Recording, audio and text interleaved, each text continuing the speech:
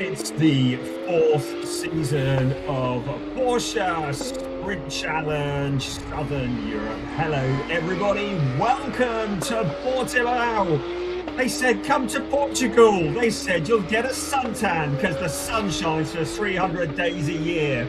Well, let me tell you, it hasn't shone for a little while. The rain has been coming down. It's had a significant effect on this season opener of Porsche Sprint Challenge Southern Europe already, but we are good to go. We are ready for the first two rounds of this great championship. My name is Brian Oliver. Welcome along, everybody. You are going to be entertained.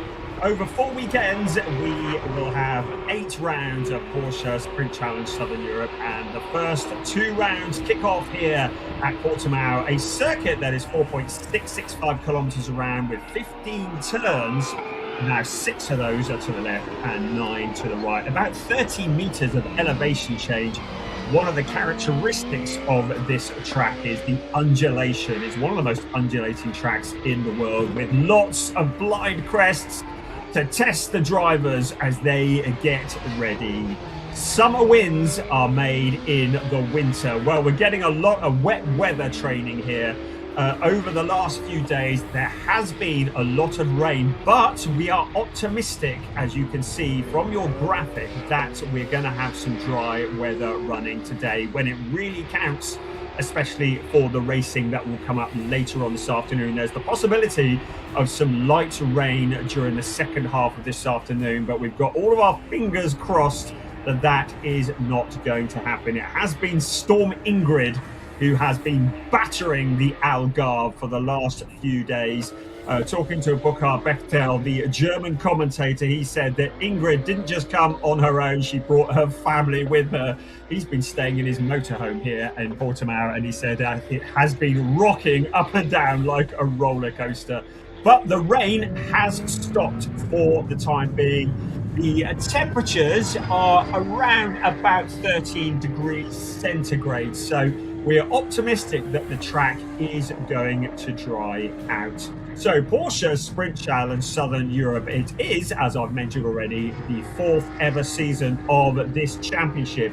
It's often referred to as a training championship, but not a lot about training here. The drivers want to win this one, and last year was a fantastic championship. We saw Flint Schuring winning in the sport division. We saw Chester Kiefer winning the rookie championship and Henry Tuamala winning the Pro-Am championship. They went on to win in their respective championships later in the year. In the club championship, it was Philip Wills who took the wins in the overall and in the AM championship, and Patrick Kuhnhaar who won in the GT4 championship.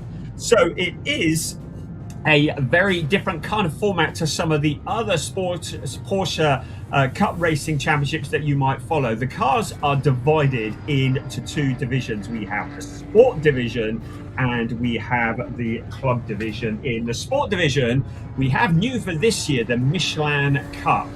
Well, that kind of replaces the AM Championship for last year, and we also have the GT4 cars, and they're running together in the club division. We also have the sport division, and they are fighting for the Pro Championship and the overall championship, and also the Rookie Championship. So lots of racing to come here today. Rounds 1 and 2 taking place today. We cram in 2 rounds into 1 day. My name is Brian Oliver. I'm sat in the dry in the commentary studio. The man who deserves a medal, and he's going to be bringing you a lot of the roaming over this series. He's down out on track at the moment. We're so pleased to have him back this year. Often heard the voice of Formula 2, Formula 3, Porsche Mobile 1 Super Cup. Piers Pryor is out roving around getting all the news that we need, and I believe he's currently down in the pit lane with some news for us. So good morning, Piers. How are you doing? Brian, I'm fine. Great to be back in Portugal. Great to have you on the commentary once again, Brian. Yes, I'm Piers. I'll be down in the pit lane getting all the scoops, the behind-the-scenes bits and pieces, bringing you some information, Brian, and also getting the reaction from the drivers as it happens. Currently stood outside the MDM garage for the 919 Jelter Hofner, a driver that started his racing career with us in the Porsche Sprint Challenge Southern Europe last year, in proper in these 911 cars. Was fastest in practice this morning in wet conditions, so he's moved on quickly in his career, and we've had a very, very young front of the field in practice this morning already. Jelter Hofner was fastest. Milan Marchak, who made his car racing debut at Estoril last year in this championship, has had a successful season. He was second, and then Jut Müller, Mace Müller, his younger brother, 19 years old, was third place. So a 19-year-old, a 17 and a 19-year-old currently fastest this morning. Looking forward to seeing how qualifying goes. Practice is one thing, qualifying is another. I've got my raincoat on just in case. It's not actually raining at the moment, but Brian, I'll hand back up to you to get us up and ready for this first qualifying session of the day. Thank you so much, Piers. Yeah, these young Chargers, they make us all feel a little bit ancient, don't they? Certainly Jelter Hofner, he has made a big impact, as indeed has Mace Müller over the last year. Milan Marchak, of course, who went on to become the rookie champion in Porsche Carrera Cup Benelux.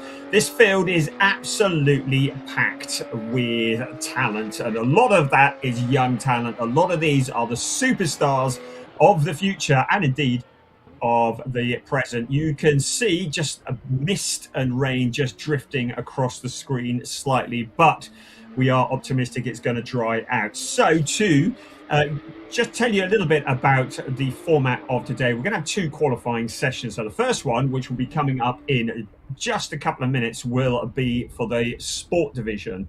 So as already mentioned, that is for the pro drivers and the rookie drivers. It'll be a 30-minute qualifying session.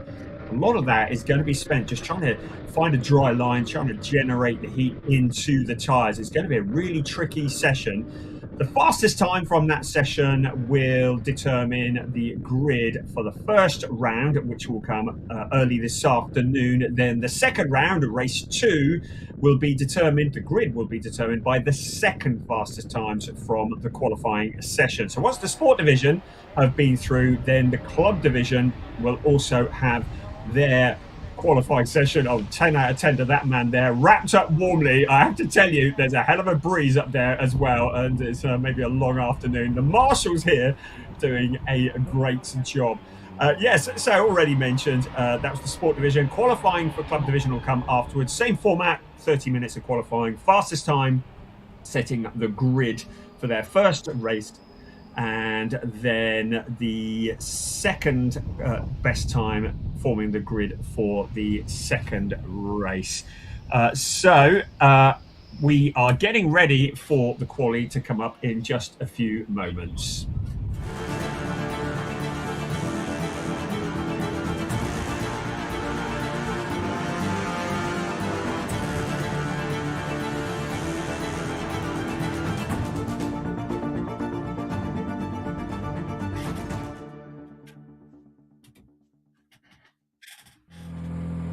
So that first qualifying session now about to get started as we look there at the car of Jut Müller, the younger brother of Mace Müller. There's a name that has been making the headlines over the last year. Mace Müller has been spectacular in Porsche Carrera Cup Benelux, and his younger brother now joining the field as well. His father also a racer in the SLK Cup Championship.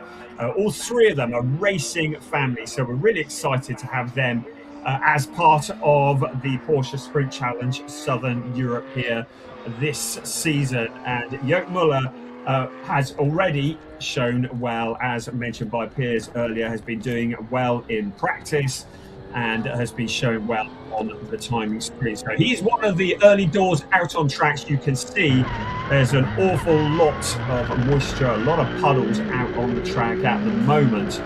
So it's going to be about survival. We've already lost one car. I don't think that Alex Ryman is going to make it out for qualifying, as we ride on board at the moment with Milan Marchak, and we're looking at him tiptoeing around this circuit. But we've already lost Alex Ryman in practice this morning out of the final corner. He put a wheel onto a curb, onto a white line, lost the back end, has done a lot of damage to the car. We don't think he's going to be out for this session, which is a real shame. But it shows you how tricky it is here in Portimão at this circuit. So the drivers are going to be out just trying to find a dry line, trying to generate some heat into the wet weather Michelin tyres. They're going to be working overtime. So it's going to be the long game. It's not going to be about coming out and trying to set a quick lap straight away as we look at Milan Marchak there in the number 96 car. So last year, well, the pole position time for round one was set by Chester Kiefer. It was a 1:43.833. I don't think we're going to be getting into that kind of territory at any time soon with the track this wet. But the one good thing about this circuit and the undulation is that it does dry out reasonably quickly. So we're hopeful that a dry line will appear if the rain holds off. It is a 30-minute qualifying session, so it is about the long game here for these drivers. So at the moment, most of the cars are out on the circuit, all just trying to generate that heat. So in a normal situation, the drivers would do an out lap or several, well, an out lap, then several build laps, just building the temperature into the tyres before the push lap, the opportunity to really give it everything. When the tyres are in the temperature window, that is the point when the driver will want to push as hard as they can and try and go for that pole position. But in these tricky conditions, then it's all a little bit out of the window. So at the moment, it is just out there finding where the traction is, finding where the limits are. We currently look at Joop Muller. He's preparing for a season in Porsche Carrera Cup Benelux. So he's going to be joining his younger brother in Porsche Carrera Cup Benelux this season, which is going to be very exciting. He's come from Porsche Sports Cup Germany, part of their talent pool as well. Already mentioned, he and his brother and his dad have been in the SLK Cup as well. There's the 144, Levin Gelf. Great to have Levin here. He's come from Porsche Sprint Challenge Germany. Another one who is moving up through the ranks for Seaback Motorsport. So he's in the rookie category. So the rookie drivers, as you'd guess from the title, they have no experience or very little experience. They need to compete in no more than 4 cup races. They need to be 25 years old or younger. It's the young chargers, and we've had so many superstar drivers coming through the rookie ranks. And of course, as already mentioned, last year it was Chester Kiefer who won the rookie championship, and that was a battle that went all the way down to the wire. So Levin Gelf, one of several rookies. We've going to keep an eye on all of them, and of course Joop Muller, who is also in that rookie category. Now there's a driver who's come an awful long way, Marco Giltrap. He's come all the way from New Zealand.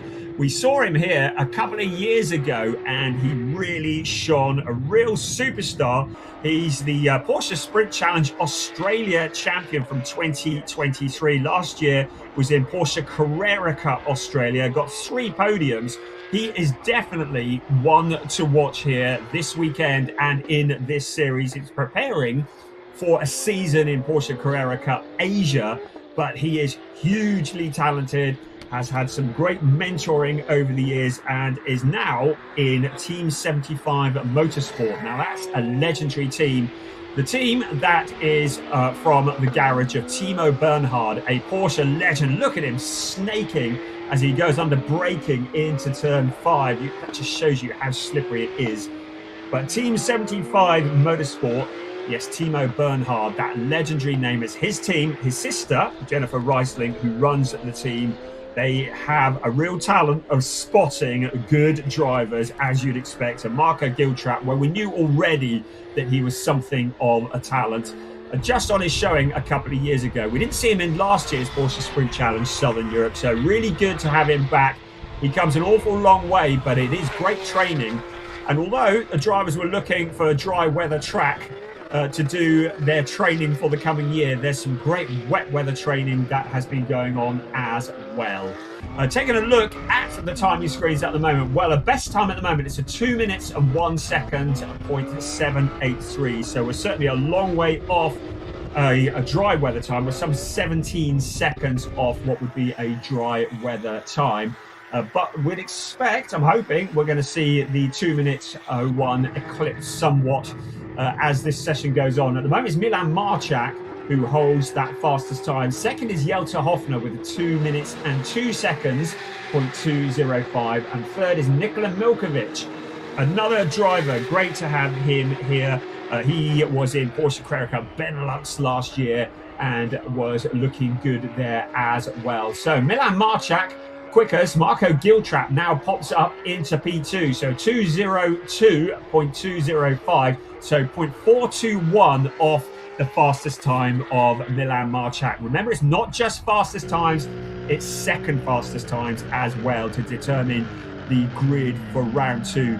Great to have some onboard cameras here, and that is the view from the fastest car at the moment. Milan Marchak for the legendary Red Ant Racing, a team that have been part of this series, part of Porsche Carrera Cup Benelux, very much part of the motor racing scene for a long time. And with Milan Marchak behind the wheel of that car. And there's one that we've lost. So that is Cesar van der Voosteen. So nice to have Cesar van der Voosteen here. He is racing this season. His dad is also racing in the clubs division.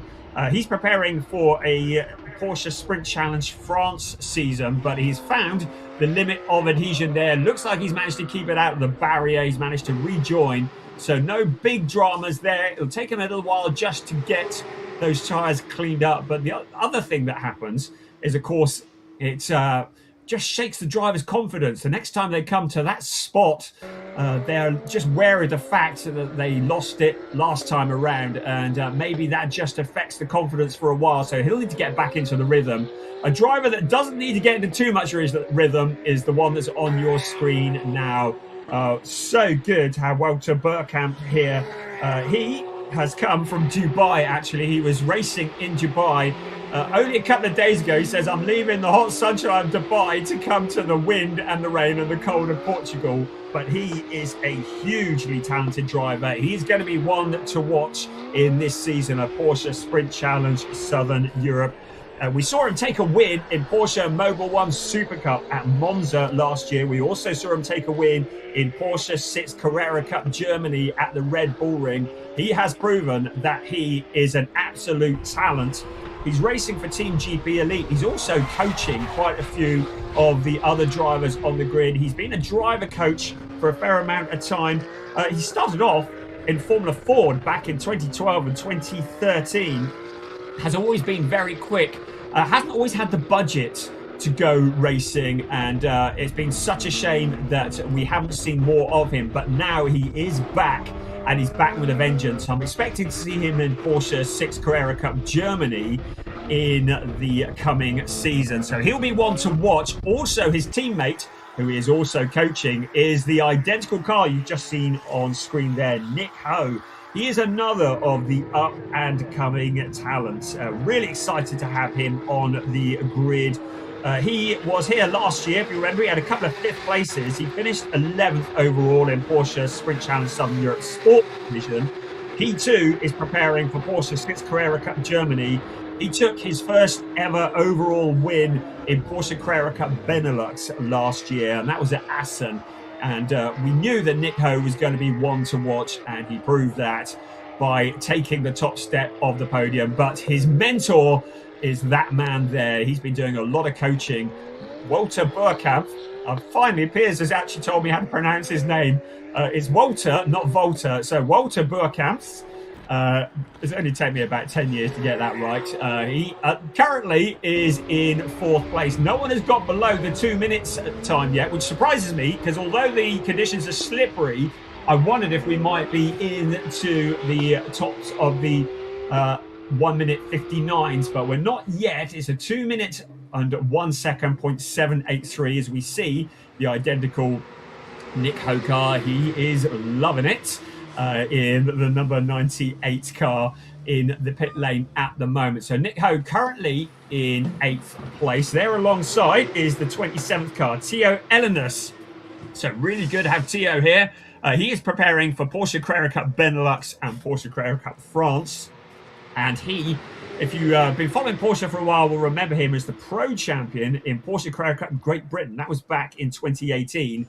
But he's a driver who came so close to making it into Formula One. He did in fact do a Formula One test from the Marussia team back in 2013. So he is a real asset. You don't get in to be a Formula One tester unless you are pretty reasonable. We saw him in Porsche Mobile One Super Cup in 2019. He got a couple of third places, so he will be one to watch. Track temperature is rising now, according to Piers. It's all right for me. I'm sat in the warm commentary studio. He's down there. He's wrapped up, but he says we're up to 15 degrees centigrade. No, you'll have the shorts on by the end of the day, won't you? So the temperature is rising. So that means that hopefully the times will start to come down. But we are actually approaching the halfway point of the session already. So 17 and a half minutes remaining. Remember, it's the fastest time and the second fastest time as we look at Matheus Comparato. Now, you may have heard his name if you follow Porsche Cup Racing because he was in the Porsche Junior Shootout at the end of last year. The Junior Shootout is the opportunity from drivers who are selected from their various series. He was selected from Porsche Carrera Cup Brazil, where he finished third last year. The top drivers, the best drivers in their respective championships, are selected for a shootout that takes place in Iberia, in Spain, during the month of November. And the winner of the shootout becomes the Porsche Junior driver, which is a massive step up. The winners this year, well, Flint Schuring was one of them, and he of course the driver who won here last year. Matheus Comparato was one of the drivers in the Junior Shootout last year. It was Marcus Armand, of course, who was the other who won in the Junior Shootouts. Flint and Marcus, who both won. They don't often give two winners to the Porsche Junior Shootout, but they did this year. So we have two Porsche Juniors, and they are sponsored and pushed through various series by Porsche. So it really is a prestigious thing. But to even be in that shootout shows that you are a good driver. And so Matheus Comparato was one of those drivers. Right, I believe that Piers has some news for us. So back down to the pit lane with Piers. Thanks, Brian. Yeah, just keeping an eye in the pit lane here as everyone most of the drivers come in midway through this qualifying session. Of course, you mentioned before 2 flying laps needed for race 1 and then race 2 for the grid. A lot of drivers choosing to put on new wet tyres for this second half of the qualifying, which says to me that it's not drying out as quickly as it maybe was yesterday, even though it does feel slightly warmer. Also been speaking to the drivers. These brand new Michelin wet tyres are absolutely their fastest on the first or second flying lap. So the new tyres definitely got an advantage. However, with the track drying out, maybe the track's fastest at the end of the session. So a bit of a balancing act for the teams and drivers to be playing. Great stuff. Thank you, Piers. Some good tyre intel there. Of course, tyres heavily regulated in dry conditions. It's 2 new sets for quali and the race per weekend. So that's for both rounds. Of course, with wet weather tyres introduced into the equation as well. So there is no option of running running slick tyres, should I say, here. It clearly is wet weather tyres. If you try to go out on slicks in these conditions, you just go straight on. So it's all about tyre preservation. Interesting to hear that the best of those tyres is in the first couple of push laps. So that's some really interesting information from Piers there. As we look at Nick Ho, still in the pits at the moment. So he's down in 8th place in terms of timing. Quickest is still Milan Marchak. So we've only got a couple of cars out on track at the moment. So, of course, if the rain holds off, then the track is going to get drier as the session goes on. So a lot of drivers will want to be waiting till the last minute in this session before they use those valuable tyres, that valuable grip, for their push lap. So it's going to be really important for the drivers to time this correctly. And I think in the last few minutes of this session, we're going to see a very busy track because potentially the tires will be at their best, potentially the track will be at its driest, and then potentially we're going to get the quickest time. So a little bit of a waiting game at the moment. 13 and a half minutes remaining, but I get the feeling that maybe with about 6 or 7 minutes remaining, it's suddenly going to get very busy because drivers are going to go out on track, get the heat into the tires, and then try and get that push lap in as the session is coming to the close, when the track could be potentially at its quickest. And and Piers has just confirmed there are an awful lot in the pits at the moment who are just waiting for the track to dry, waiting for the best possible opportunity to move up the grid. So that's certainly what I reckon the likes of Nick Ho are doing at the moment. That's why we're seeing him in the pits, even though he's only at P8. Remember, though, they need 2 good times, not just 1. So they need to allow time for 2 push laps once the tyres are into the window. And they need to be laps that don't have mistakes. Piers is saying, it's feeling warmer. Well, that's good news. And that will help to get this track dried out. I know there are a lot of people that are watching on the terraces and listening as well. So to those of you who have braved the elements to be here, thank you. We hope you're going to be rewarded. This feels like a bit of a ticking time bomb that is about to explode. We have 12 and a quarter minutes of this session remaining. Our quickest at the moment is Milan Marchak at 2 minutes and 1.783.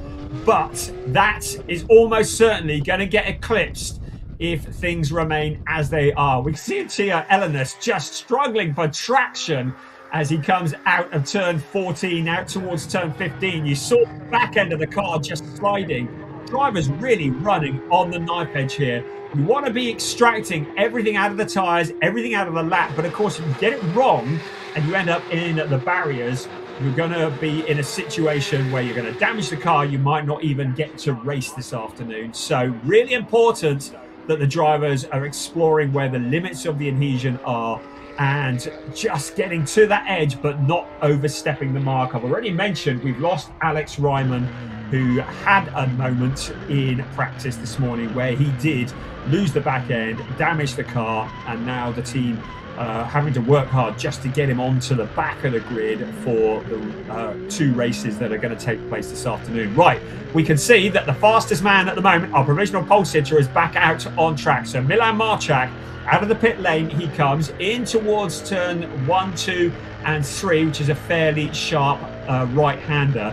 Now, one of the things I haven't mentioned yet is track limits. That is an issue, always is here at Portimão.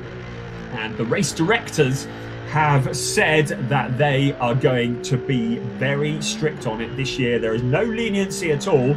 The race director for the sport division is Max Brahms, and the race director for the club division is Paul Beck. And they are keeping an eye on track limits. There's an automated track limit system, and it's particularly on turns 1, 5 and 15 where the drivers are being monitored especially. And it's an automated system that is triggered. So if the car goes over the white line with both wheels in those, particularly in those corners, it triggers a track limit warning. That's then reviewed in race control. And I've watched it happening. It's really interesting where there is someone who's there just reviewing these automated warnings that come through, and they will review it. And if they see that a track limit has been exceeded, they will then issue the necessary penalty, which can be the lap taken away, depending on which corner. If it's out of the final corner, it could be the lap taken away and also the next lap, because if you come out of turn 15 and exceed track limits, you are perceived to have gained an advantage, not just on the lap you're on, but on the lap that you're about to go into. So drivers need to keep it within the limits. And we have been told there will be no leniency this year. So it is really important that the drivers pay attention to this. Turns 1, turns 5, which is the hairpin, and turn 15, the final turn, especially important here. And that's where we're looking at. Right, Milan Marchak is getting ready to start a lap here. So he is currently heading out across the start finish line. So here he comes now in the dry conditions. He'd be looking at about 265 kilometers an hour in 6th gear up to here. It's a little downhill section into turn 1. So around turn 1 he comes. 3rd gear corner in dry conditions, and then up to turn 2, taken flat out in dry conditions, put that in brackets. Then up to turn 3, Lagos, which is a 55 kilometer turn in 1st gear, and then around into turn 4. Then we head in towards turn 5. You can always tell turn 5 has got that big tower in the middle of that hairpin. The Torre Vip turn 5 normally would reach about 225 kilometers an hour, 5th gear, then heavy braking. That is one of the spots where track limits are an issue. Then it's up towards turn 6. Now this is quite a blind crest as they come up over the hill. It takes a bit of courage because it's taken flat out down towards turn 7, the right-hander, and then in towards turn 8. Now turn 8, this is one that is a blind crest again. Look at that. All you can see is the sky as it goes up over the top of the hill, then back down the other side, and towards turn 9, which is the Craig Jones turn. Then we've got another steep uphill towards turn 10, around to the right-hander, turn 10, and into turn 11. And then out of turn 11, it's another downhill. We told you there's a lot of undulation here, didn't we? Then it's uphill again towards turn 13, normally 195 kilometers an hour. A sharp uphill and a corner as well, really difficult. Then it's back down again towards turn 14, and then out of turn 14 it's a 2nd gear corner normally, then into 3rd gear, and then it's a fairly quick run towards turn 15, reaching about 180 kilometers an hour in 4th gear. Downhill again as we head towards the start finish line, and then out uphill and then downhill along the start finish line. This straight is about 969 meters, so getting on for a kilometer long. It's a great overtaking opportunity for drivers because it is such a long straight. It's also quite wide. So into turn 1, great overtaking opportunity. So that was Milan Marchak. His last lap there was a 2 minutes and 1.789. So that sets his 2nd best time of the session. So he still hasn't beaten his quickest time so far. Yeah, we're looking at the 46 car of Cesar van der Voosteen, the French driver for 2B Autosport in the pro category. So he is there at the moment, currently 13th, so the last of the runners at the moment. But we've got a little over 6 minutes for all of this to change. Looking now out along the pit straight, there's Walter Burkamp in 4th place at the moment. He's about 6/10 off the quickest time. There's Jelter Hoffner, currently P2, 0.216 of Milan Marchak's time. But now, with 5 3/4 minutes remaining, we have every car that is going to run is out on track. That's everybody with the exception of Alex Ryman, who is not taking part in this session. So everybody else out on track. So now it's going to get busy. Is that rain coming down in front of the lens? That is bad news because it has started raining again. So that is really bad news. The rain is starting to come down. I've just looked and it is raining hard. So the drivers who have been leaving it till late in the session, they have now got rain to deal with. It was always a gamble to leave it this late. You're trying to wait for the track to be at its driest possible position. But of course, that doesn't allow for more rain coming down. So suddenly Milan Marchak's pole position of 2 minutes and 1 second, 0.783, is starting to look a little bit more secure, because with the rain coming down, the drivers who have been waiting are now having to push hard in what are treacherous conditions. And this is proper heavy rain. We're looking at Jelter Hoffner. Well, he's in 2nd at the moment, so he got his lap in quite early on during fairly wet conditions. Didn't improve on it. Now when the drivers are thinking about all that time they were sat in the pits when it wasn't raining and the track was, as it turns out, probably at its quickest point, and they didn't put in a lap. But of course, with tyres being restricted, it was always the gamble to wait till late in the session to when the track would potentially be quickest. But we can now see it is monsoon conditions. So Milan Marchak, 2 minutes and 1 second, 0.783. That is looking pretty secure at the moment. Marco Giltrap has set a quickest of anybody in Sector 1. That's a purple in Sector 1. So he's up to P3 at the moment.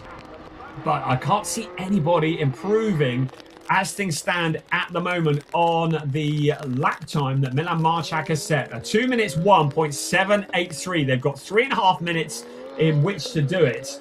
Looking at any potential track limit issues, there have been some. Cesar van der Voosteen has had 3 track limit infringements, so that is up at turn 1. Juk Muller has had a track limit infringement as well, as we look at Jelte Hoffner tiptoeing around that corner. So yes, Cesar van der Voosteen has had his time disallowed for track limits. That's why he's down in last place at the moment in the timing screen. So Jelte Hoffner looking to improve on his time.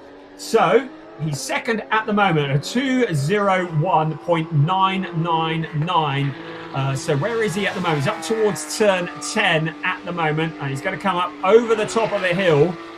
A lot of bravery, keeping your foot planted on it when it's a blind crest, doubly so when the conditions are like this. So these conditions really are treacherous. So all the cars out on track, also trying to find space to put in that fast lap as well.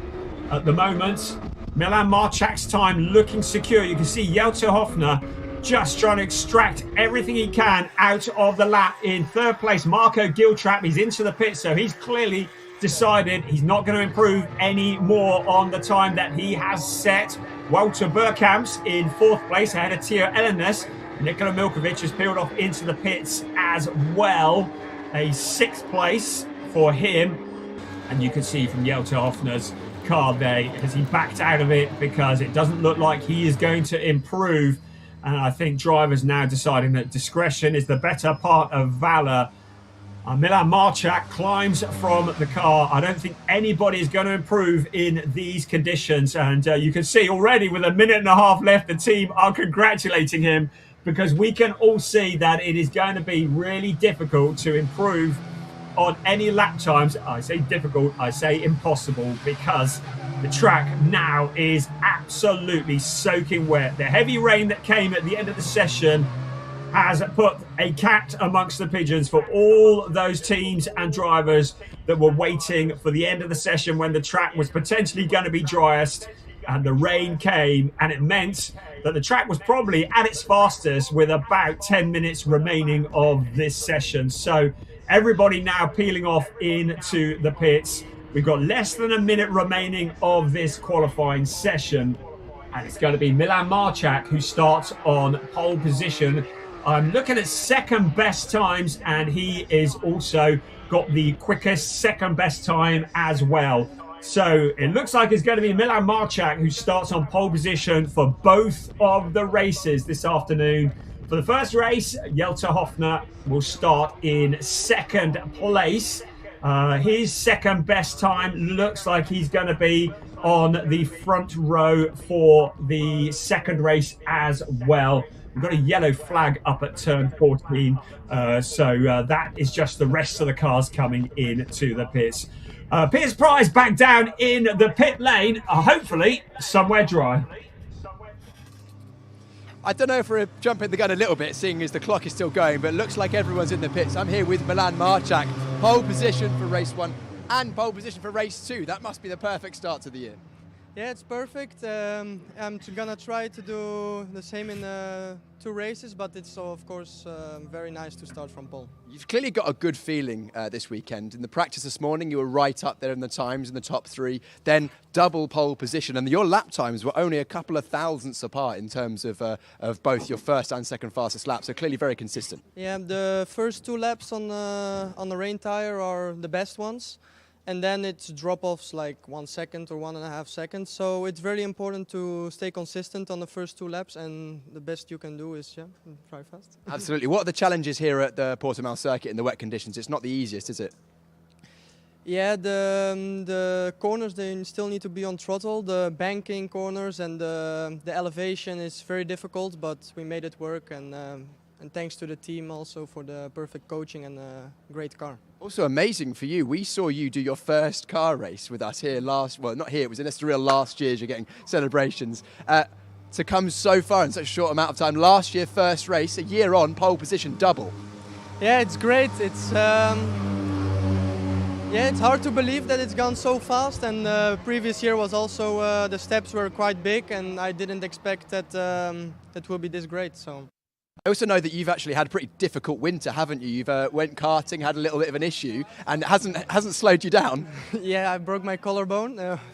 I flew upside down in the last race of the season, so I didn't do much testing over the winter, and this is the first time yesterday was the first time in the car since 3 months, so it's great. You haven't lost it. Milan, I'll let you go and celebrate with the team. We'll see you go from pole position in race 1 and race 2. That's the qualifying session done for the sport division. Club division is up next. Brian, I'll let you talk us through the start of that one.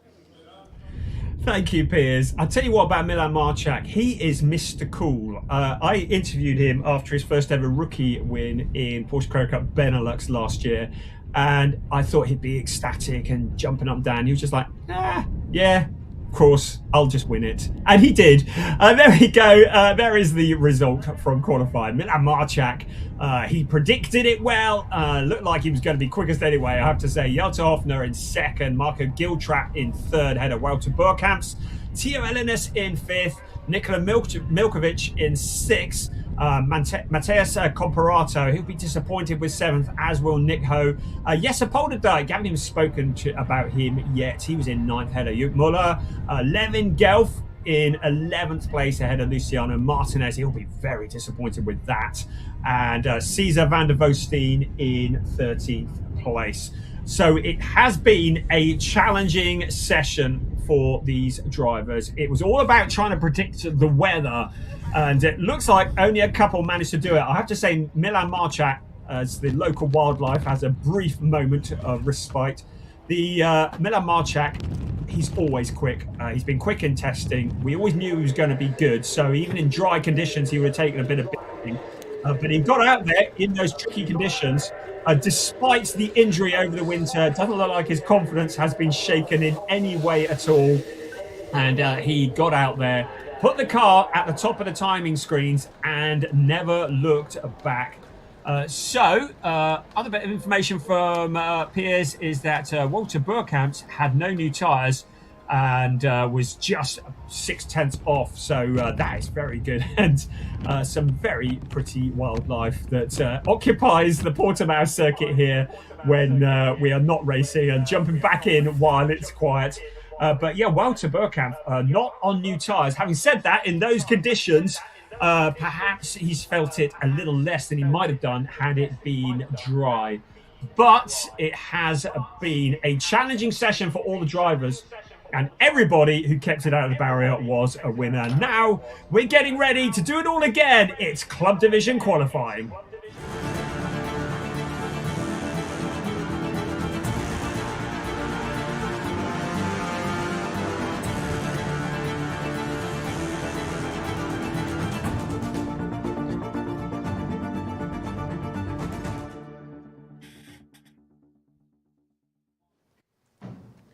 Porsche Sprint Challenge Southern Europe Club Division, exactly as we've just seen in the Sport Division. It is 30 minutes of qualifying, the fastest time setting the grid for round 1, which takes place this afternoon, and the second fastest time setting the grid for round 2 that takes place later this afternoon.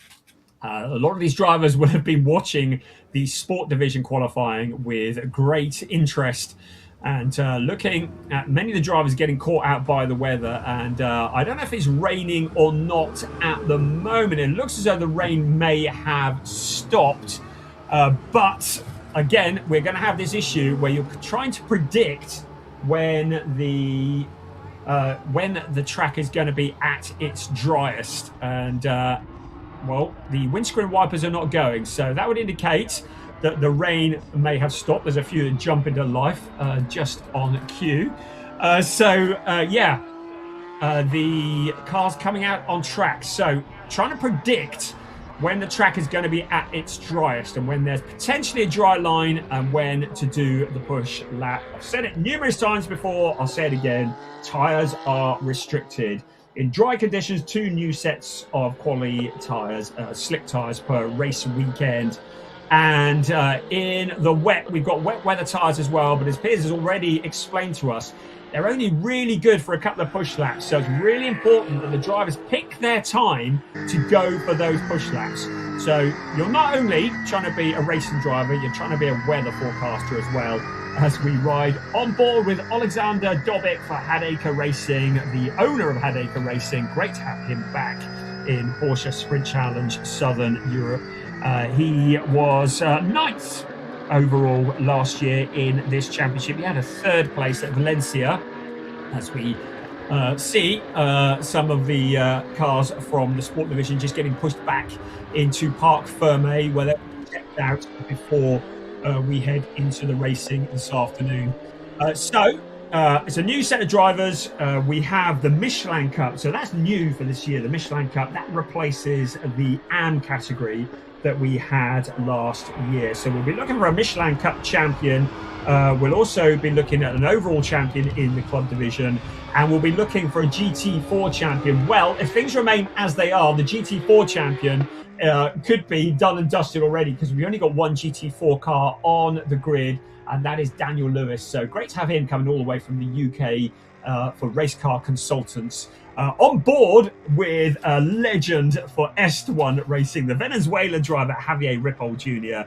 He had 5 third places in Porsche Sprint Challenge Southern Europe last year and 1 non-finish. So almost made it 6 third places out of 6 races. There's a car pointing in the wrong direction. That is Hugo van der Voosteen, beg your pardon. That's the father of Cesar van der Voosteen that we saw in the previous sport division qualifying. So great to have Hugo here at the wheel of the 245 car for 2B Autosport, but finding out quite how slippery it is there. He has swung it around, rejoins, doesn't look like there's any harm done, but looks like, well, I was going to say it looks like the sun's coming out, but I'm told that there is some rain in turn 1. So it is going to be a tricky session. At the moment, we're riding on board with Javier Ripoll Jr. We know that the quick times in the sport division was just over 2 minutes. These are going to be a little bit slower. Last year in the drive, it was Evgeny Leonov with a 1:44.307 who got the fastest time of the session. We're not going to be anywhere near that. I can comfortably predict that. But Javier Ripoll Jr. will be one of the drivers looking to push forwards with this. One of the things we didn't mention in the sport division was that the new for this year, the cars have ABS fitted, and that would have been very nice indeed for these conditions. In the club division, we had ABS last year. ABS is permitted again this year, as indeed is traction control. But I'm told that there are a couple of drivers in this session who are not running ABS because they're preparing for Porsche Sports Cup Suisse, where they don't run ABS. So this is practice for that. So those 2 drivers, Ernst Inderbitzen is one of them and Jan Klingenberg is the other, and they are not running ABS by choice. They may be regretting those decisions in this weather, as we have a double yellow waved at turn 13. So clearly someone's had a moment there. Don't know who, can't see who's had an issue, but that is now cleared. So clearly everything is all right.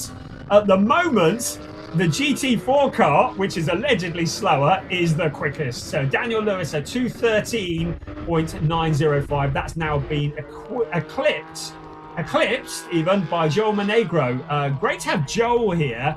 He is in the Track Experience by Manthey car, and he was originally down as a Pro-Am runner. He's now into the Michelin Cup of the club division, and he has gone quick. He will be one to watch this weekend, so keep an eye on Joel Monegro. He has come from the 24-hour Middle East Trophy. He's been in the Michelin 992 Endurance Cup. He's a graduate of the Rennsport Academy, which is a fairly legendary academy that brings drivers through the ranks from the Dominican Republic and racing for Track Experience by Manthey. You mentioned the word Manthey, everybody sits up and takes notice because Manthey Racing, a absolute legendary team in the world of GT3 racing. At the moment, Javier Ripoll Jr. has just eclipsed his time, so 209.073. So, new quickest driver, Javier Ripoll Jr. We continue to look at the number 19 car of Daniel Lewis for Race Car Consultants. Daniel, as already mentioned, from the UK, he was third in the Porsche Sprint Cup of Great Britain, the AM category last year. And he's preparing for Porsche, I believe, Sprint Challenge Great Britain next year as well. So he getting a lot of practice, and in these weather conditions, that's good for a bit of British racing, isn't it? Because it's always raining here. Javier Ripoll Jr., that is your quickest car at the moment. The number 91 car for Est1 Racing. And he, as driver, who lives in Miami, actually. He's Venezuelan, but he lives in Miami. Very much a feature of the Porsche American Cup racing scene. Good view there from in one of the garages where it is dry and vaguely warm in these conditions. Right, has the rain stopped? I'm looking to see any messages. I haven't seen any messages to tell me that it is raining any harder. Certainly the windscreen wipers are going on the Javier Ripoll Jr. car, but of course a lot of spray being thrown up into the air. You can see the sun is starting to poke through. So this is kind of similar. Look at the colour of that sky up there. Kind of similar to the previous qualifying session. Looking at the skies, trying to decide when the circuit might be at its quickest.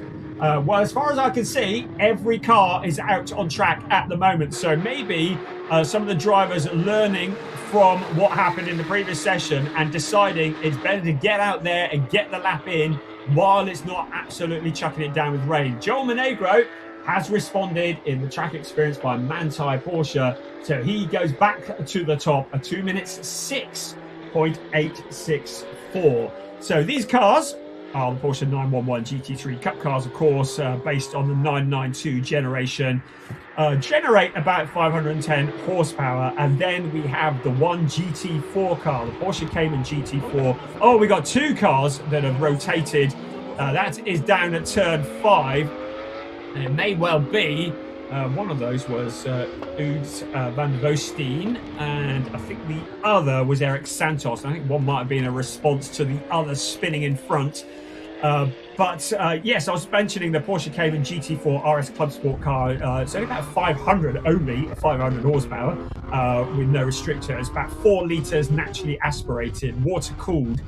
But in these conditions, Daniel Lewis in the GT4 car might find that it's a little bit of a leveler. He's currently in 10th at the moment, so we'll see how he goes as this session progresses. At the moment, the person they're aiming for is Joel Monegro. Right, I've had news that it has stopped raining, so this is going to be a gamble for the teams and the drivers. Do they go now while it's not raining and potentially get a quick lap in, or do they wait for the track to dry out, but risk more rain coming? Because, of course, if it starts raining when you're in the pits, as we see Alexander Dobic pointing in the wrong direction there, so he has had a bit of a moment. He spins it around, looks like he's kept it out of the barriers.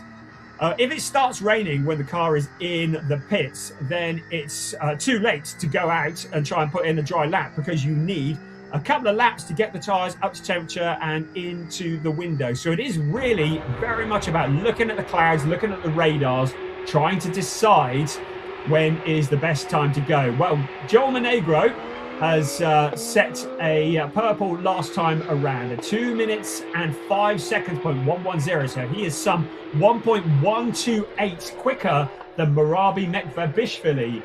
Good to have Marabi back again. He was here last year. The lap time performance driver had a couple of 9th places at Valencia and is back in Porsche Sprint Challenge Southern Europe for this season. So good to have him here in the 218 car. 224 though, is Joel Monegro, the person who is currently quickest, the person who has just gone purple in sector 2. Purple meaning that he is the quickest of anybody. The track divided into 3 sectors. So sector 1 runs from the start-finish line to between turns 4 and 5. Sector 2 from between turn 4 and 5 around to just after turn 11, and then sector 3 the remainder of the circuit. So we have the 3 sectors, and the drivers' times are indicated. If on the timing screen goes purple, it means they are the quickest of anybody in that sector during this session. If the timing screen goes green, it means they've set a personal best. The longest sector is sector 3, and Joel Monegro has gone purple in both sector 2 and sector 3. So he is by far the quickest of any other runner in the 224 car. Currently the quickest at 2 minutes 4.184, so some 2 seconds quicker than Marabi Mekbabishvili in the 218 car, who is in second place.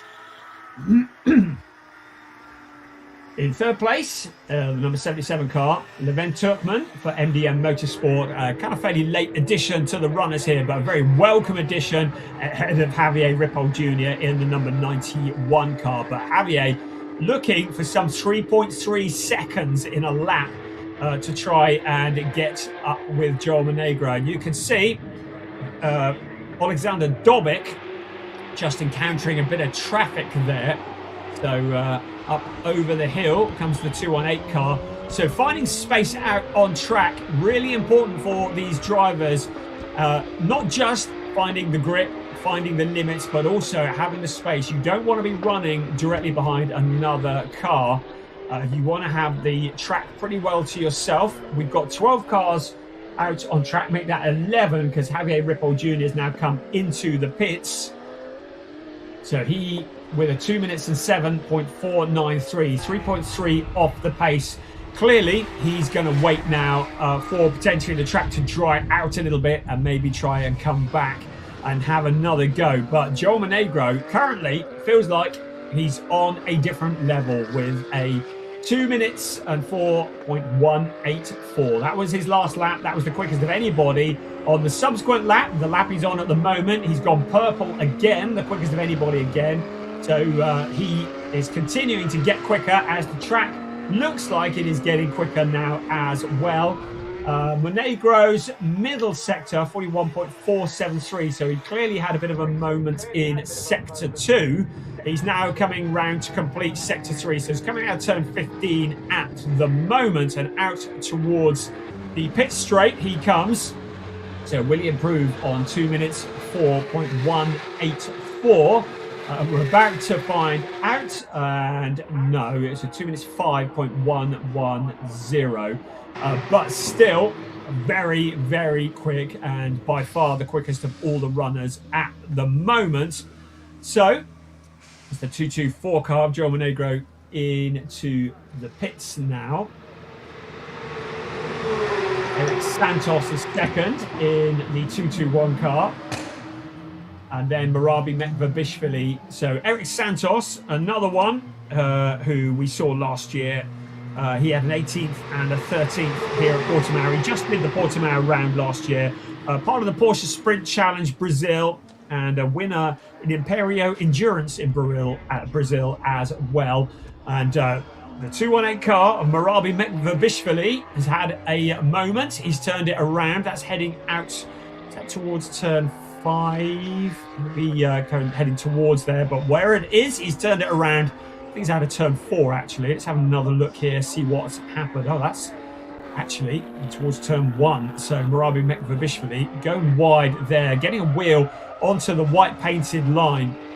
And once you're onto that painted line, there's very little traction. He's kept it out of the gravel trap, so he's able to rejoin. But it'll take a few corners to get the tyres cleaned up. So this lap clearly is scrapped. He'll try and come round and potentially run the next lap and have another push. So Marabi Mekbabishvili just realising quite how little grip there is out there. as he heads in towards his next lap. So we're over the halfway point of the session. At the moment, Joel Monegro is by far the quickest driver at 2 minutes and 4.184.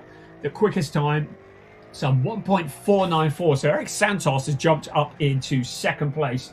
So he has clearly found a bit more pace. He's another of the track experience by Manthey cars, as we ride on board with Javier Ripoll Jr. once again in the number 91 car. He's currently in sixth place at the moment. He's on an out lap, so he's come out of the pits. He's now going to be starting to build the temperature in the tyres to try and get a little bit more grip, try and get the tyres somewhere near the window in these wet conditions.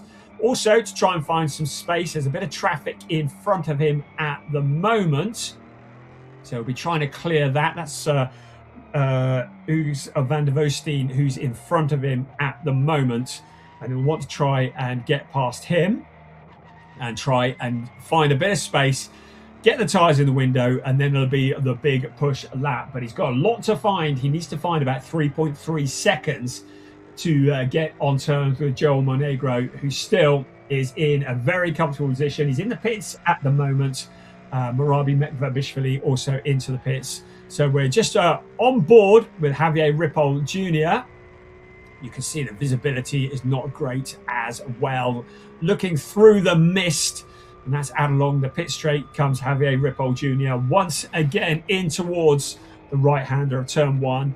In the dry conditions, would be looking at somewhere near 250, 260 kilometers an hour in sixth gear. Significantly slower than that here in these greasy conditions. Round to turn one, turn two, then turn three, which is fairly tight. Normally taken in about first gear, then up to second gear, round to turn four, 150 kilometers an hour, corner in third gear. So many blind crests here, so much courage required by these drivers.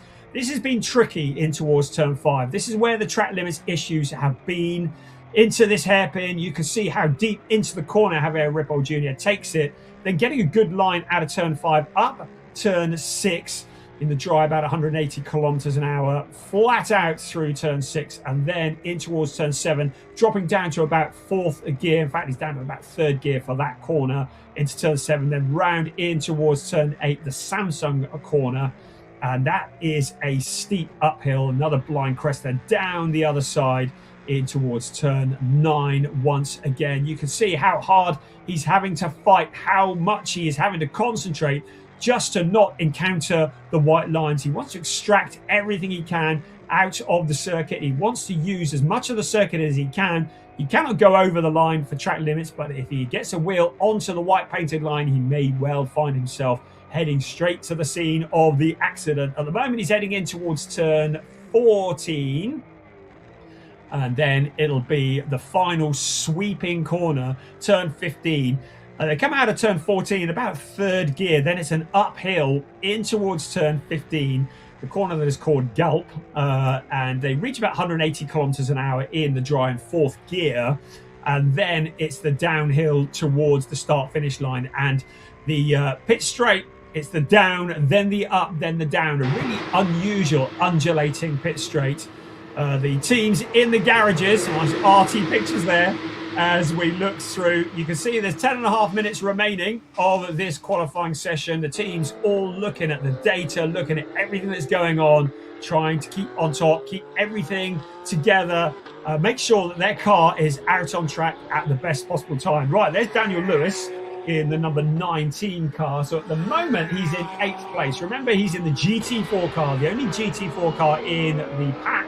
So pretty good to be running in 8th place, considering the fact that he has a car that does not have the power of the cars around him. Right, 224, Joel Monegro. Oh, as if he hasn't made everybody suffer enough. It looks like he's going to come back out and try and improve on his 2 minutes 4.184. And of course, all joking aside, looking to cover off the fact that if this track does start to dry out, and it looks like it is starting to dry out a little bit, the times could start tumbling very quickly. So out onto the track comes Joel Monegro once again.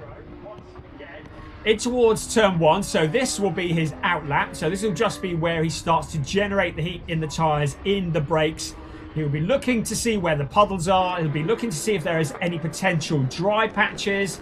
He'll be just getting it ready, and then it'll be the build laps. The next couple of laps after this, where he'll be gently building the temperature in those tyres. And then when he thinks he's ready, when he thinks those tyres are in the window, it'll be the push laps, where he will try and improve on that 2 minutes 4.184. But Eric Santos, in the other of the track experience by Manthey cars, is not a million miles off him, a 1.153. So we've got every car out on track now. Monegro, I'm told by Piers, is not running on new tyres for this session. Again, in these wet conditions, it may be a disadvantage less than he might be in the dry conditions, but he's not running on new tyres. So this is very much just trying to ring fence that pole position that he has, that 2 minutes 4.184. The other drivers around, we've got some personal bests that are popping up as Hugo van der Voosteen once again finds himself pointing in the wrong direction out at turn 3. He spins it around, rejoins, no dramas there, but clearly pushing hard and just trying to find where the grip is. We've got a few drivers that are setting green, so improving a little, but nobody is setting purple. So the first of the greens I can see is Javier Ripoll Jr. So he's done a personal best in Sector 1. So Javier Ripoll Jr. currently in 4th place. Looks like he is improving. He is about 100th down from Marabi Mekvabishvili, who is just ahead of him. So 7.5 minutes remaining of the session. There is Daniel Lewis in 7th place at the moment. What a great job from Daniel in the Soul GT4 car. Very much here, getting up to speed, preparing himself for a season in the Great Britain Series, a Porsche Sprint Challenge Great Britain. Really welcome here in Portimão. There's Ernst Inderbitzen in the number 9 car, just passing through. Remember, he's one of the drivers that's not running ABS in preparation for his season in Porsche Sports Cup Suisse. There's a driver pointing in the wrong direction. That's Levent Turkman, and the number 77 car currently in 5th place. So he's had a spin. He's turned it around, so doesn't look like he's made contact with anything. Right, Javier Ripoll Jr. said he was improving. He has gone the quickest of anybody in Sector 3. He's jumped up into P2. So Javier Ripoll Jr. is suddenly finding that the track is drying out. He's found a bit of pace. You can see how hard he is fighting the wheel. And that is why Joel Monegro is back on track, because suddenly his fastest time, his pole position, could be under threat. Javier Ripoll Jr., 8.877, so just under 9/10 of a second off the fastest time. So he's still got a bit to find, but if the track is drying quickly, he could just find that. So keep an eye on Javier Ripoll Jr. We're riding with him now. He's up at turn 5 and heading up towards turn 6. So this is going to be very significant. 5 3/4 minutes remaining. Suddenly, Joel Monegro's massive lead on the timing screens has been eaten away by that man there. Javier Ripoll Jr. in car number 91. Eric Santos down to P3. Marabi Mekvabishvili in 4th place, but he not a million miles off either. He's about 1.5 seconds off, 1.6 seconds off the pole position time at the moment. But with the track drying, the gains could be massive in the last 5 minutes of this qualifying session. Remember, we're not just looking for a fast time, we're looking for the second fastest time to determine the grid for round 2 that comes up later this afternoon as well. So we need some consistent laps here from all the drivers. At the moment, Javier Ripoll Jr. is the chaser. Can he reduce that 0.877 seconds? Out he comes once again. Now, looking at his times, he hasn't improved this time around in Sector 1 and Sector 2. So unless he can do something spectacular in Sector 3, doesn't look like he's going to close in on Joel Monegro. Sector 3 is a longer sector, But at the moment, P2 is looking as good as it's going to be. And yes, so the last lap at 2:05.767. So some 7/10 down on his previous and best time. So Javier Ripoll Jr. not able to close in on Joel Monegro at the moment. Eric Santos in third, Marabi Mekvavishvili, then Levent Turkman in fifth after that spin. There is Alexander Dobik once again having a moment. He's down in 10th at the moment. He is looking for some 3.6 seconds to get up somewhere near the front row of this grid. So he's got a steep mountain to climb.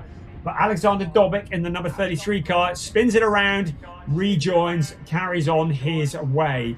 Heading towards the last 3.5 minutes of this session. The rain is holding off, so potentially the track could be getting quicker. Right, this was in towards turn 5. Just losing the back end, under braking. The car spins around. He's able to rejoin straight away, but time starting to run out. There's Marabi Mekvabishvili in the yellow car, 1.179 down. Right, Eric Santos has jumped up to second place, and that is the view of the sky from Alexander Dobik, and that just shows you how steep the climb is on the blind crests. Right, Santos, as already mentioned, 0.688, so he's at a 2:04.872. So Eric Santos has closed in on his teammates' fastest time. So we've got track experience by Manthey first and second. We're looking here at Hugo van der Voosteen, who also has a moment on turn 5. Puts it into gear and just rejoins straight away. But turn 5 clearly catching a lot of people out as Eric Santos heads down there, shows them how it's done. Up the hill he will come. It really is tricky into that turn 5, the hairpin turn. Less than 2.5 minutes remaining. We've got a purple from Marabi Mekvabishvili in sector 1. So keep an eye on Marabi Mekvabishvili in the 218 car. His sector 2, though, not great in comparison. So he's lost time in sector 2. But for a moment, Marabi Mekvabishvili, who was in 4th place, was looking like he could challenge for pole position. There he is in the yellow and black car. So at the moment, his sector 2 wasn't great, but he could improve on his P4 if things remain as they are. He's into sector 3 at the moment. He's heading in towards turn 15, the final corner of the track now. To head out across the line, can Marabi Mekvabishvili improve on his 4th place? His best time was a 2:05.363. He's going to come out to cross the line. We'll see what it is as he crosses the line, a 2:05.130. So he does improve, but he doesn't move up the grid. So he's improved, but not enough to catch Javier Ripoll Jr., who's in that P3. But Marabi Mekvabishvili is certainly finding some pace in the closing stages of this qualifying session. We've got 1 minute and 10 seconds remaining. So when the clock strikes 0, any drivers that are on a lap, as long as they've crossed the line before the clock struck 0, that lap will count. So still potential for it all to change. On board with Javier Ripoll Jr. at the moment. He's in 3rd place, 2:05.061. His previous lap was a little bit off that. So still trying to improve. His previous lap was a 2:06. So he is trying to close in on Eric Santos, trying to get the car up onto the front row of the grid, but he's got traffic in front of him. That's not going to help his cause at all. So he'll need to avoid that. Out comes Javier Ripoll Jr. So is he going to stop the clock and improve? Doesn't look like a particularly spectacular lap that time around.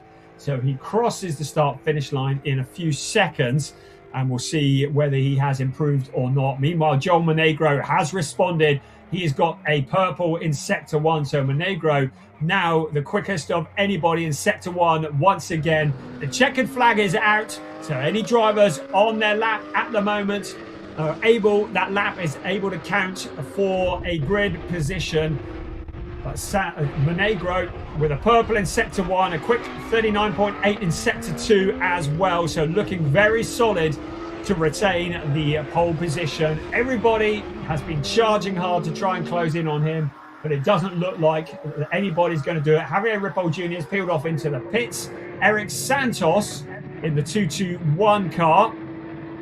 Doesn't look like he's been able to improve either. So it's now looking like Joel Monegro quickest and the second quickest time, potentially giving him a double pole position subject to confirmation as he too peels off into the pits. But I don't see anybody else improving. The clock has struck zero. Out across the line come the remaining few cars, but I think Joel Monegro now looking very solid for a double pole position. Both races this afternoon with Joel Monegro starting from that pole position. Eric Santos second in the timing screens and looking to see his second best time. Looks like he will be a double P2 as well, and a 204.9. So yeah, he will be on the front row for both races. So track experience by Manthey are going to lock out the front row for both races here. Javier Ripoll Jr., the first of the non-Manthey cars, in third ahead of Marabi Mekbabishvili, who for a moment looked like he was going to challenge for that pole position. Then Levent Turkman in fifth place ahead of Kasper Huckerboom in sixth place. Daniel Lewis in the GT4 car qualifying in seventh. A good job there ahead of Jan Klingenberg for Fact Autotech. Ahead of Hans Frisch for A-Works. Then Alexander Dobek, he'll be disappointed with a 10th place. Ernst Inderbitsen in another of the Fact Autotech cars. And in 12th place, it is Hugues van der Voosteen in the 245 car for 2B Autosport. So a challenging session for all the drivers. They say that the summer wins are made in the winter. Well, they've had a lot of wet weather training during these sessions here. A very entertaining couple of qualifying sessions. We see the rain starting to come down again. So we managed to get this session finished just in the nick of time. And the remaining cars now just going to be peeling off back into the pit lane. We're looking at the very challenging turn 5. That's where the track limits issues have been, and it's where a lot of drivers have also found the rear ends swapping ends with the front. But it looks like everybody's managed to keep it out of the barrier, so that's pretty important. The only driver we haven't seen in either of the divisions has been Alex Ryman. I'm told the team are working hard, whether it's the same car or a new car, but he will be starting in the sport division from the very back if he starts at all. So he's the only driver that looks to have sustained damage during these sessions. But everybody has survived, and I think anybody who's got to the end of this session and put a time on the board is a winner in my book. So great qualifying sessions, really testing the drivers. But Joel Monegro in the club division is going to be one to watch. And with Eric Santos making it a track experience by Manthey front row, the legendary Manthey team, of course, Manthey, who have just taken their second DTM title, I think just the end of last year. They are an amazing team, and they certainly know how to prepare a car. Right, Piers Pryor is down in the pit lane, in the rain. Rather you than me. Yeah, down here with our posters for race one, Joel Monegro. Joel, a good session for you out there. It looked like you had the pace right from the start. Yeah, it seemed like it. I mean, the warm-up this morning was really helpful, but, you know, with tricky conditions, it's always kind of tough. But the track stayed pretty consistent, then it improved towards the end. So, yeah, it was pretty good. I noticed that some of the drivers put on new tyres halfway through the session. You chose not to. Yeah.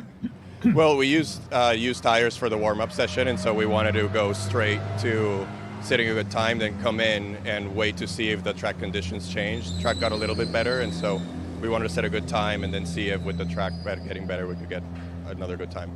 Clearly the track experience by Manthey crew gave you a good car, because you were pole in race 1, and I think your teammate Eric Santos, he's pole in race 2, pipped you by just a tenth or so of a second. Okay, awesome. Well, we have the same setup, so it'll be a fun front row. It's clearly a good setup. Yeah, it's pretty good. I was about to ask you whether you prefer wet or dry for the race later. I'm assuming wet. No, always dry.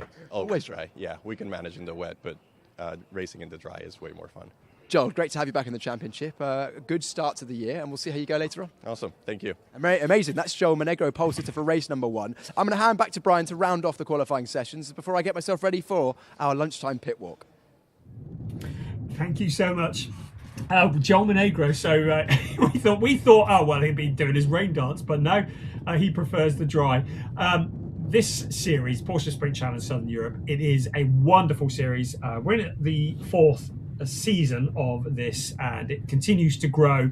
Of course, the organisers taking advantage of the glorious hot and sunny weather that we experience in Iberia, as can be seen here in Portimão. We got 2 rounds here in Portugal, no, 4 rounds, 2 weekends in Portugal. The Portimão, which is where we are for rounds 1 and 2 today. On Saturday of next weekend, we stay in Portugal and we head to Estoril for rounds 3 and 4, and then we head to Spain for the final 4 rounds. So we'll be in Valencia on the 21st of February, another Saturday, and then it all comes to a close in Barcelona on the 28th of February on the Saturday again for rounds 7 and 8. But it is a great series. It is, well, it's referred to as a training championship, but as I've already mentioned, every driver wants this on their CV. Right, it's the lunch break, which means only one thing. It's so good to have this back. This is one of the highlights of the day. No pressure, Piers. It's time for your pit walk. No pressure indeed. Just me talking on my own for about 45 minutes. No, I'm sure that's exactly what everyone wants. We're starting right at the start of the pit lane here. At the scrutineering bay, and to our right of camera, this is where the cars all get weighed. They get checked for the event. And I asked the scrutineering team before the event, actually, how does it work? And they actually is a centralised app on the phones that the scrutineers use, where all the information is logged to a server which cross-references all of the car data, so the chassis number, the roll hoop number, the tyres, the fuel cell, the extinguisher, everything like that, all the stuff that goes on these race cars to make sure that they are working absolutely at their best and safely, so that if there's an issue with a car, it has a crash in one event, let's say on one side of Europe, and then that car then goes to the other side of Europe, that they make sure that it's been fixed correctly and approved by Porsche to go out racing again. So a well-integrated system and part of the Porsche experience if you do come racing. So I thought that was really interesting. That's why we're starting here. But let's start our walk down the pit lane. It's a long pit lane here at the Portimão circuit, all the way down the long start-finish straight. We've seen the drivers going flat out in tricky wet conditions so far this weekend already. It was changeable yesterday. We had some dry running in practice and wet running as well. So a bit of practice ahead of the year. They had some opportunity to test as well the day before yesterday. Some of the drivers took that up. First garage, in garage number 7. No, that's wrong. Number 6. Here we are. Is the Ombra Racing Team, a team that's been with us in the Porsche Sprint Challenge Southern Europe for the last few years, a very experienced team. They race in Porsche Carrera Cup Italy, they race in the Porsche Mobile One Super Cup. 2 cars this year, the returning Luciano Martinez, that's a ex-TCR racer, very experienced driver. He did race in the Porsche Mobile One Super Cup at times this year, and is looking to push on with that. And I'm actually going to grab a word with team manager David, who's on my right here, just on my right. Yes. Sorry. Okay. David, great to have you back in the championship. You've been supporting the championship for many years. How is it been this year? 2 drivers, returning Luciano, Matthias Comparato as well, a really exciting young talent. Great driver lineup for yourself.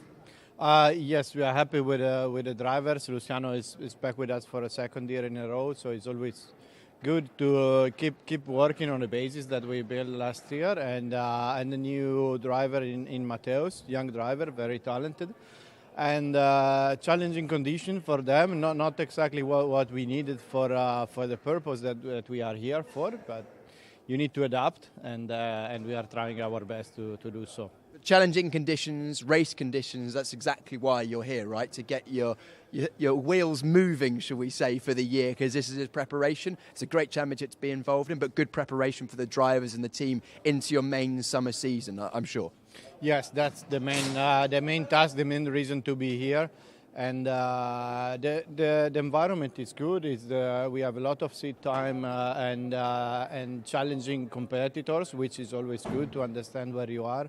Of course, we need to work on technique, on tire preparation, so having some dry driving will have been appreciated. But of course, we need to build this experience, and you always can find this condition over the season, so it's good for them to get some experience.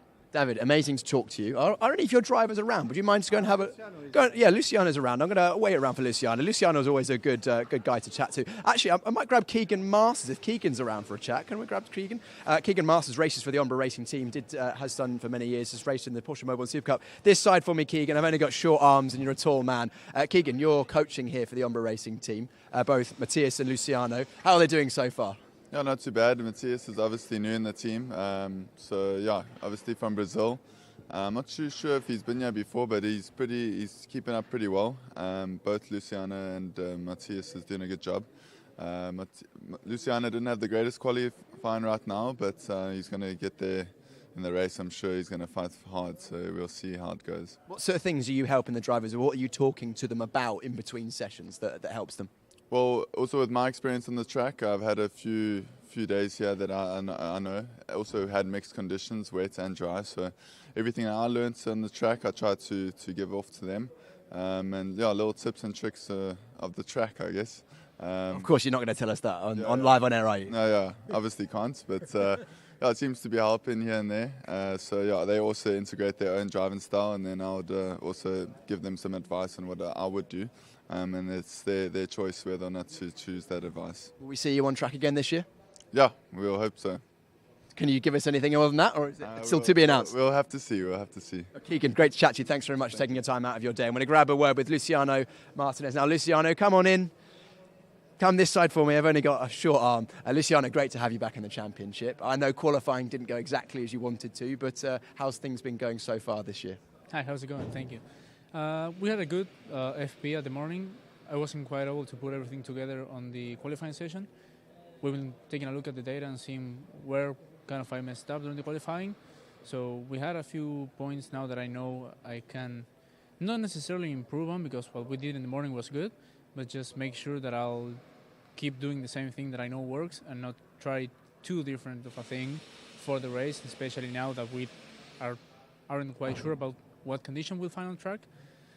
But we've been just reviewing the qualifying, checking out what we can do different and keep up improving. Luciano, it was great to see you in the championship here at the Sprint Challenge Southern Europe last year. Back again, it was good preparation for your year. We saw some racing from you in the Mobil 1 Super Cup. That was a good experience for you. Can you tell us a bit about what you're going to be doing this coming summer season? Absolutely. Last year was amazing. We did a lot of stuff that at least I didn't think was going to happen so early as it did. This year we're going after a quite similar program. We'll do, again, I believe, the full season of Super Cup this year. And then also to keep on driving during the year, because Super Cup will get very little track time, we'll be doing the Italian season of the Porsche Carrera Cup too. In the blue Ombre colours, of course. Yes, sir. Amazing. It looks like a really good team. Everyone's always cheerful and enjoying themselves here. They work great. There's a very good energy in between the team. Everyone's quite good friends with everyone else, and they're very focused on working the way they do. And I've been finding myself super comfortable working with them. Amazing. Luciano, I'll let you go and have some lunch, get yourself prepared for the race later on. Thanks very much for chatting to us. We'll see how you get on later on. Whether it's dry or wet, I can't tell you. You'll have to figure that one out on your own. You've got Keegan Masters. Oh, and why don't we grab a word with Matthias Comparato as well while we're here. A new drive to the championship. We just spoke to David, your team manager. He was singing your praises. A young driver, a talented driver, only 19 years of age. I'm gonna rattle off some stats about your career. First season of Formula 4, second in Brazil. The year after, you won it. The first season in Tin Top's Porsches last year in Brazil, third place. You're going for the win this year. Very talented young driver. Good to have you in the championship. How have you found it so far? Happy to be here. Happy to be back on track. We spent like 1 month without races, and really happy with the opportunity to race here in the team of David and to learn a bit more. This week was a bit different. A lot of conditions of track, and now we have 2 races and try to improve the position. We start in P7 and P10 in the second, and looking forward to the races. Must be helpful for you to have some competitive racing in the winter because, of course, I know that the Brazil season doesn't start until, is it March time or end of February? Yes, in the Brazil start in the last week of next month, and it's good to be on a championship that is competitive because I need to improve myself in the car, and it's really important to get a great result in Brazil.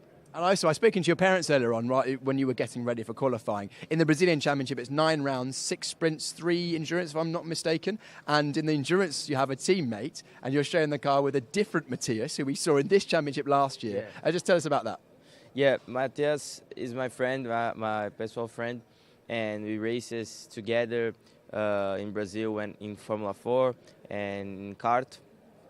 And Matthias Ferreira, this is. Yes. And when I decided to do the transition to the Porsche last year, I was talking with him, and he told me that he's gonna do the Porsche Cup here in Germany. And I remember that I was able to choose one driver to be my teammate in the endurance, and I chose him. And we almost win the championship last year. Was missing like 2-3 points, and You're going for it this year. Yes, I'm really excited to start this year to try to take the championship with me to the end.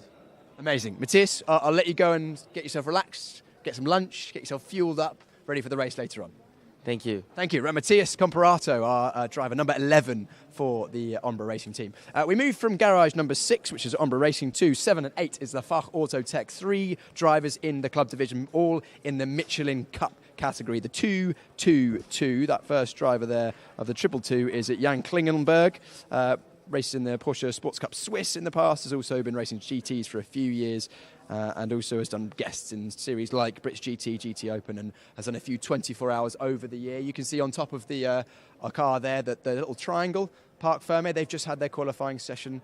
Parc Ferme is basically a code word for don't touch the cars for the teams, because after the qualifying sessions, any competitive sessions, all the cars must be left exactly as they are so that the scrutineers can check that everything is eligible, nothing has changed, all the components are right, and the Parc Ferme means that it must be left exactly as is. So we'll see a few of those cars with those on. That's the 222 there of Klingenberg. We also have returning driver number 9, Ernst Inderbitzen, a very passionate racer here in the grey car to our right-hand side there. He's been with this championship definitely last year. I think he was also part of the championship in 24 as well. Experienced driver, loves his racing. He's probably one of, if not the eldest driver on the grid. And I don't think he'll mind me saying that because it shows he's got youth in him. Great driver is Ernst. He's been in the championship in 25. He came 13th in the AM division, which is now rebranded to the Michelin Cup. In 24, he was 26. He was in it in the first year of the Porsche Sprint Challenge Southern Europe as well. 7th in the AM category in that 2023 season, and has also been racing in the Porsche Sports Cup Swiss. I'm actually going to stop in the Fach Auto Tech team and turn around because we've got a new driver with us, Mr. Turkman. Great to have you at the event. Thanks for joining us. I know you're a last-minute addition to the entry list. True. Are you glad that you're going to be racing today? Well, absolutely. It was a little bit, unexpected because I just started on Thursday, first time in this car. But, we finally managed to do some decent lap time. So I'm happy, yeah. You look happy. You look like I am, thank you. You look like you're having a great time. Every time I see you in the paddock and in the pits, you've got a smile on your face. You look relaxed. You're enjoying yourself. Well, not every time. The first day was really awful. I mean, I started in this car for the first time in my life with rain and everything. And, it was horrifying in the start. I started sleeping on the couch in the pit box because I was too tired. But the second day went well, and today not bad. Not bad at all. I know you've got some experience in racing. You've raced BMWs the last couple of years. How has it been, your first experience of this 911 Cup car? It must be a whole different ball game. Well, this is overwhelming. You think you drive the car, but the car actually drives you in the beginning. So I'm just starting to get used to it a little bit. But actually, if you compare this, for example, with M240s, which I used to race and still race, these are more predictable. So that's a good thing. But there's so much power. You have to really get used to that. Amazing. Well, Levens, thank you very much for taking the time to chat to us. We'll see how you get on in your first... It's your first Porsche race, will be, won't it, this afternoon? Yeah, this is the first one. So hopefully I speak to you afterwards in a good mood. Absolutely. If not, then maybe we'll talk to you at the next round instead. Okay. Leven, thanks so much for talking to us. We'll let you go and get some lunch and prepare for that race. Great to have new drivers on the grid every year here at the Porsche Sprint Challenge Southern Europe. We'll turn our attention back to the Fark Auto Tech team here. We spoke about the number 9 there of Ernst Inderbitzen. We've also got the number 18, Marcus Liebengut, a new driver in the championship. Not a huge amount to talk about Marcus. I haven't actually spoken to him in person yet, so maybe we'll grab a word with him at one of the other rounds if he does choose to join us. But look out for him in the number 18 car, really striking livery, nice white with the red accents as we see often from the Fark Auto Tech team. Right, moving up the grid further, or the paddock, should we say, the track experience by Manthey team here. Now, we've just spoken to Joel Monegro after he was the fastest driver in that club division qualifying in the Michelin Sprint Cup. His teammate, Eric Santos, in the car that is actually currently at scrutineering, you can't see in the garage at the moment, Eric Santos in the 221, he will be going from pole position in the second of today's club division races. So both pole positions in the club division and Michelin Cup are taken by the track experience by Manthey. And for those of you who have heard of the Manthey name before, that will be no surprise that they are right at the top of the field. Manthey, a name synonymous with success, and especially in Porsche racing. The track experience team here, led by Manthey. Track experience is an opportunity for drivers who have Porsches or want to get involved in Porsche racing to sample it, and then sort of almost a gateway into Porsche racing, and they're allowing the likes of Joel Monegro to do so. And Joel Monegro came up from the Rennsport track experience and is now making his way into Porsche racing, and it's clearly doing him pretty well, going from pole position, isn't it, for Joel Monegro. He's from the Dominican Republic. I spoke to him yesterday. My geography isn't the best. Didn't know where the Dominican Republic is. Was reliably informed it's in the Caribbean. He said that the weather there at the moment is somewhat better than it is here in Portugal at the moment. The 224 that we're looking at there is Joel Monegro. He actually had a last-minute change. I think there was a chance he could have been as a pro-am in the sport division, but will be going for the club division in the Michelin Cup. Joel Monegro, really friendly guy. You heard from him after that qualifying session. I think Eric Santos might be at lunch. Of course, qualifying just over now, so this is an opportunity for the drivers to cool off, relax, and get some food in as well. Right, let's continue on down. Otherwise, we are going to get very bored of me just rambling about all the different cars and teams. Another returning driver, number 218, Here we go, this. Mekvavishvili, there we go. There's the bright yellow car. Great to see this very experienced driver join us once again. The 218 from Lap Time Performance, Marabi Mekvavishvili. He's a driver that's been very much in the mix of the club division for the last couple of years. He had 2 9th places in the club division last year, and at Valencia, they were his best results last year. He was also in the championship in 2024. He was 7th place in the AM category with the best place of 5th place, so he'll be looking for more top 5s this season. Great to have Marabi Mekvavishvili back for the Lap Time Performance team. Lap Time Performance have got a couple of cars under wraps on the right-hand side there as well, so who knows, maybe we'll see some more drivers from them as the season progresses. Moving on to garage number 12. Coming up next, that is the Red Ant Racing team, another team that have been with us in the Porsche Sprint Challenge Southern Europe for the last few seasons. We saw the likes of Ajit Kumar joining us in the club division last year. He brought a lot of support last season. Isn't joining us, at least for this first round this year. The completely grey cars, the number 29 of Jesse Polderdijk, who is a new driver to the championship and one of our rookies, if I'm not mistaken. Yes, he is. A guy that's come over from karting, only started karting since 2021, has had lots of success in karting and will be racing in the Porsche Carrera Cup Benelux this year alongside, I hear, a karting campaign. So still very much involved in shifter karting, a very experienced driver in karts. Will be looking to use that experience from karting and add to his car racing experience. And then the driver that we're looking at right now, the number 96, who we spoke to earlier, Milan Marchak. who's just coming in the back of the garage. Why don't I grab a word with Milan? We've already spoken to him once, but he's a nice guy to talk to, and we can have a little bit of a less rushed conversation. Milan, come to my right-hand side.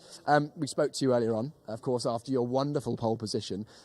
We've got a bit less time pressure now. Yeah. Milan, let's talk about your season, because I think, from my perspective, a really incredible journey you've been on. Of course, experienced in karting, but then we saw you last year at Estoril for your first ever car race, if I wasn't mistaken.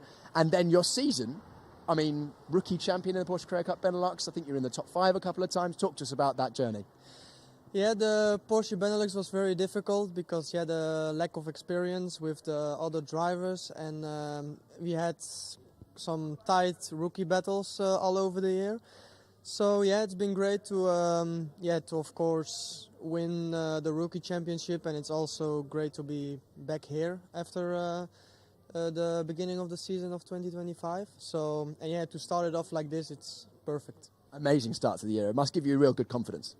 Yeah, we prepare ourselves through the data and everything what could be better for race 1, but I think I'm ready. What could be better? Because it was a good session from you, double pole position, but you're still always looking for more. Yeah, maybe something in the car with the setup, or also made some mistakes in my fastest laps, and it was very difficult, the conditions. It was not really wet, so it was very slippery, and yeah, we'll try to adapt to that, and we'll see. Let's talk about the conditions, because I've spoken to a few drivers up and down the grid, and they say that this is one of the harder tracks in wet conditions. Yeah, this was actually my first weekend to drive in complete wet, and for me, Zandvoort, we did one race in the wet, and that was also quite hard. But now with the ABS, it's more forgiving if you brake too late or anything. So it's probably easier than previous year. So that's also plus. It's good, yeah, great. You're a Polish driver, if I'm not mistaken, correct? Yeah, you're under the Polish license. The Polish motorsport fan community is very strong. I've commentated on a number of Polish drivers. There's always a lot of support from Poland. Are you seeing some of that support now coming your way as well? Yeah. It's also great to see for the next season in Porsche Benelux to see already, I think, 4 or 5 different Polish drivers. So it's great to see that, to have more drivers of the same nation, so it's great. And of course, you want to be the fastest pole. Yeah.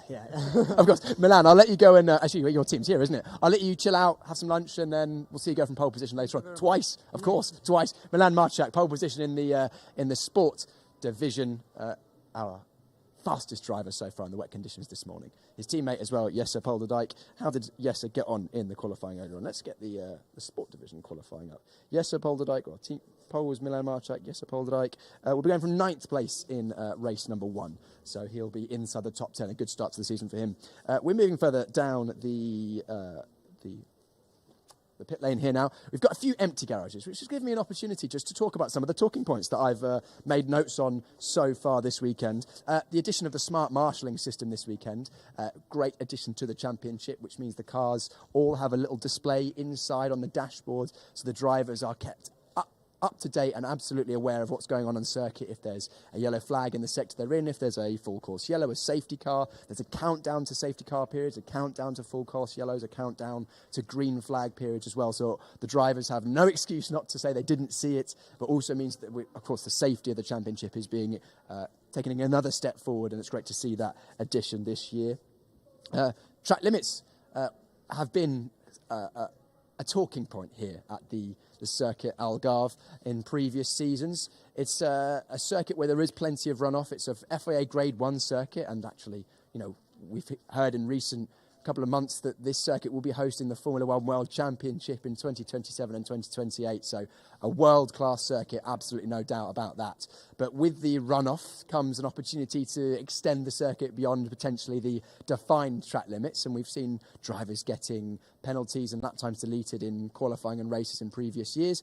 This year, a step forward, again, thanks to some technology that the time service timing team are implemented, cameras at turns 1, 5 and the last corner turns 15 to keep an eye on the drivers and see who is staying within track limits. And it's an automated system, which is really cool. I was actually shown how it works yesterday. If a driver goes all four wheels over the white line on the exit of the corner. The software recognises that, sends a notification via a list to one of the members of the timekeeping team. They then approve or reject based on the image, so that they have to just confirm or deny whether the software's made a mistake or whether there's whether it's actually a track limit infringement. And also they can then decide if they were pushed off or if they had made a mistake and didn't gain an advantage, they can reject that. And then that system will then log the number of times throughout a session and throughout the weekend each driver goes over track limits. And then 3 in the race will give you a final warning. 4 is a black and white flag. The 5th, you'll get a time penalty, so the drivers have no excuse not to do that. And also, the team manager will be updated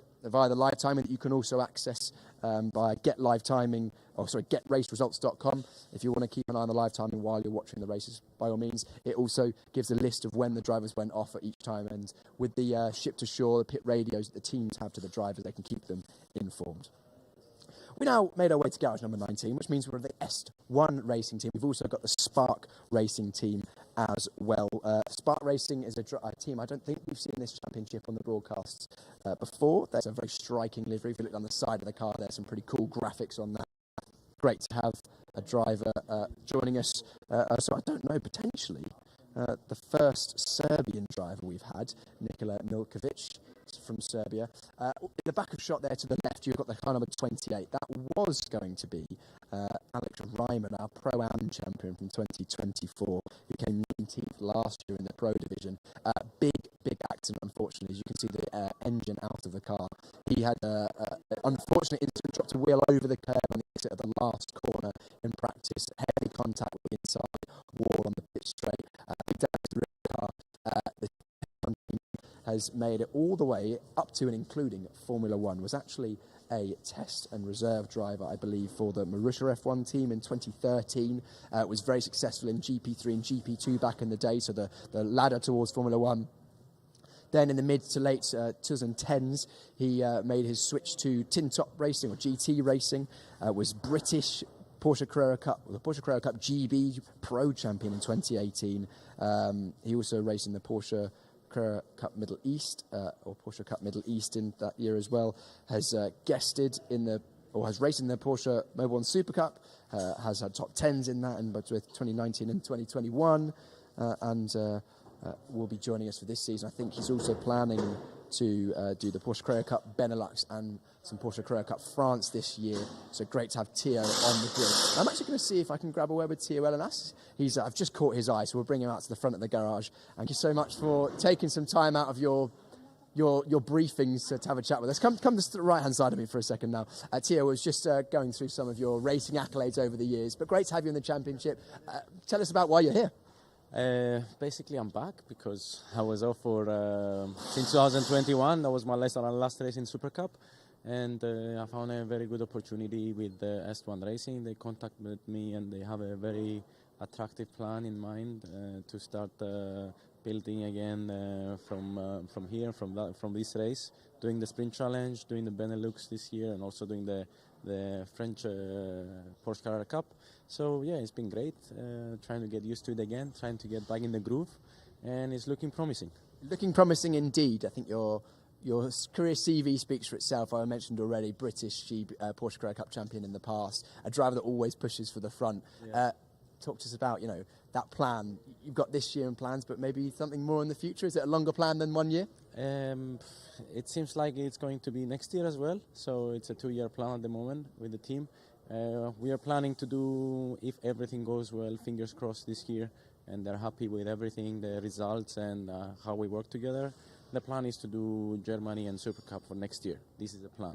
But let's see. You've got experience in Super Cup before, so it'd be great to see they're back in that again. One step at a time. Yeah, well, okay. You've only just done your first qualifying session. Sorry, Theo. Sorry. No worries at all.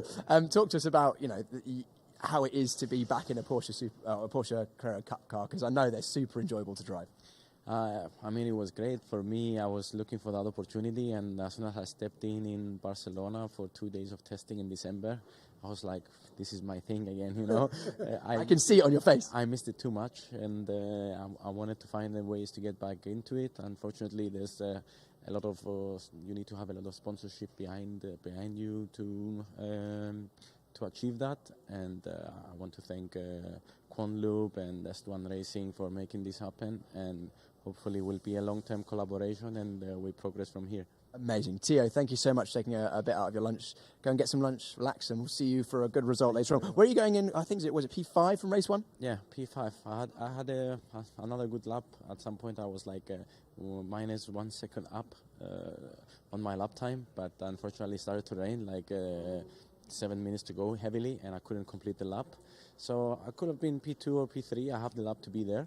So my aim will be just to move forward and finish in top 3. I think your experience was really showing to me in that session, because you were the driver that actually came in the latest for the new tyres. You could put some new tyres on midway through the session. A bit of a gamble, unfortunately, because the rain came. Yes. If that rain didn't come, that could have been a really, really good. Yeah, I was, as I told you, I was 1 second up by turn 10, so I was going for P2 or P3 for sure if I was finishing that lap, and then I made the corner, and then I've seen the big cloud just chucking it down. I was like, but it's okay. It was a bit unlucky, but we have it's going to be a long races, long season, and we progress from here. I must say, good work for the team, actually. They got all 4 tyres on and off really quickly to get you out. Yeah, they did. They did a great job, like a mini pit stop just to get out on the track. But so let's see what happens on the races, and we take it from there. If you ever need to do an endurance race, then you know the team's going to be good at that. Yeah. Theo Elenas there for the S1 Racing team. Thanks, Theo. Thanks for chatting to us. We're going to walk and continue our way down the pit lane as I just pop myself back into frame. That was Theo Elenas. Great to chat to Theo. He's a very friendly guy, Cypriot driver, lots of experience in single-seaters and tin-top racing. Always finds himself at the front of the field. We're getting towards garage number 21 now, which is Team GP Elite. They've closed their doors on us, which is not helpful. I think garage 22 is open, which is their other door. Team GP Elite, not sporting as many cars this year as we have seen in previous seasons. I think we've had up to 6 or 7 cars over the years in the GP Elite. This year, just the 3, but that doesn't mean that we're lacking anywhere near any quality. Nick Ho, number 98 over there on the right-hand side, the McDonald's-sponsored driver there. He is the highest placed returning driver from last year's Pro Championship or Sports Category Championship. He was 11th place last year, had some good results. I think he managed to get a couple of top 5s in the number 98. If my memory serves me correctly, yeah, his best results last year, I think, was a 5th place. He guested in the Porsche Porsche 6 Carrera Cup Germany last year. I think his plans are for Germany this year, and he will be looking for a strong start to the season. Qualifying didn't actually go his way. I was expecting him to be higher. 8th place he will be going from in the first part of qualifying. Then to our left here, the number 30, Wouter Boerkamps.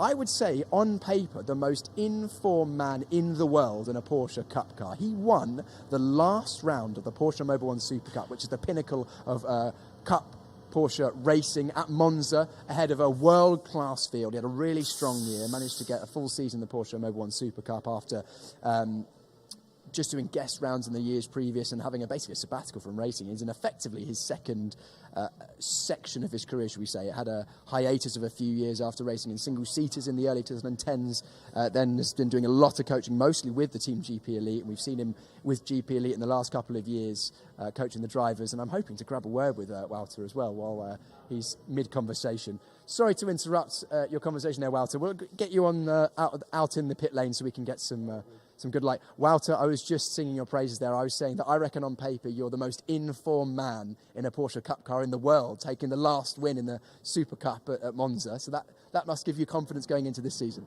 It gives me confidence. You don't see it in the results yet today, but I have to take the rust off a little bit. But no, I feel really good in the car, and I feel really in my place here at GP Elite. So yeah, it's a good preparation for my Super Cup and Carrera Cup Germany season. So it's good to just have a day of proper racing with fast guys. I really like to be here in the preparation for my main season. Yeah, absolutely. Really gets the season off to a good start and gets your mind in the sort of the competitive groove, doesn't it? Yeah. I've done the 24 hours of Dubai last weekend, so that's a completely different mindset. So it's good to get back into the sprint rhythm. It's completely different. Like every lap counts and every 10th counts. So it's good to be in that rhythm again and to work with my engineers again. Because it's such a competitive field, and we have to take everything out of it, extract everything out of the car, and that's what we're doing today. Like we're 2 days behind the rest because the rest already done a lot of testing, For me, it was now on new tires for the first time. And then we noticed the balance was a bit off, so we'll change a lot. And then I hope to make the guys in front really hard for the race. And you're still doing a lot of coaching. I know you're helping Nick Ho as well. Again, in the start of this season, you're doing a bit of the coaching behind the scenes, getting some reference laps in as well. Yeah. It must be really good to see some of the drivers that you're helping, really develop quickly. We've seen so many drivers start with GP Elite and then go on to be front runners as well, and you've helped a lot with that. Yeah, I like the coaching. I think the biggest part of where I am now is also due to my coaching, thanks to my coaching, because I got some reference laps. I think no one's busy more with the dynamics and the way you have to do the techniques with the car than me the last few years. And it helps me get in the right mindset. And also if I see now Nick being my teammate, I've coaching for 4 years now. Jelte, who is in front of me, I started with him 3 years ago. His first laps in a race car was with me. So, and his first lap in a Porsche Cup car as well. So it's nice to see those guys grow, and I think I'm the one they want to let pass the least. So that's good to fight with guys I've been coaching, because I hope if I taught them well, I think they're quite predictable. Yes, of course, because you know exactly the way they think. But it's really good to see you getting a full campaign in Super Cup last year, and then again for this season coming up with Porsche Carrera Cup Germany as well. I mean, a lot of work goes on behind the scenes to get the funding to go together. Just give us a bit about the journey from basically not racing in the sort of the mid to late teens into early 20s, and now full Carrera Cup Super Cup campaigns. It's amazing. Yeah, it is amazing, and it's been quite a journey, but it's mostly being there at the right place at the right time. So I've been coaching a lot. Then after being the coach, they also put me in the car for some reference laps. I took the most out of it, so I really make sure I was fast. Then you're on the radar, and when you're on the radar, there were also, because I got such a big customer database, I could get some funding for my first race. So my first race was Carrera Cup Benelux in 2023 in Assen. And the good thing there was that Larry Trevorda did a guest start there, and Robert De Haan was driving at that moment, and I could share a podium with them. So right at that time, I think that picture was a big one for me, because then I could get the funding for the season after. And for me, there was no other team than GP Elite to do it with. And I've started there when I was 15, got my racing license. I was the first racing driver of GP Elite. So it's full circle to be back with them, and then to see now us grow as a team. And last season, the Super Cup win in Monza, I think I'm really ready now for a challenge, to fight for a championship. I can see you itching for it. I can see the enthusiasm. It's honestly an amazing story. I love stories like this, and it's really good to see you doing so well in the Super Cup. It's great to see you back in this championship. Wish you all the best for the season. Thank you very much. No worries. Wouter Boorkamps, as I said, the most informed man in a Porsche in the world right now. So hopefully a good year for him. And then to the left, the number 8 in the club division is... I'm going to give this my best go, because this is a very Dutch pronunciation. Casper Hogebom. Now, the Porsche team, who are made up of lots of Belgians and Dutch people, I'm sure will rinse me for my pronunciation there, but I gave it my best shot. Casper is another returning driver. He was with us last season for number 8. He was in the GT4. So it's his first taste of the GT, or the 911 Cup car with us. In 2025, he was 3rd in the GT4s. Porsche Sprint Cups experience. He's been in Benelux as well. He was 4th in GT4 in 25 in the GT4s, and the year before he was 4th as well in GT Am in GT4. So making the move up to the full Cup car this season. Casper Hogebom, a really entertaining guy. I was hoping to grab away with him this lunchtime, but I think he's gone for lunch. The club division drivers, this is about when they will be having their lunch. Moving on now, garage number 23. That makes us at the Seebach Motorsports. Levin Gelf, one of our rookie drivers. I can see him at the back of the garage, and I'm going to wave Levin down and see if we can grab away. There he is. Rookie driver. Driver that's not done a huge amount of racing in Carrera Cup cars. That's how you get in the rookies. Come to my right-hand side, please, Levin. First of all, great to have you in the championship. I spoke to you briefly yesterday, but introducing yourselves to all of our adoring fans at home. Levin, one of the rookie drivers, means that you haven't had a huge amount of experience in Porsche Cup racing. Starting the year with the Porsche Sprint Challenge Southern Europe means that you're going to be preparing yourself as best as you can, I suppose. Yeah, I mean, it's good for the warm-up, for the real season when it starts in summer. But yeah, it's hard competition. Good for warming up.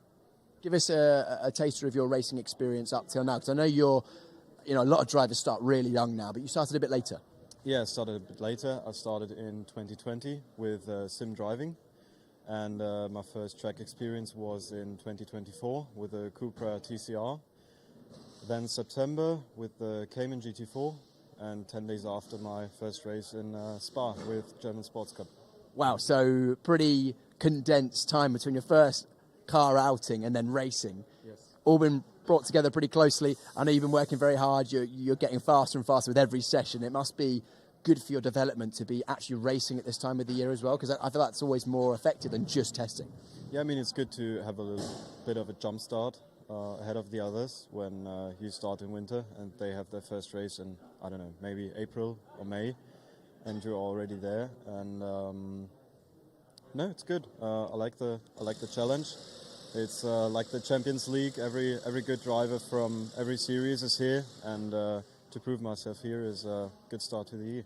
Amazing. And what's your plans for this year after the Porsche Sprint Challenge Southern Europe? I do German Sports Cup, Swiss, and Creventic, 12 hours Mugello. Amazing. Well, we look forward to seeing how you get on in this championship, and hopefully it starts your year off right.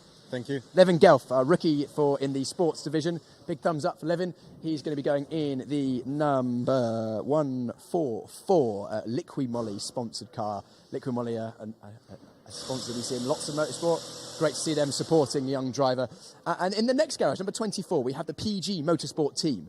And I'm glad that all the people I wanted to speak to are here, because we've got quite an entertaining conversation coming up, I can guarantee you of that. We have Team Muller. Come on, Team Muller. So we have Joep Muller, who is our driver. I'll grab a word with Joep first, and we'll grab the rest of you in a moment. Joep, come to my right-hand side. Joep Muller, another rookie driver. We were just speaking to Levin Gelf, one of your rookie competitors. Yes. Joep, talk to us about your racing experience up to date, and also great to have you in the championship this year. So I've started in karting in 2018, and I did that for 6 years. Then I moved up to a Dutch class in my region. First year I became champion, so then we were looking for the next step, obviously. Last year was Porsche Sports Cup in Germany, and I did it in the GT4 class. And that's where I learned how to race these cars, and now it's time for the next step. Now it's time for the big car, the Cup car, and you're joining us for this championship. What's your hopes for joining us in the Sprint Challenge Southern Europe? I suppose a bit of experience, but are you looking for results? Are you looking to gain experience? Why are you here? Well, for me, it's just for training for the summer season. Of course, I like to gain some good results. The goal for me is to win in a rookie class, but the focus is on learning for the next step for the summer. And that's the most important thing for now. You mentioned the Porsche Carrera Cup Benelux, and that segues nicely into other people I want to talk to. Let's grab Mace in now, because Mace Muller is your elder brother. Yeah. Mace, you guys stand side by side. You guys are both racing in the Porsche Carrera Cup Benelux, both in the Cup car. Take a step forward for us, Mace. You're going to be racing against each other. Mace, first of all, it must be cool to see your brother racing in the championship you were in last year, but also, how do you feel about going wing mirror to wing mirror this year? Well, I think it will be good. We can have a lot from each other, because at home we're always wing mirror to wing mirror as well. On the simulator? Yeah, and also like even when we're like needing to run upstairs or something, we're also wing mirror to wing mirror. But I think we'll be good. We can have a lot from each other, and we can learn a lot from each other. Maybe sometime he will be a little bit faster than me, but I hope I am faster. It was quite funny. I spoke to you yesterday before I met you. Yeah. Of course, with Mace, we've seen you for a couple of years, and I thought it was quite funny the fact that I said, "Oh, are you coaching Joep?" And you were like, "No, he doesn't listen to me." No. He won't listen to me at all. No. Amazing. And the third part of the Muller trio is our bring-in father. I didn't actually catch your name yesterday. What's your name? Lars. Lars Muller, father of Joep and Mace. Probably the most stressed man in the paddock, I reckon, this season. I think so, yes. And I'm proud of it, to be the most stressed dad in this paddock. Yeah. You've got double the stress. First of all, yes, stressful, but also you must be really proud to have both of your sons doing so well in racing. Absolutely, yeah. But it sometimes is hard if you look into the spreadsheet. Yeah. Let's just skip over the cost of having two drivers in Porsche Carrera Cup cars, but it's really cool and must be a great family experience for you as well. It is very much. I'm very proud of these guys, and they are very, very eager to learn from each other, but also to put down a good performance. And I'm proud of them. Yeah. And also, you have the unenviable job of having to do when you've had a race together, once someone's done well, someone's done badly, you have to manage that quite well. So I can't help you with that. You'll have to figure that one out on your own. Team Muller there, racing for PG Racing. You who's racing this weekend. Mace, who's joined us previously. And then Dad as well. So we'll keep an eye on how Joop does as in the rookie category. He was very fast in practice this morning. How did Joop do in qualifying? Joop Muller, actually not as fast as he was in practice. He was in the top 3 in the final practice this morning. 10th place he'll be going from in the first race. Moving further down the grid, we're getting towards the end of our lunchtime grid walk. MDM Motorsport, a 2-car entry this year. Jelte Hofner is our returning driver in the sport division. Come to my right-hand side, Jelte. Jelte, every year you get, we've seen you basically mature as a driver, mature as a young man as well. You're still only 19, but you look a year older to me. You look like you're more confident this year. You look like you're more at ease in the car. The pace has been amazing. I mean, practice this morning, you were right up there, qualifying as well, right up there, second place you were going from in the first race. You must be really pleased with your progression this year. For sure, yeah. I learned a lot last year in the Cup cars, which was only my first year in the Porsches. And I got a lot of help from MDM Motorsport and Team Malucelli. And I'm just excited to be back racing again here for the Sprint Challenge Southern Europe. Always sporting the 919 number, I like that. Yeah, I love the number. It's part of my whole visual brand. Absolutely. And let's talk to us about your year since we last spoke to you last year at the Sprint Challenge Southern Europe. You were racing in Europe. Tell us about it. Yeah, so after Sprint Challenge Southern Europe, I first drove the 12 Hours of Mugello, which is an endurance race, a completely different kind of racing for me. And how did you find that? Yeah, it was really fun because I was immediately at ease with the car, also driving with ABS, which helps me a bit with this weekend, of course. And we got a good result there. Afterwards, I drove in Porsche Carrera Cup Italy, and we also learned a lot there. So, yeah, overall, really happy with my last year. And you've had a taster of the pinnacle of cup racing as well. We saw, was it 1 or 2 guest events in the Mobil 1 Super Cup? Yeah, I drove 3 rounds of Super Cup with Team GP Elite, which was also really beneficial for my career.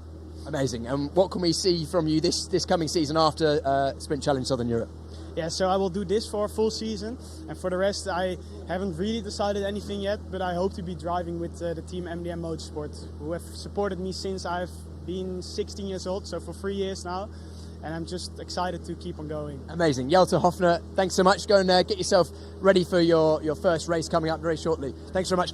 His teammate is, we've already spoken to, Levent Turkman. He will be going in the club division, number 77, in that lovely white, and I don't even know what you call that, a dark green, is it turquoise? It looks very, very professional, doesn't it?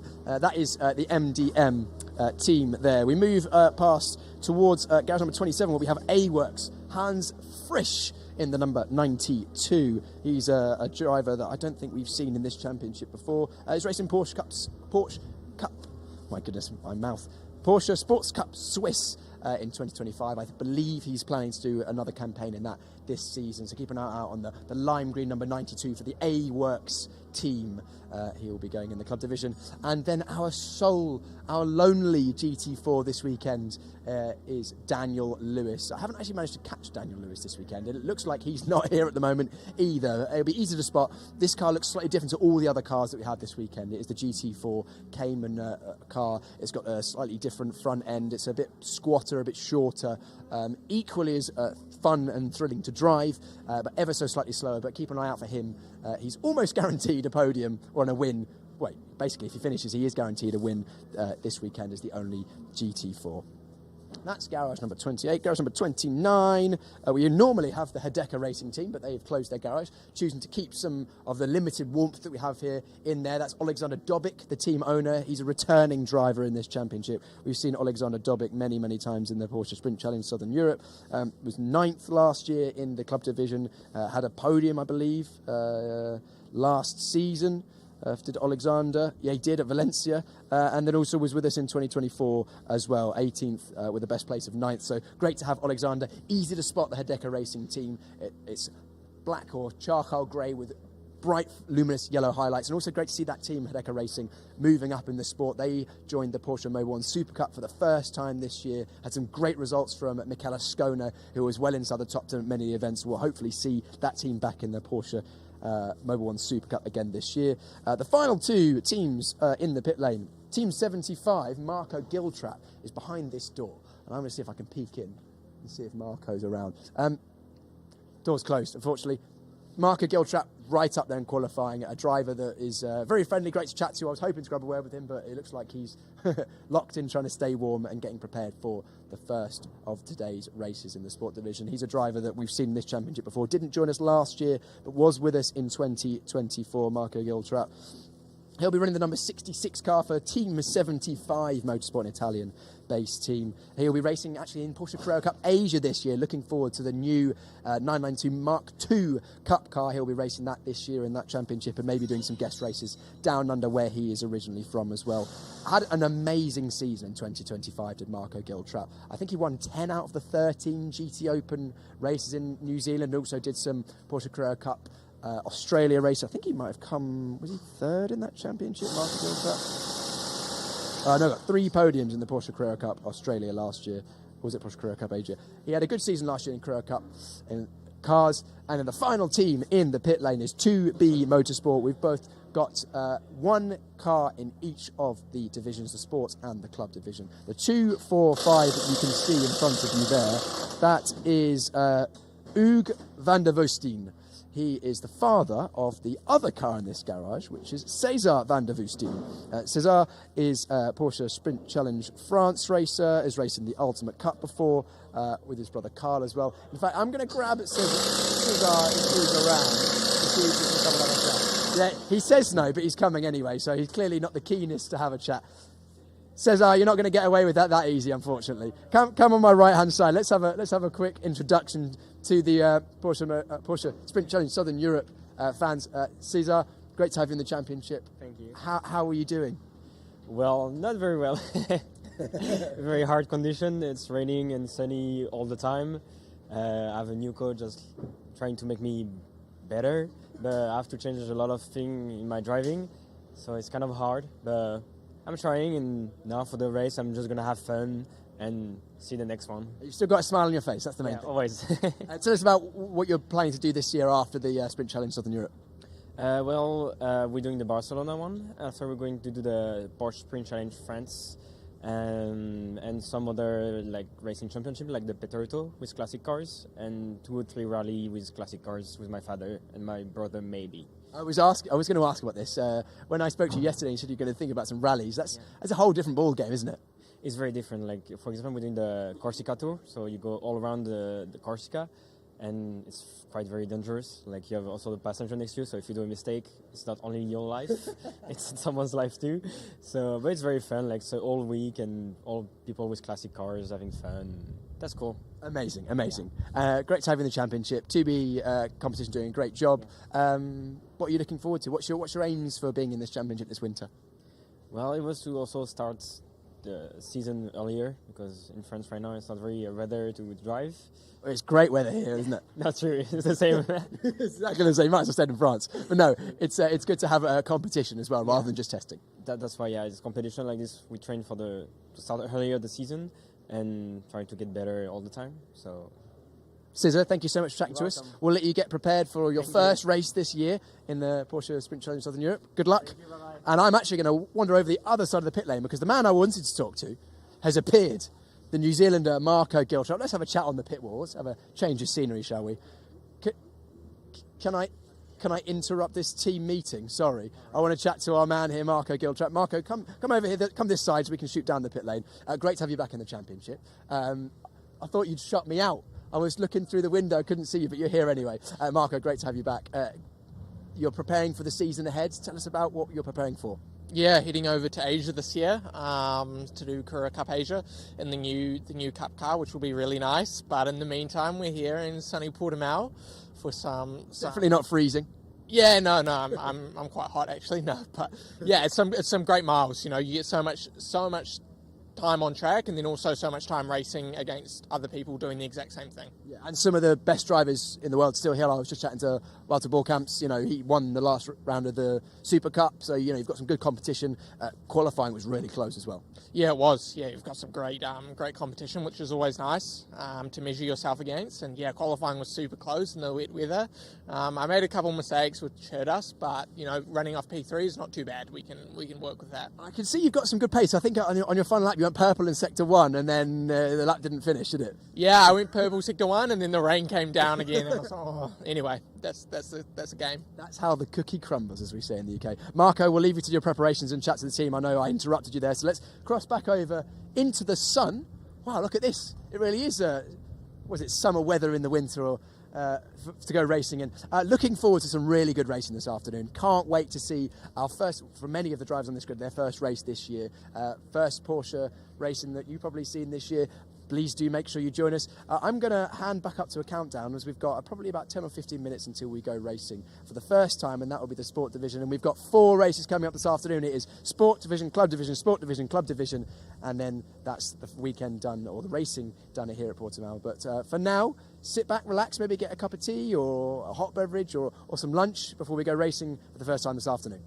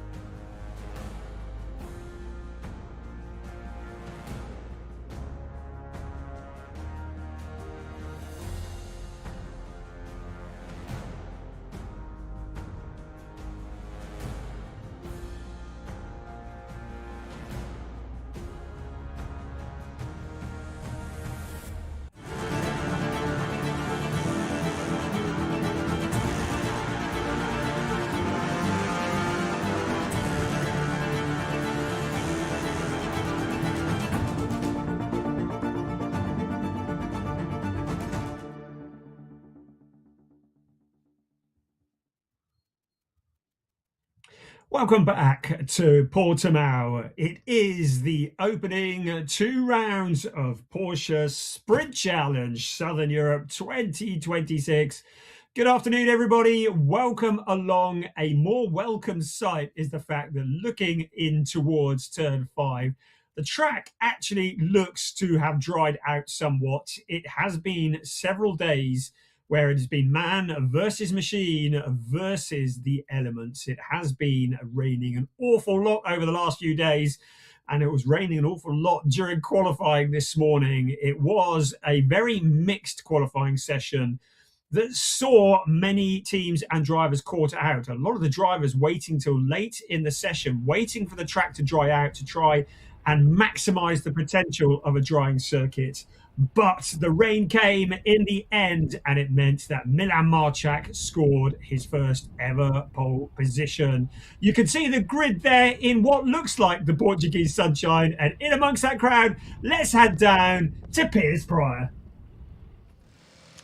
Brian, it is Portuguese sunshine. This is lovely. I'm very much enjoying this so far. The sun has come out. The gloves have gone on since the lunch break, so I don't know whether that was a wise choice of mine or not. But anyway, we are about to go racing for the first time in 2026 for the Porsche Sprint Challenge Southern Europe. And let's grab a word on the grid with someone we've spoken to a couple of times already. Milan, can we have a quick word? How are you feeling on the grid? First race of the year. Nervous, excited? Tell us about what you're feeling. I'm excited, but now it's pretty difficult because it's a gamble between wets and dries. So we'll see how that comes out. And the circuit dried out quite a bit, has it? Sorry? Has the circuit dried out quite a bit since qualifying? It has dried out quite a lot. You see some dry spots up here on track already. So yeah, in 30 minutes when all the drivers will drive on it, it's gonna be it's gonna dry up really quickly. Interesting. Milan, we'll let you get yourself prepared for the start of the race. Interesting that the track's drying out quite quickly. The sun has got some heat in it. The air temperature not still that warm, but definitely that heat from the sun drying the track quickly. Tyre pressures, I think, are going to be crucial. Jelte Hofner getting a couple of words of advice from Jaap van Lagen, very experienced Porsche Cup racer. I think I'll leave him to that for now. We just spoke to Jelte a few moments ago in the lunch break. Third place on the grid. That is our grid. Milan Marchak pole position. Second place, Jelte Hofner. Very, very young front row. 17 and 19 years of age, respectively. The 22-year-old of Marco Giltrap goes off third place outside of the second row. It's a staggered 1x1 grid, so outside of the grid is pole, and it's 1x1.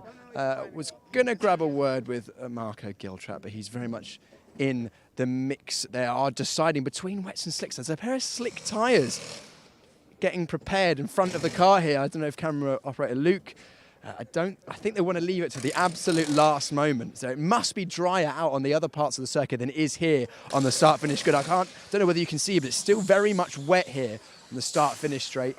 A breeze still in the air to keep the circuit dry. Man who's very calm, staying on wet tyres for now, is Wouter Boerkamp. Wouter, can we have a quick word ahead of the race? A lot of decision-making going on to your left there. They maybe considering slicks. Is it dry enough? I went out on slicks, for me personally not, but it's also a risk game. I don't want to take that risk, I don't have the budget. I see the cars around me on wets. If I want to go for a championship, then probably I would stay on wets. If you want to take risk, I think slicks it's an option, but you have to stay on track for the first 5-6 laps. And I'm here to learn, I'm going to just stick with what the rest is doing as well. But I would love to see him gamble for slicks. I bet you would, pick a position off the start. Which part of the circuit is the driest at the moment? Everything high up, so the straight towards turn 5, the tabletop 10, 11. That's where the sun is on, the wind is on, so that's drying the hardest. But I think we're just not enough cars to really dry the track. Tyre pressures must be crucial there for you're on the wets. Yeah, we're going to take a risk with that as well. Okay, I won't pry any more than that. I'll let Team GP Elite get themselves prepared for the race with Wouter going from 4th place. Spoke to him on the lunchtime show as well.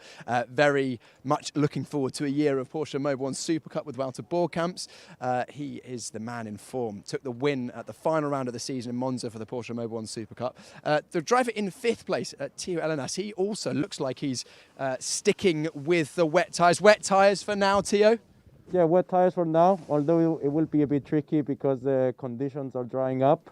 and but it looks like it's going to be the same for everyone from the guys that they're in front of us. So yeah, it's going to be a gamble, but let's see what will happen. Did you see that they had the slick tyres out for Marco, but they've decided to stay with the wets? Do you reckon it would have been too much of a risk? Yeah, a little bit too much of a risk because Sector 1 and Sector 3 is a bit wet at the moment. Sector 2 is drying up, so yeah, it's going to be tricky. Hopefully everything goes well. What's your plan for the race? What's your outlook? What are you going to be concentrating on?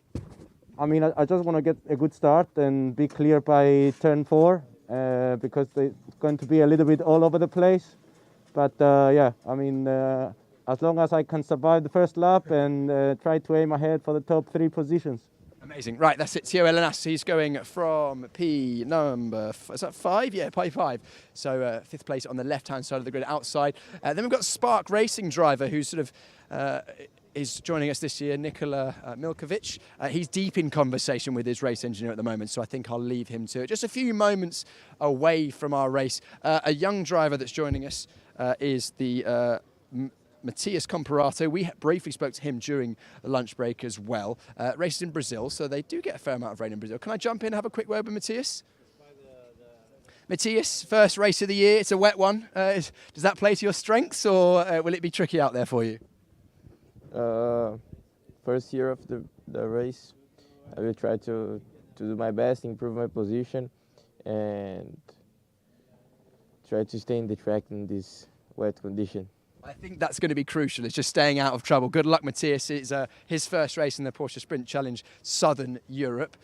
Very young driver, 19 years of age. We've got a lot of young drivers racing with us this year. Great to see the talent of the sport coming through the field. Another young driver who's actually, as I mentioned during the lunchtime walk, is our highest placed returning driver in the Porsche Sprint Challenge Southern Europe.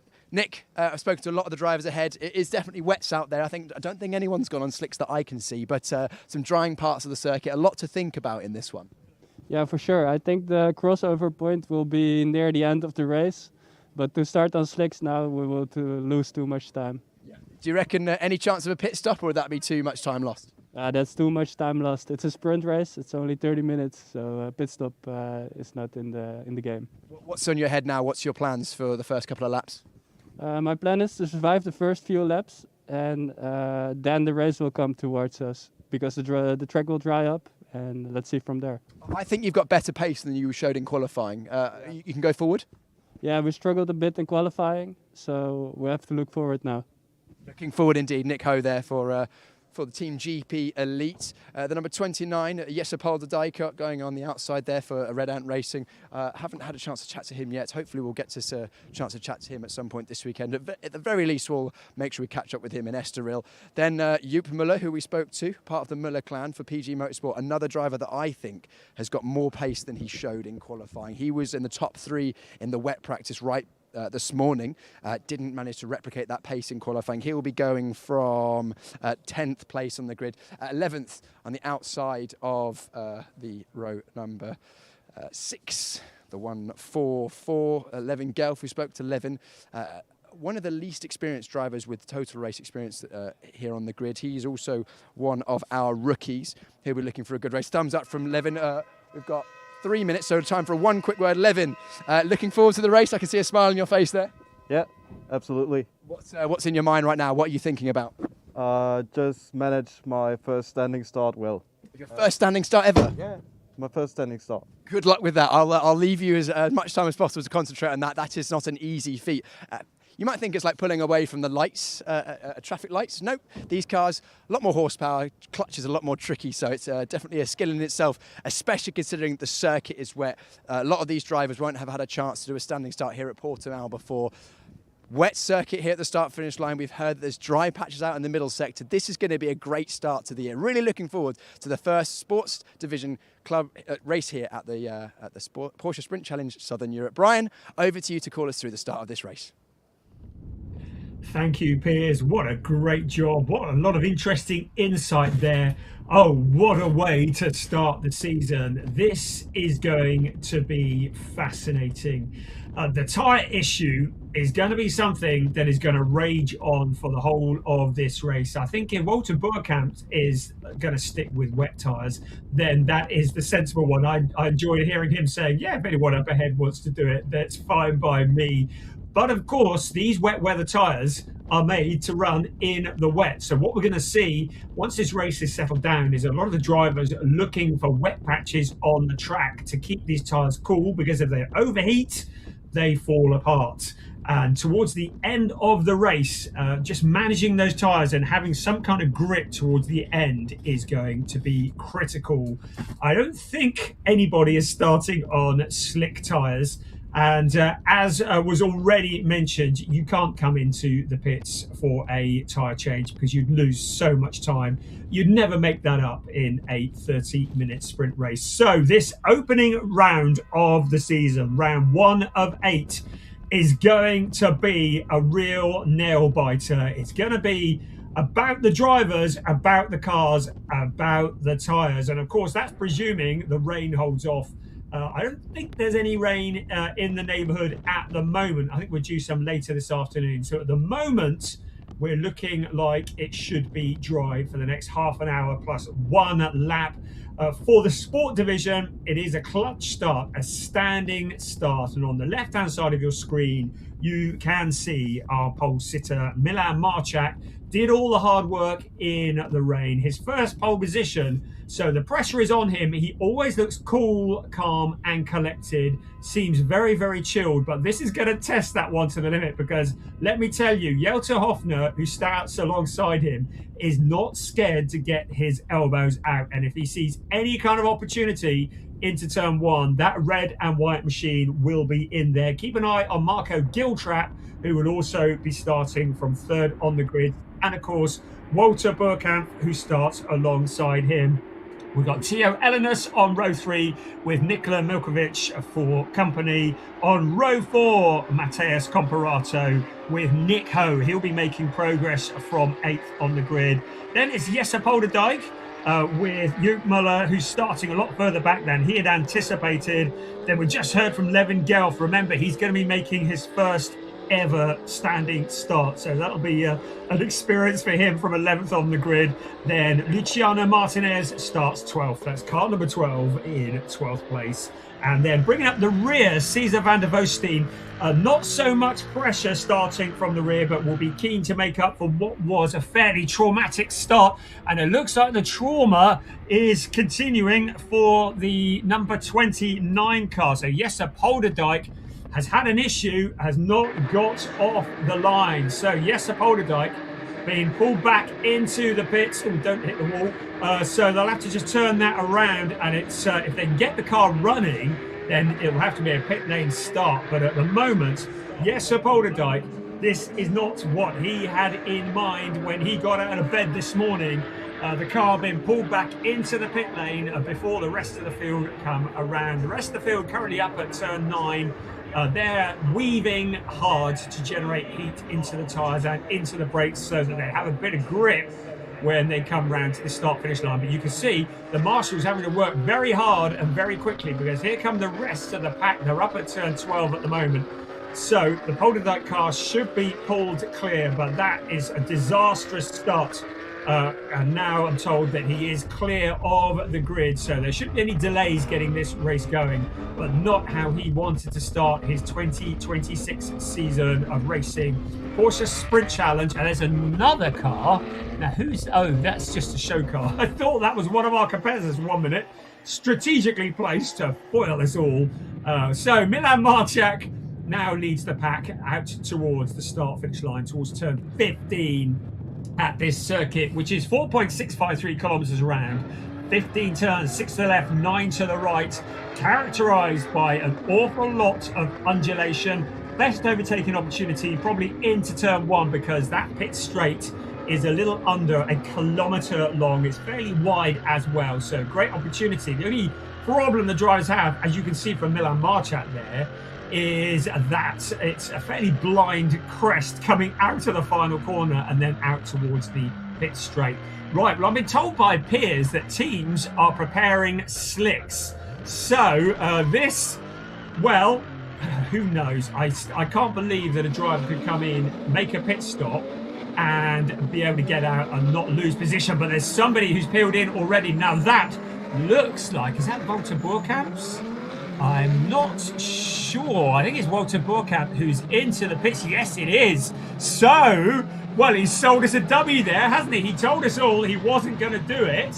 But suddenly, he's into the pits now. He won't lose as much time here because he'll be able to start at the end of the pit lane, providing the team can get this turned around quickly enough, and he may well be coming through the pack. So Walter Boerkamp, he has taken the gamble. Everybody else is on wet weather tyres. This is going to be exciting.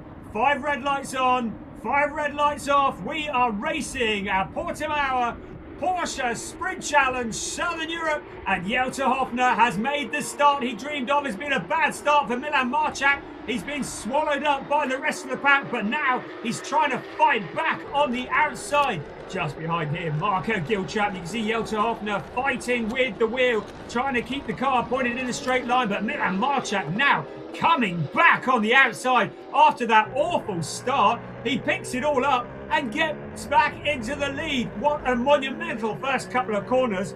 We're riding on board with Theo Elenas there. He can see the fight in front of him. He goes to the inside under braking. There's Milan Marchak up ahead, leading the way. Elenas goes deep into the corner. There's Jelte Hofner just to the side of him. The cars all fighting for position on this opening lap. What great racing. Milan Marchak looked like he lost it all, fell back through the pack, but then came back around the outside. Meanwhile, Theo Elenas has had a great start. He's mugged Jelte Hofner. He's up into second place. Hofner's not done yet. He's trying to fight back, but suddenly he's got Marco Giltrap all over him. Looking to the outside now. Giltrap ducks back to the inside. Heading down the hill, they come into the right-hander. Hofner taking a cautious tight inside line. Theo Elenas on the wide outside. All of this allowing Milan Marchak to break a little bit clear at the front. What great racing we are seeing here in Porsche Sprint Challenge Southern Europe, the opening race of the season, and it's all kicking off at the front. Remember, the drivers need to look after these tyres because the wet weather tyres are gonna fall apart if they take too much out of them too soon. Looking for the wet patches to keep them cool. Jelte Hofner back to the inside of Elenas for second place. Hofner just keeping it tidy on the inside, not allowing himself to get hot under the collar. The two cars run side by side out along past the start-finish line in towards turn one. Hofner has the faster inside line. Will Theo Elenas be able to outbrake him? No, he won't. But look at Marco Giltrap coming on the outside as well. He ducks back to the inside. Theo Elenas now. Elenas on the wide outside, doing what Milan Marchak did on that first lap. Marchak sees Elenas on the outside. Brilliant racing here, side by side for the lead of this race. 1, 2, 3, 4, 5 cars all in the lead battle. Theo Elenas has got his nose in front, leading the way. Milan Marchak getting mugged by the 27 car. Out they come once again. Marchak has a little look to the inside, under braking into turn 5. Now up the hill. Marchak has that inside line. It's a drag race up the hill. Is it Marchak who has his nose in front? I can't see Theo Elenas to the side of him. Elenas now back in front. The two cars almost making contact. Marchak back to the inside. Amazing racecraft. Look at Marco Giltrap, Jelte Hofner there as well. And also Nikola Milkovic. Milkovic joining in this battle. 5 cars all fighting for the lead. Brilliant stuff. What a way to start the season. Theo Elenas in control. Now Marchak muscles his way through on the inside. Marchak back to the lead. Theo Elenas in second. Jelte Hofner now fighting for that second place. He's in third at the moment. No, he's not. He's down to fourth because Marco Giltrap has now muscled his way into third place, challenging for second. We knew that Marco Giltrap would be a contender here. Such a rapid pilot, but he's in third place at the moment. Theo Elenis continues to lead. Milan Marchak, our pole sitter, down to second place, but now Giltrap to the inside. Marco Giltrap with that tight inside line. He has a nose into second place. The back end of the car sliding around the corner out onto the pit straight. They come once again. Sensational racing from Porsche Sprint Challenge Southern Europe. Great mature racing. All the drivers respecting each other, giving each other space. Marco Giltrap now under pressure from Jota Hofner. Hofner ducks back to the inside. Hofner in third place, having started second. He won't be happy about that. But look who's in the background. There is Nick Ho working his way forwards. Meanwhile, just to keep an eye on Walter Burkamp, he's still at the back at the moment, but he'll be moving forwards as his tyres come up to temperature. There is Theo Elenis, our race leader, but for how long? Marchak with a nose retakes the lead once again. Elenis tries to duck back to the inside, out of 5 towards 6. Elenis back to the lead. Brilliant stuff. This fight for the lead. The two cars running side by side. It's Marchak once again. Theo Elenis in second place. Going to be fighting back though. Keep an eye on Marco Giltrap in third place. He's now lining up the car that was leading the race. Only one lap ago. Marchak's back in front. You can see the dry patches appearing on the track. Marco Giltrap goes deep into the corner, leaves the door open to Jota Hofner. Our race leader at the moment, Milan Marchak, from Theo Elenis, from Marco Giltrap, from Jota Hofner. These four pilots absolutely nose to tail. Nick Ho has worked his way past Nikola Milkovic. The two cars got together. They're just out of shot. It looks like Ho's managed to keep it together, but Milkovic is off. I think he might have picked up some damage. We saw him and Nick Ho just making slight contact coming out of the corner. Milkovic goes wide. But Nick Ho in the Rapid Team GP Elite car closing in on the lead four cars. Jota Hofner flashing the lights out towards turn 1. We come once again. Can we stand this for another 23 3/4 minutes? It's Milan Marchak who leads. Theo Elenis in second place. Then Marco Giltrap. Then Jota Hofner. Remember the tyres. The drivers need to look after the tyres because they need to be able to fight, attack and defend in the closing stages of this race. At the moment, Walter Burkamp is some 27 seconds back from the leaders. That was the moment Milkovic and Nick Ho got together. Now, has Milkovic got problems with that car? Just look and see where he is. He's dropped all the way down to 11th place. Now, looked like a racing incident to me, but I dare say the race directors will be looking at that. So, less than 23 minutes plus 1 lap remaining. Let's take stock. Milan Marchak leads, having surrendered the lead several times over, but now Jota Hofner challenging the New Zealand driver Marco Giltrap. All four of these drivers at the front are so rapid. Marco Giltrap, probably the more experienced of all of them, but he's got Jota Hofner, a driver who has already shown that he's not scared to get his elbows out. Giltrap goes deep into the corner. Hofner's not able to take advantage of it at the moment. 22 minutes of this race. Brilliant stuff. Keep an eye on Nick Ho in 5th place, who continues to close in on this lead battle. This 4-way battle could soon become a 5-way battle before too long. So, Milan Marchak leads the way. Second, Theo Elenis. The gap was about half a second the last time they crossed the start-finish line. Quickest man on the circuit now is Milan Marchak. He's going to have to nurse those wet weather tyres though, because they will be starting to get a little bit worn. You can see the cars aiming for the wet patches on the track. Out along the pit straight into turn 1 we come once again. Marco Giltrap still holding on to that 3rd place. 1st, 2nd, 3rd, 4th, 5th, all in one shot. I don't think Nick Ho has settled for 5th place by any stretch of the imagination. He started 8th, so he's made up 3 places. He's closing in on this lead battle. Here they come. Here's your race leader at the moment. The fight for second. Theo Elenis has Marco Giltrap now looking to the outside. Into turn 5 they come.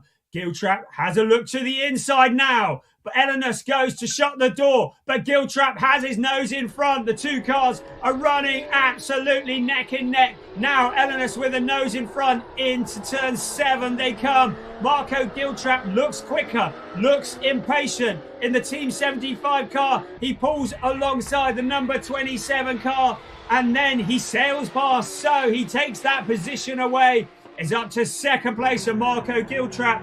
Now Theo Elenis in the S1 racing car, trying to fight back to the inside. Dive bomb into the corner they come, back into second place. Meanwhile, this allows Milan Marchak to stretch his legs a bit at the front whilst the cars behind are fighting with each other. It allows him to break clear. Marco Giltrap side by side with Theo Elenis. Jelter Hoffner now having to defend from Nick Ho, who is now looking for that 4th place. Second place very much up in the air. These drivers giving each other so much respect. Great to see such mature driving. Porsche Sprint Challenge Southern Europe Sport Division side by side. Going out wide, Theo Elenis can't afford to exceed track limits. If he does, the race directors may well get involved. There have been a couple of incidents noted by our race directors. I don't want to look away from the screen. Look at that. Walter Burkamps is the quickest man on the track. You saw that flash up. He is in 13th and last place at the moment, but he's now putting in laps that are quicker. So his last lap was a 1:58.1. The last lap for our race leader was a 2 minutes 1.1. So Walter Burkamps is lapping 3 seconds a lap quicker than our race leaders. So Burkamps could well be a factor as this race comes to its closing stages. Once again, the battle for second place. Marco Giltrap currently ducks back in behind Theo Elenis, but you know he is not done yet. Will they know that Walter Burkamps is coming up through the pack? He's in 13th at the moment, but it won't be long before he starts to challenge the number 29 car of Jesse Polderdijk in front of him. Polderdijk, who's able to run in 12th place. We're on board once again with Theo Elenis as he has a look to the outside of Marco Giltrap. Brilliant driving. He tucks in back behind Giltrap into that second place. These two have swapped positions so many times. They're not allowing Milan Marchak to get too far away. At the moment, 1.544. When they crossed the start-finish line, it was about 1.3. So Milan Marchak just holding a fair bit of pace here, holding that gap, but not able to pull much further clear than about 1.5 seconds. The cars behind settling down just for a moment. It is Marco Giltrap in second, Theo Elenis in third. Nick Ho has dispatched Jelter Hoffner, so Hoffner will be distinctly grumpy about that down in 5th place. He will no doubt be fighting back. Walter Burkamps, where is he? He is setting purple after purple after purple. He is 20.08 seconds back from our race leader, but he is currently lapping in a 1:57.5. He is lapping 3.5 seconds a lap quicker than any other car on the track. Walter Burkamps took that gamble at the end of the formation lap. When Peter spoke to him on the grid, he was like, yeah, only a lunatic would wear wet weather tyres for this race. But he sold us the dummy, because at the end of that formation lap, he decided the track was dry enough for slicks. He came in, he's changed to slicks. Now he is playing catch up. Now he is going to have to use all of his experience, everything that he's coached all the other drivers with over the years. He's now going to be applying to himself as he tries to work his way through the pack. He's got Levin Gelf up ahead of him in 11th place, and he's going to be picking off the cars fairly rapidly once he catches up with him. And catching up is exactly what Marco Giltrap has done to Milan Marchak. Did Marchak take too much out of those tyres at the start of this race? Because we now have a fight for the race lead. Marco Giltrap to the inside. Marchak didn't look to have very much that he could defend with there. So our new race leader, Marco Giltrap, he's been in the wars, he's been fighting, and now he relegates the pole sitter Milan Marchak, who falls back into the clutches of Theo Ellinus. So Marco Giltrap will want to put as much daylight between himself and the pack behind as he can, because Walter Boerkamps very soon will be on the same straight as the leading pack. Boerkamps at the moment is just about to come out of the final turn, and this is the race leaders heading into turn 1. So Boerkamps now within a straight of the leading pack. Jota Hofner has peeled off into the pits. So Hofner is into the pits. Is he going to go for slick tyres, or is he retiring? We don't know yet, so we're keeping an eye on that. So into the pits comes the car that started on the outside front row, and this is not for a tyre change. He's out of the car and he is furious. Jota Hofner slams the door shut. It looks like he's probably got damage. They're looking at the left front of that car. So Jota Hofner, the car that started second on the grid, retires to the pits. The car that started stone last in the pit lane, Walter Boerkamps, now fighting his way back up through. He's up to 7th place. It's Luciano Martinez up ahead of him. He's not going to waste much time dispatching the number 12 car because he has so much more grip, so much more pace. He is still running over 3 seconds a lap quicker than any other car on the track. We're over the halfway point of the race, but Walter Boerkamps is no doubt now going to be thinking about giving Marco Giltrap a headache. Giltrap, who is 0.786 clear of the silver car on your screen. Milan Marchak defending from Theo Ellinus, and an impatient Nick Ho. Nick Ho will be eager to get past the car in front of him. Theo Ellinus looks to the inside of Milan Marchak. Oh, these wet weather tyres shot on these cars into second place. Theo Ellinus with his nose in front. Ellinus, who spent most of this race side by side with other cars, now dispatches Milan Marchak, the pole sitter, down into third place. Nick Ho will be trying to close in. You can see once again Walter Boerkamps sets another fastest lap, a 1:54.778. He is absolutely flying. And next up the road ahead of him will be the 98 car. But there's a gap at the moment of 7.9 seconds that he's going to have to close up. But once he catches up with Nick Ho, he will be on rails in comparison. Those slick tyres up to temperature, now gripping better than anybody else on the track. Our race leader, Marco Giltrap, will be wishing away the next 13 minutes plus 1 lap, because the number 30 car is closing in on the leading pack. Our leader, Marco Giltrap, at the moment, he is some 3.5 seconds clear of Theo Ellinus. So the two cars that have been fighting, as they fight again for second place, have allowed the leader to break well clear, and the two of them fighting has allowed Nick Ho to pass both of them. Nick Ho waited for his moment, bided his time, and sailed past both Theo Ellinus and Milan Marchak from 4th to 2nd in one move. This is critical for Nick Ho, because when Walter Boerkamps gets up with him, he'll want to have as much space as he can to defend. But now Theo Ellinus is coming back in the background. You see Walter Boerkamps, now Ellinus back up to 2nd place.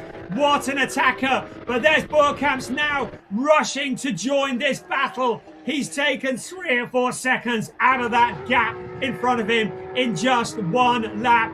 Now Theo Ellinus in 3rd place. There is Nick Ho, also in there as well as Milan Marchak. So in fact, Ellinus up into that 2nd place, of course. Nick Ho in 3rd, but who can live with Walter Boerkamps? At the moment, Marco Giltrap has a 5.6 second lead, but that is going to melt away once Walter Boerkamps can get past this battle in front of him. Boerkamps looks to the inside of Milan Marchak. Marchak will have nothing to defend with. To the inside goes Boerkamps. He's doing his best to hold on round the outside, but Boerkamps is through. Next will be his young protege, Nick Ho, just ahead of him in that third place.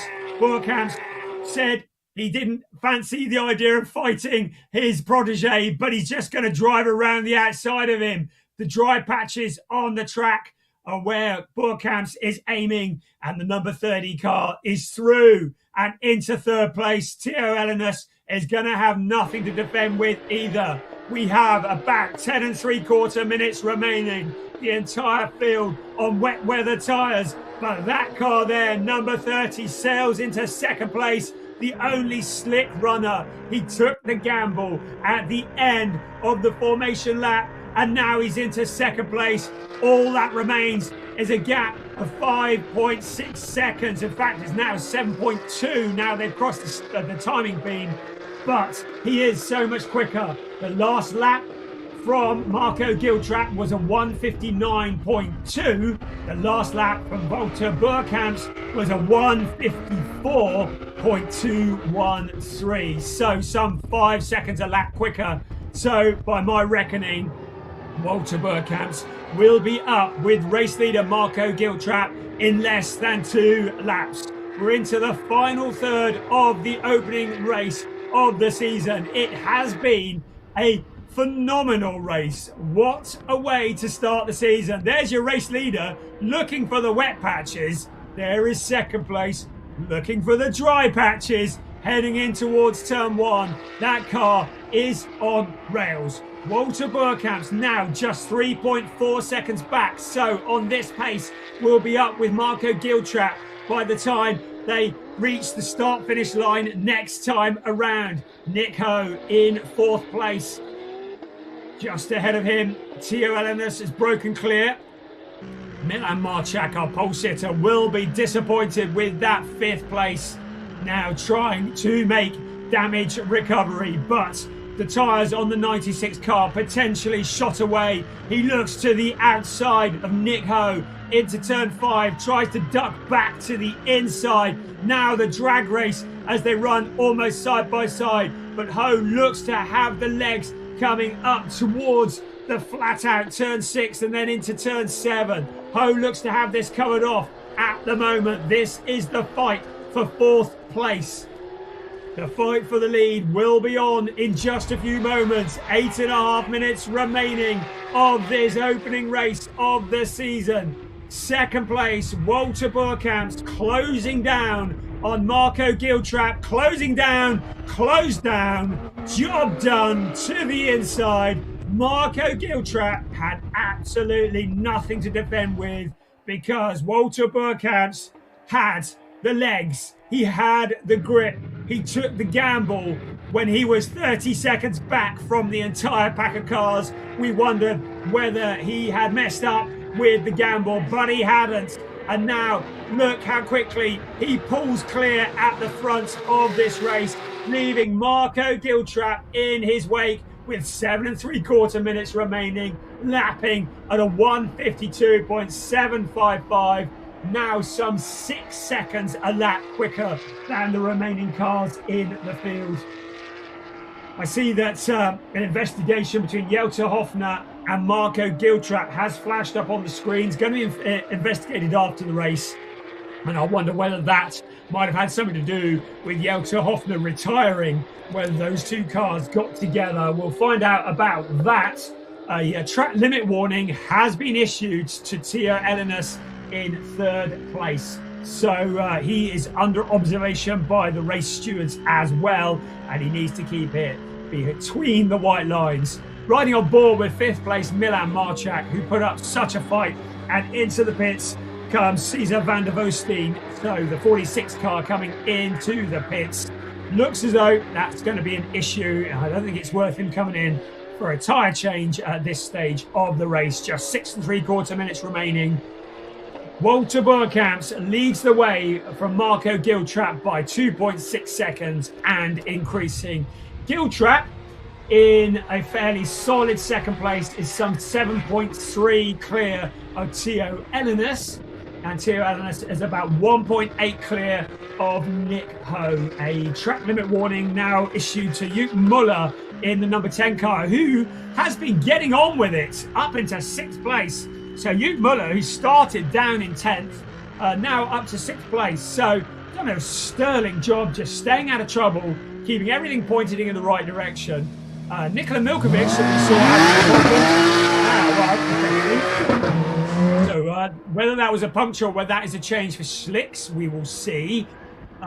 Change for slicks, I'm told. So the number 46 car coming in late in the race for slicks, getting a bit of dry weather running in on that car. More of a test session now than anything else, because Cesar van der Voosteen is going to be running down in 11th place. I was about to mention Nikola Milkovic in 8th place. We saw him earlier on dropping back after that incident. Doesn't look like he's got any damage, so he continues in that 8th place. So just over 5 minutes remaining plus 1 lap of this race. We're looking at Nick Ho in 4th place. Up ahead of him, Theo Ellinus.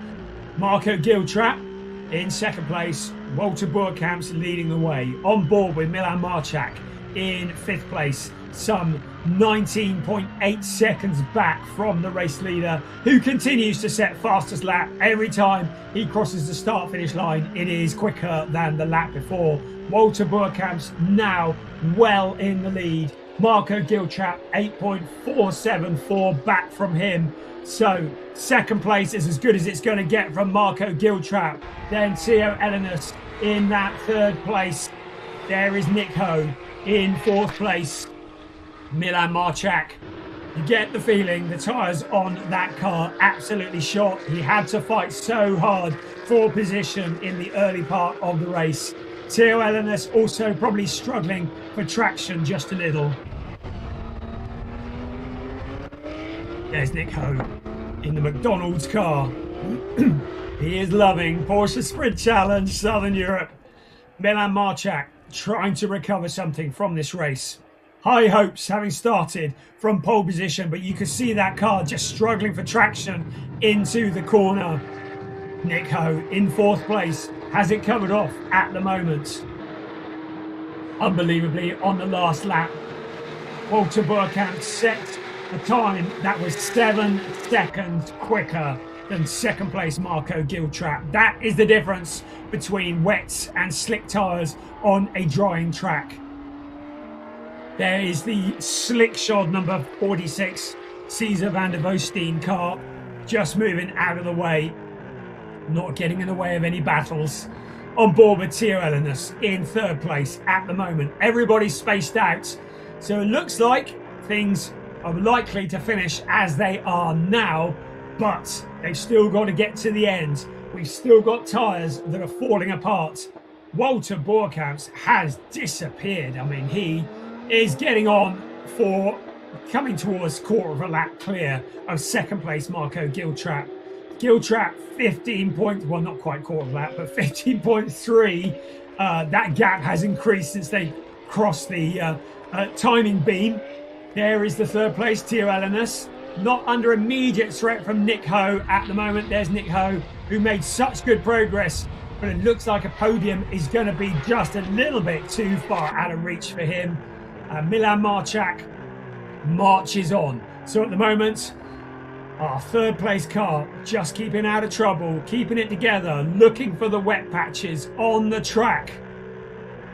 At the moment, he's heading into turn 13, and Walter Boerkamp is just crossing the start-finish line. That's how far ahead he is.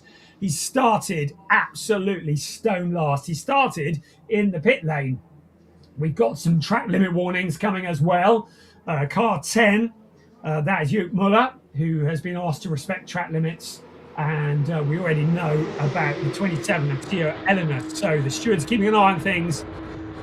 There is Theo Ellinus, the driver who we're hoping to see in Porsche Carrera Cup Benelux and Porsche Carrera Cup France in this coming season. The driver who once tested Formula One and was a reserve driver for the Mauritia Formula One team, running in 3rd place, making his comeback to motorsport after some time off. And there is Walter Boerkamp, a man who has really stepped up a gear took a win at Monza in Porsche Mobil 1 Super Cup last year, took a win at the Red Bull Ring in Porsche 6 Carrera Cup Germany last year. Very much a contender in Porsche 6 Carrera Cup Germany this year. He will be a championship challenger. There is no doubt about that. Behind him, Marco Giltrap warming up for his season in Porsche Carrera Cup Asia in second place, but now nearly 22 seconds back from Boerkamps. Dennis Tierelener some 11 seconds back. Look at those clouds. A sudden cloudburst could have changed everything. It looks like the sun is going to stay shining for what remains of this race. It's going to be the remains of this lap, and then I think a couple more. The clock has still got 30 seconds on it, so it'll be what remains of the lap that Walter Boerkamps is about to start. Then one more before he sees the checkered flag, and with those dark clouds on the horizon, I expect that Walter will be quite happy to see the checkered flag, because there is an awful lot of rain in the area, and a sudden cloudburst would certainly make those slick tyres almost unusable.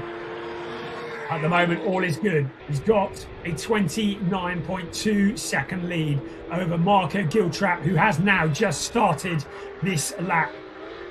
Boerkamps so far ahead, aiming for the dry patches only. Out he goes towards turns 7 and 8. Keeping it tidy, keeping it all together. The driver who we saw in Porsche Carrera Cup Benelux back in 2024 and 23, took a couple of third places there, but has had to step away from motorsports driving. Has been coaching primarily due to budgetary reasons, but now has the budget. We heard him talking to Piers prior in the lunch break. He talked about how he was coaching and he got behind the wheel of a car and showed that he's still more than capable. Team GP Elite took one look and went, yes, we want you on board. He came back and he won in Super Cup. He won in Porsche 6 Carrera Cup Germany. And now he's getting ready to start the final lap of the race to take a win in Porsche Sprint Challenge Southern Europe. Out of the final corner he comes. Out across the start-finish line for the very last time. Just 4.653 metres now stand between Walter Boerkamps and a first ever win in this series. Continuing to put in fastest laps of 150.136, now circulating 8 seconds a lap quicker than second place Marco Giltrap. He made the gamble. The team looked at the weather. They made that decision and it paid off. Walter Boerkamps on his final lap towards turn 6 and 7 he comes. Meanwhile, further back, the fighting continues. Here comes Nick Ho. So Nick Ho in the number 98 car. There's Milan Marchak just working their way past back marking cars. Milan Marchak, the pole sitter, in 5th place. But no problems at all. Walter Boerkamps up to turn 10 and 11 he comes. Just holding it together. The sun is still shining. Their slick tyres doing exactly what he wanted them to do. He had to overtake every single car in the field, but he took the gamble and it has paid off. Now he heads into turn 14 and then towards turn 15 for the very, very last time. It's Walter Boerkamps who now comes out onto the pit straight. In just a few moments, he will see the checkered flag raised high in front of him.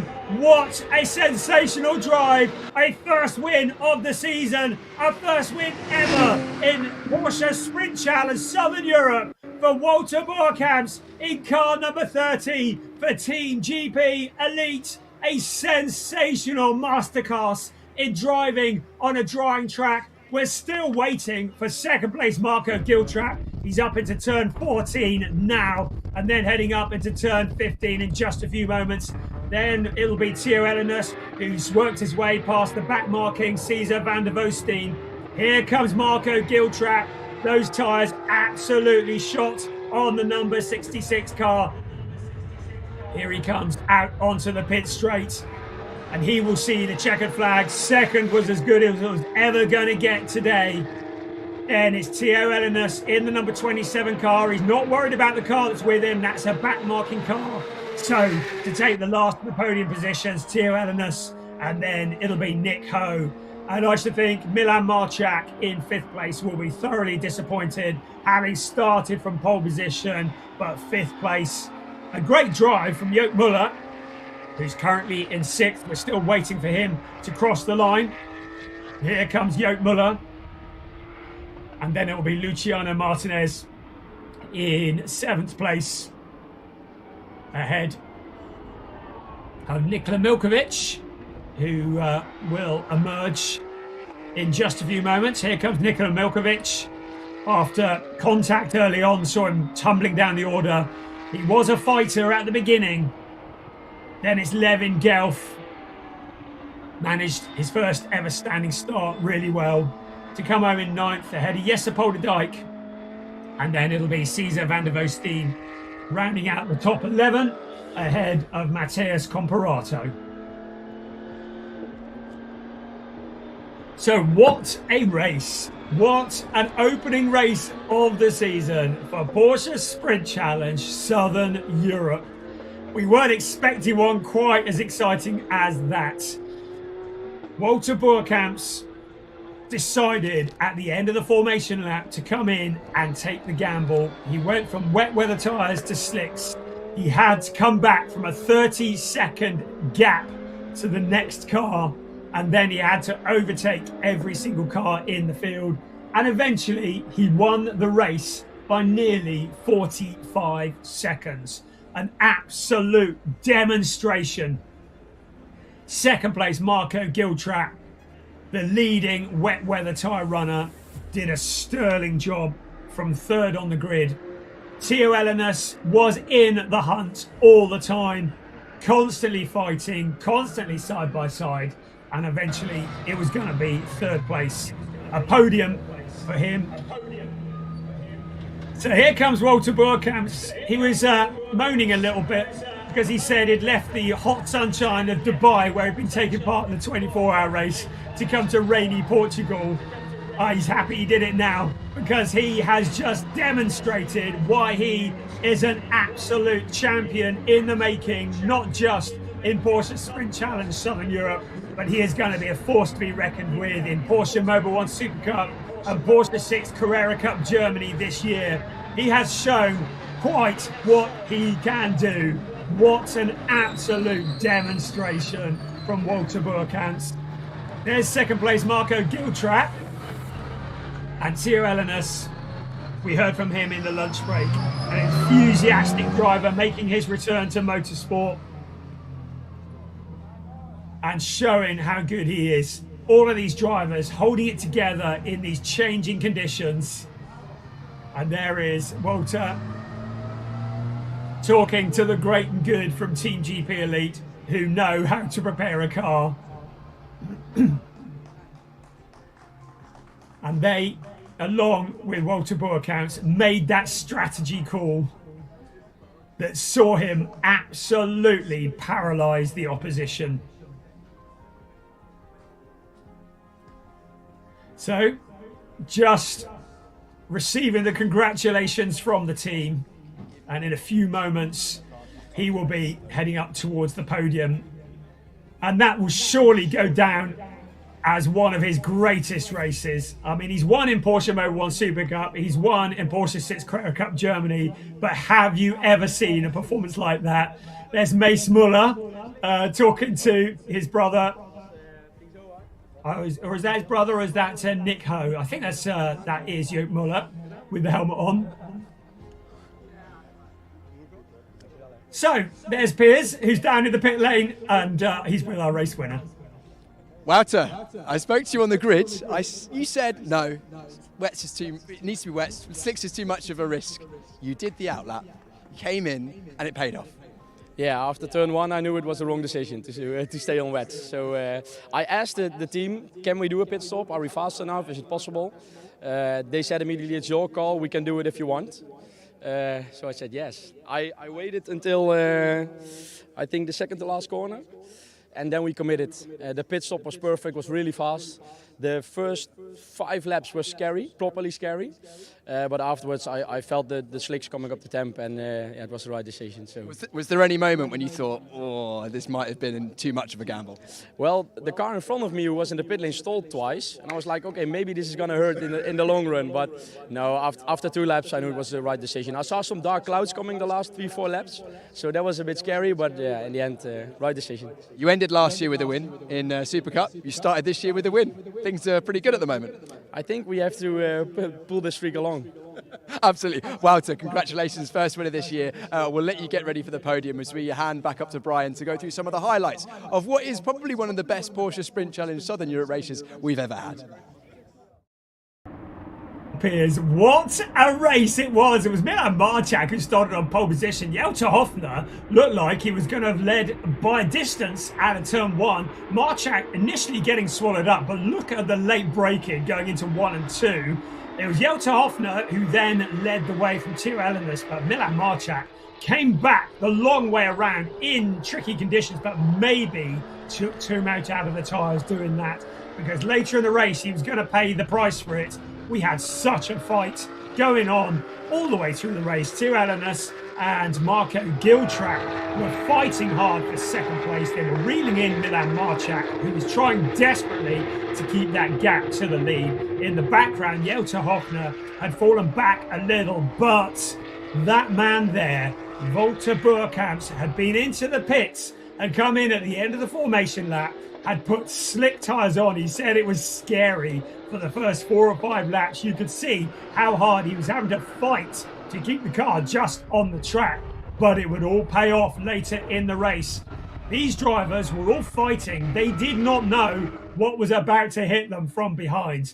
Jelter Hoffner, a very, very angry young Dutchman, exited the car, clearly with an issue.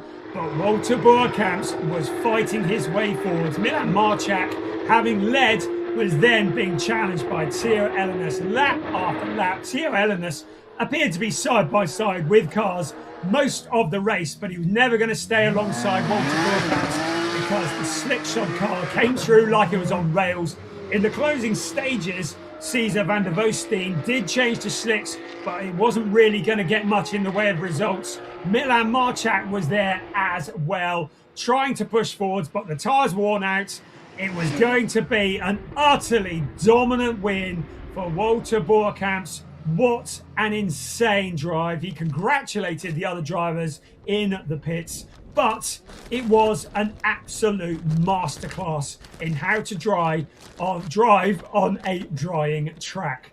You can see the clouds are rolling in at the moment, and Walter did say that he was looking at the black clouds coming in and praying that it wouldn't rain. Well, it didn't.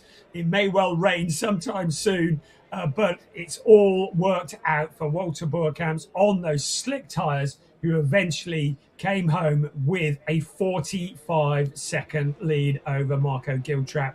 As Piers said, one of the best races we've ever seen in Porsche Sprint Challenge Southern Europe. I've already blown my voice up shouting too much because that was so insanely exciting. If we get a race that's half as good as that again this season, I will be very happy. That was absolutely spectacular. And we get to see them all again a little later on this afternoon. But before all of that, we've got our podium. So it is down to the podium now with Piers Pryor.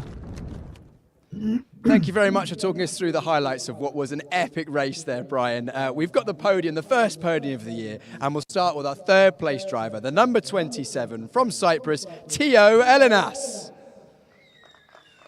Congratulations, Tio, and congratulations to the S1 racing team. Second place, the number 66 from New Zealand, Marco Giltrap. Team 75 giving Marco the car to take second place in that one. And our eventual winner, the only driver to take slicks on the first lap, a big gamble, but it paid off. The number 30 from the Netherlands, Walter Burkamps. Team GP Elite, along with Wouter, making the correct decision, and will now have the national anthem of the Netherlands.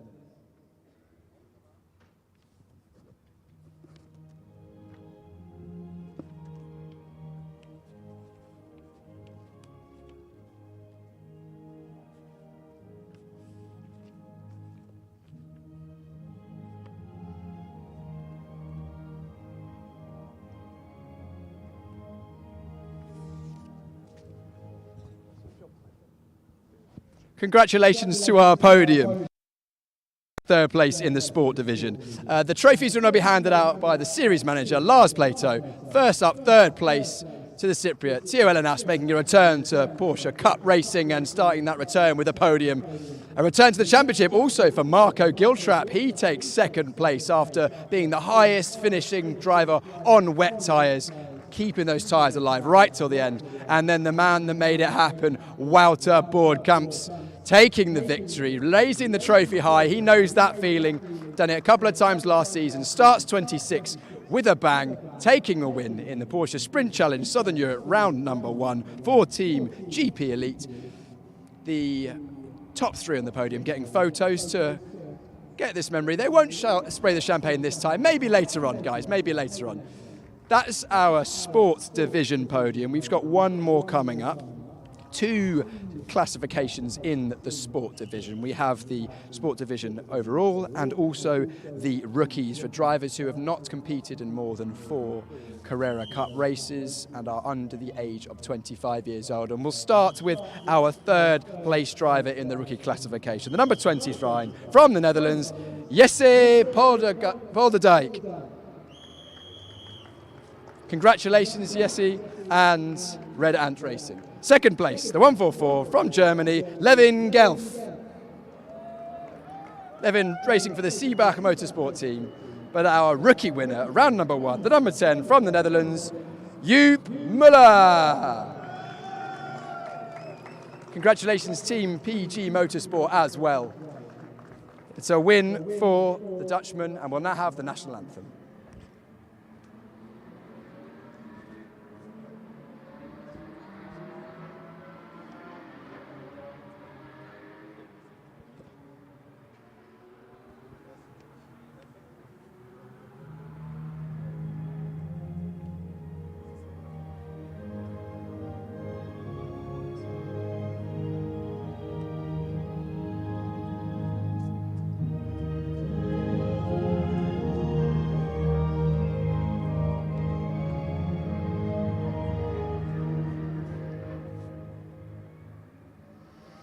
Congratulations, top 3 in the rookie. We now have the trophies presented once again by series manager Lars Plato.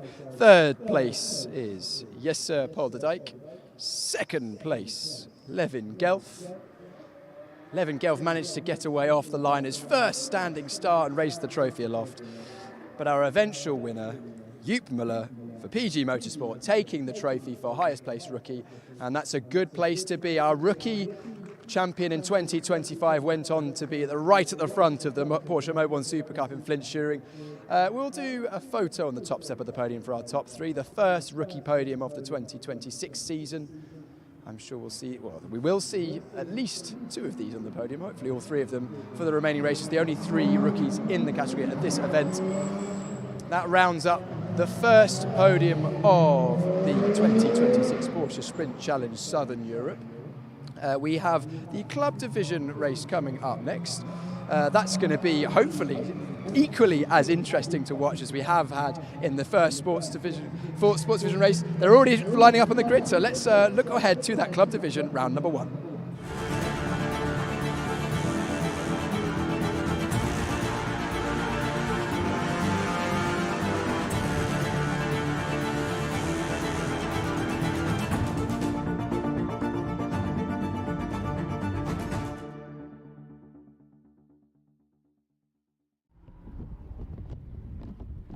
Southern Europe, the club division. We've seen the sport division have their first race of the season. Now it's the turn of the club division, and we are very much looking forward to this.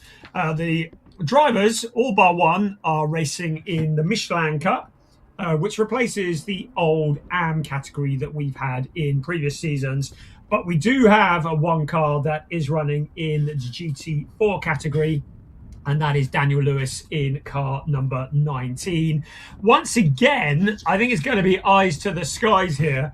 The last race, the sensational race that we saw just a few moments ago, very much affected by the weather conditions.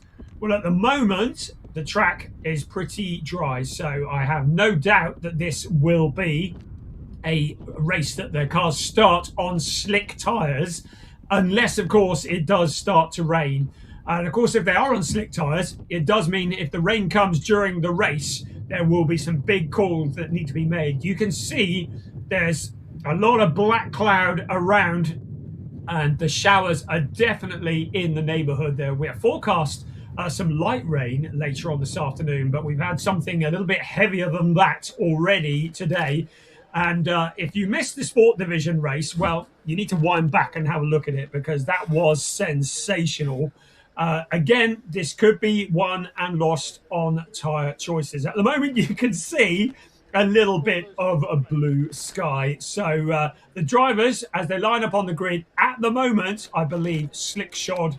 But we will see how that shakes out, because we've got a few minutes yet before this race is underway.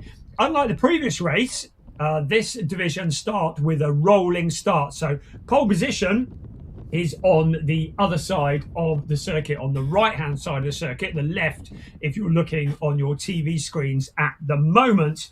And it will be, as I said, a rolling start side by side.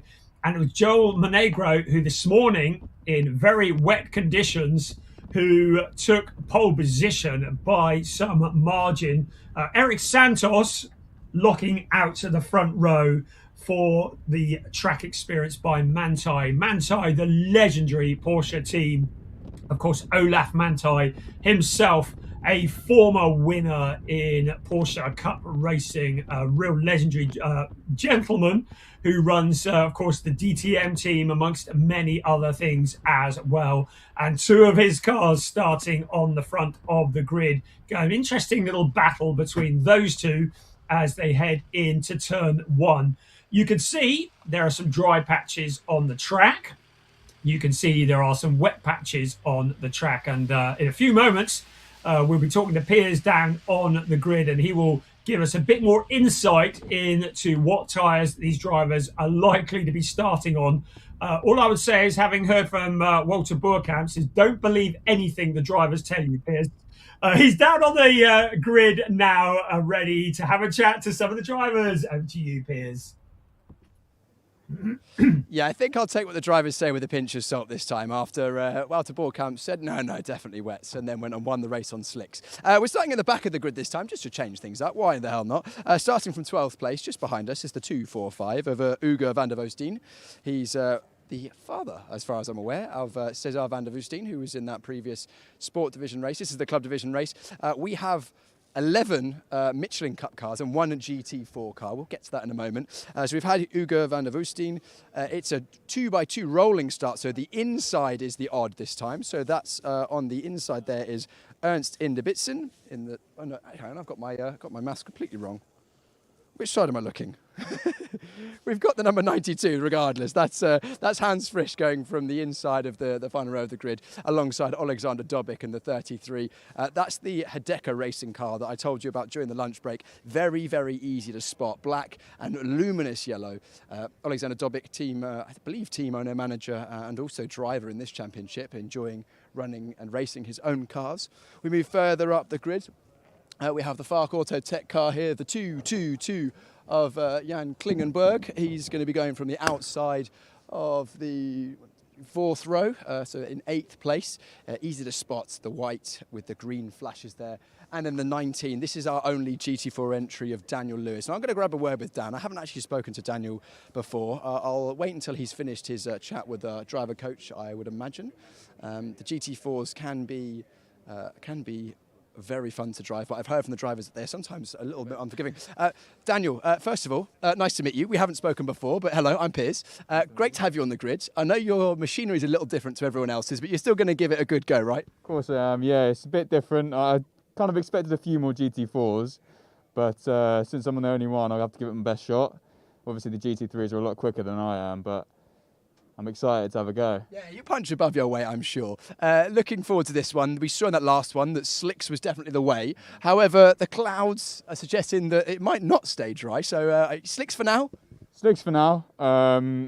If it goes wet, I won't be mad because these cars in the wet seem to outperform them, so I'll be happy. So you're going to do a little rain dance in the cockpit. I can see your foot jiggling away. That's the best rain dance you can do while you're trapped in here. Daniel Lewis joining us, the only GT4 for this event. Hopefully we'll have a stronger collection of GT4s for the next event. Let's continue our way towards the front of the grid. On the inside of row number 3, we have Levent Turkman. We spoke to him during the lunch break as well, enjoying his racing. Lovely livery. In fact, probably one of my favourite, I would say, this year is the one of Levent. He's got some business sponsorship there, Sure Business, among some other bits and pieces. Let's jump in. I think he looks pretty chilled. He's got an open face helmet as well, so we can see all his emotions. I'll wait until Jaap van Lagen has finished having a conversation. Am I all right to jump in and interrupt? I'll wait for the wise words to finish, because of course the race is mere moments away. Do you know what? Actually, we'll leave Levent to it. He's deep in conversation there. He's alongside Casper Hogebum, who's on the outside of the third row of the grid. Let's grab a quick word with Casper, because I was chatting to him during the race while this man won the sport division, club division.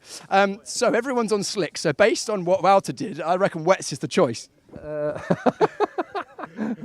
I got some great tips from Wouter. Now it's just on the execution part. Okay, execution part. Let's see how you do from that. Outside of row 3, good place to start. Yeah. How are you feeling? You seem pretty relaxed. Yeah, and the car is yellow, so easy to follow and to overtake.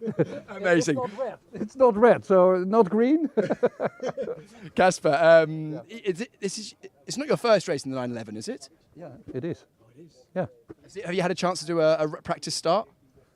No. We have a rolling start. Of course. Same as last year. No. I did know this. I just forget. There's a lot going on. What are you looking forward to in this race? How do you think the race is going to go best for you? What are you concentrating on? I think, basically just enjoy, learn, and we still got 7 more races after this one. But I will go for it, absolutely. I don't doubt that for a second, Casper. Good luck in this one. Casper Hogebum, the number 8 there for Team GP Elite. They took the win in the previous race with Wouter Boerkamps, and also Nick Ho as well was very quick in that race too, so look out for that. I'm sure that car's setup is pretty much well in the window. We now move to the second row of the grid. Inside of the second row is Javier Ripoll Jr., a driver that couldn't get off the podium but couldn't get on the top step, and actually haven't managed to catch up with Javier Ripoll Jr. yet this year, so I'm going to wait for him to finish his conversation with the engineer and then grab a word. Always entertaining driver, loves his racing, comes over from Miami to race in this championship, is a great supporter of this championship, has raced with us for the last few years.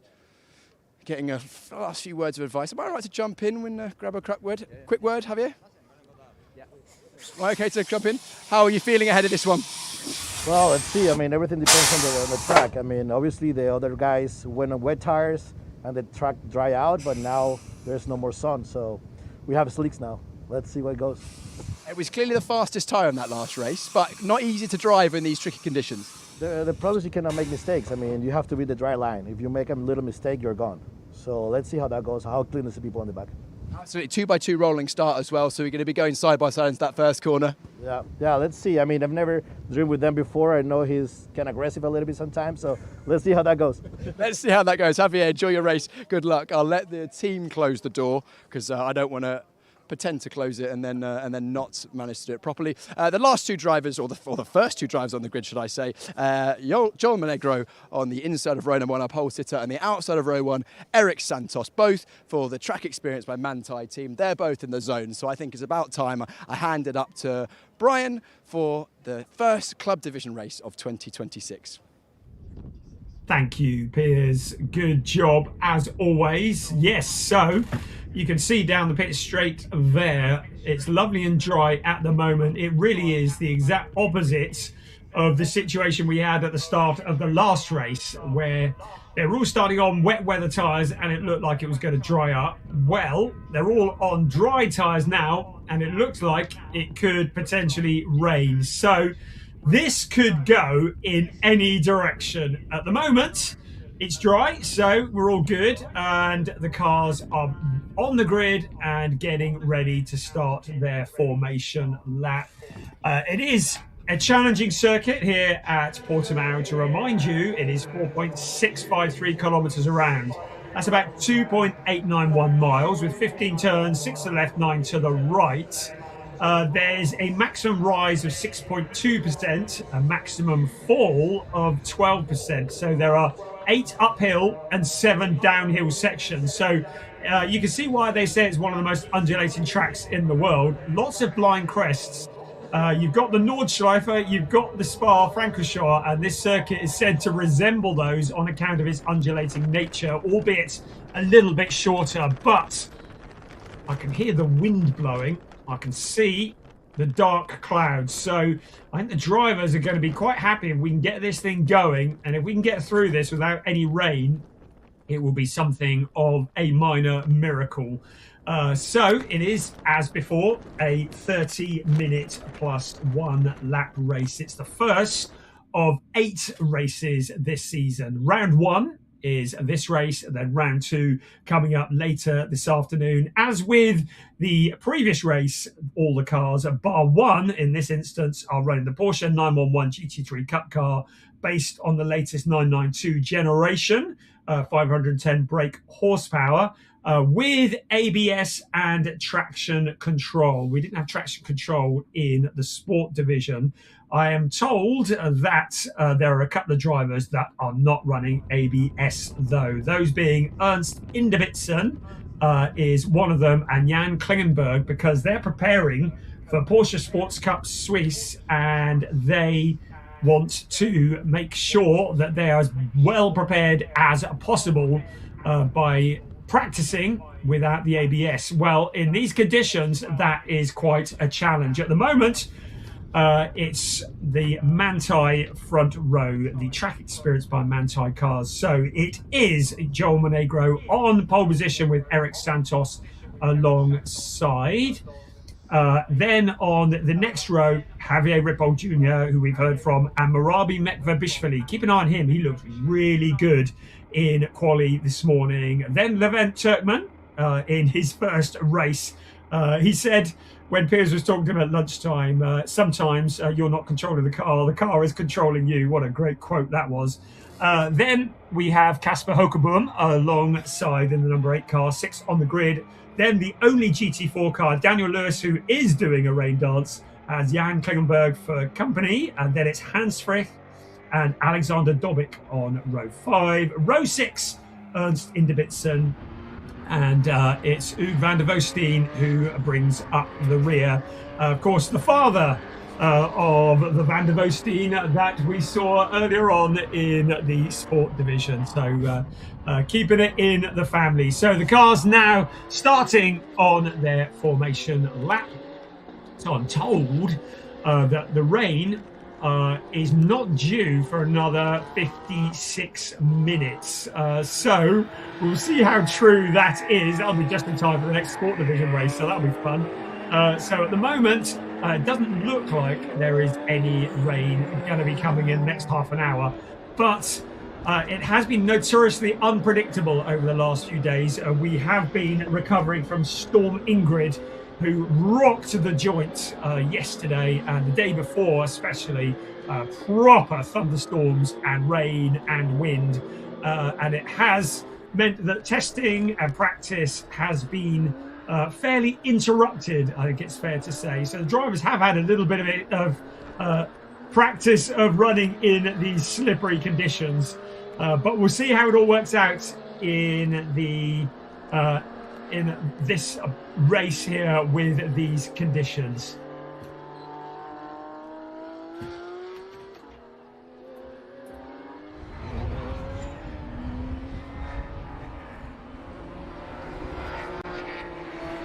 So we're on that formation lap, heading up towards turn 10 and 11. And the car's generating the heat into the tyres and in the brakes.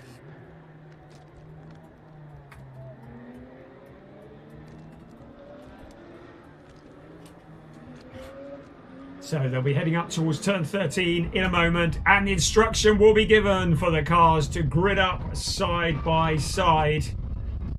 And then they will come out of turn 15. It will be the decision of Joel Monegro when to go. When the lights turn green, he will then hit the accelerator, and Eric Santos will try and beat him into that turn 1, and we've lost one already. So that is Hugo van der Voosteen, who has had a bit of a moment, a spun just heading round. That shows you how tricky it is on these slick tyres. The rest of the cars now side by side, heading up towards turn 15. We come in just a few moments. The safety car will duck off into the pit lane, and we will be getting ready for the opening club division race of 2026. Porsche Sprint Challenge, Southern Europe lined up and ready to go. Out onto the pit straight we come. Are we ready for this? 5 red lights are on at the moment, and in just a few seconds we will be racing. And look like Marabi Mekvabishvili a little bit eager out of the blocks. The race directors sometimes take a dim view of drivers who break formation earlier, but at the moment, under braking into the first corner, Joel Monegro just gathers it up.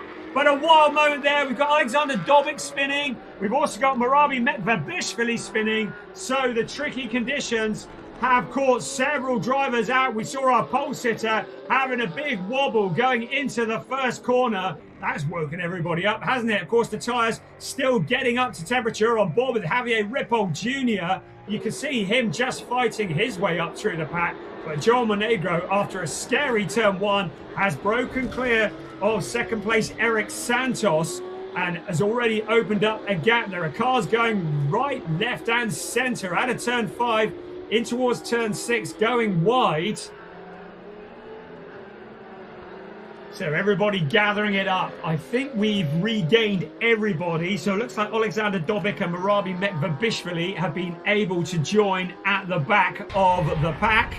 So they continue on their way. So everyone's kept it out of the barriers, but I think just getting the heat into these slick tyres. Of course, tyre warmers are not allowed, so all of the work has to be done. Right, this is the first corner. Look at the 2224 car. Hit a puddle. A wild moment there. Eric Santos not able to take advantage of that. And then it looked like Alexander Dobic, well, he hit a curb. Marabi Mekvabishvili going as well. So maybe the two cars getting together because it was a synchronized spin. But anyway, it looks like they've been able to rejoin. There was a teeny bit of debris, but I don't think there's been enough damage to take any of them out of the race. So at the moment, everybody continues. And it is Joel Monegro who has complete control of this race. After that wild run into turn 1, he's gathered it up and he's opened up a monstrous gap to Eric Santos. 3.647. We saw how quick he was in quali this morning, and he's putting that pace to good use, as we see. Hugo van der Voosteen challenging the number 77 car of Levent Turtmans. So clearly that moment on the formation lap has not deterred van der Voosteen at all as he continues to press forward. So doing a good job up in 7th place. Daniel Lewis in the GT4 car leading the way for the GT4s in 5th place, and he looking to the inside of Javier Ripoll Jr. Remember, he is the only GT4 car in the race. It is a slower car, but in these conditions he's absolutely wringing the neck of it, and he moves up past Javier Ripoll Jr. So the orange, white and black car, he's come all the way from the UK to race here. He's trying to make it worth his while. If he could get a podium in the overall race, he would be very happy with that. Next up the road is Casper Hoekeboom in the number 8 car. So Daniel Lewis, the man on a mission, the quickest man on the track at the moment by some distance is Joel Monegro. His last lap was a 1:57.020. Everybody else was above 2 minutes. So Lewis is past Javier Ripoll Jr. So up into 4th place. He'll be closing in on Casper Hoekeboom next. Our race leader, Joel Monegro, very much under control of this race. 2nd place, the other of the track experienced by Manthey cars with Eric Santos at the wheel. Then it's Casper Huckerboom in the Team GP Elite car. We know how quick those cars are.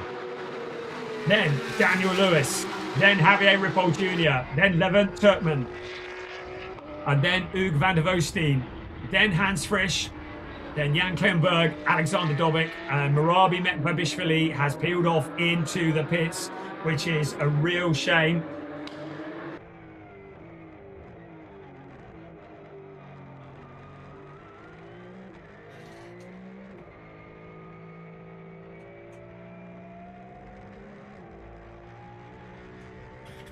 On board with Javier Ripoll Jr. now in the number 91 car.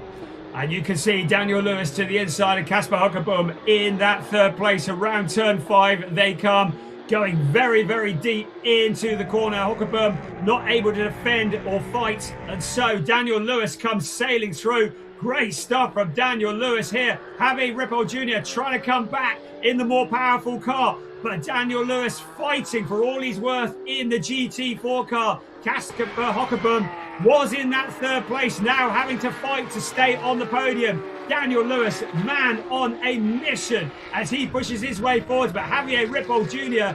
making hay while the sun shines, almost literally, and now broken clear in that third place. So Daniel Lewis in that fourth place, defending from Casper Huckerboom. Keep an eye on Levent Turkman. He's starting to get quicker and quicker as it goes on.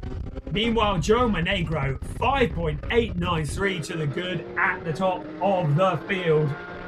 Leading the way from his teammate, Eric Santos. Javier Ripoll Jr., look at the colour of that sky in the background. Is it going to stay dark? There is Daniel Lewis. Behind him, Casper Huckerboom. Then Levent Turkman in sixth place. Behind them, Hugo van der Voosteen doing a really sterling job, now running side by side. So Turkman now trying to challenge for position out across the line on the outside of Casper Huckerboom, and through into position he comes. So the 77 car doing a good job moving forwards. Levent Turkman, the driver for MDM Motorsport from the Netherlands, making really good progress. Casper Huckerboom going in the wrong direction at the moment in the Team GP Elite car. Just behind him is Hugo van der Voosteen in the number 245 car in 7th place. Then it's Hans Frisch now making the challenge on the inside of Daniel Lewis. Levent Turkman taking another position, so he suddenly found a load of pace. The driver who only entered this in the dying moments of the week of last week, very last minute entry into this series, and now showing how it's done, moving his way up into 4th place. What a sterling drive from him. Joel Monegro really in control though, 9.7 seconds ahead of Eric Santos in that 2nd place. We're looking at the 77 car of Levent Turkman for MDM Motorsport. Daniel Lewis trying to come back at him in the Race Car Consultants GT4 car. A car that has significantly less power, but in the hands of Daniel Lewis, looking very competitive. Lewis would dearly love it if it started raining, because he knows that car really handles well in the wet. But at the moment, it's all dry. The cars are all on slick tyres, but the clouds are starting to close in. Joel Monegro continues to stretch his legs at the front. Santos in 2nd place. Doesn't look like he's able to do anything about the race leader. 12.475, and we're not even at the 1/3 distance yet. So Joel Monegro really dominating this race as things stand. Casper Huckerboom coming under pressure from Hugo van der Voosteen, and van der Voosteen once again the back end of the car stepping out. Such a shame after such good progress, but under braking, losing traction at the back. It shows you just how hard these drivers are pushing, how on the knife edge these cars are. But no such problems for Joel Monegro at the moment. He leads the way from Eric Santos. 3rd place, Javier Ripoll Jr. in the number 91 car, 1.5 seconds back from 2nd place. Here's a look again at that moment for Hugo van der Voosteen.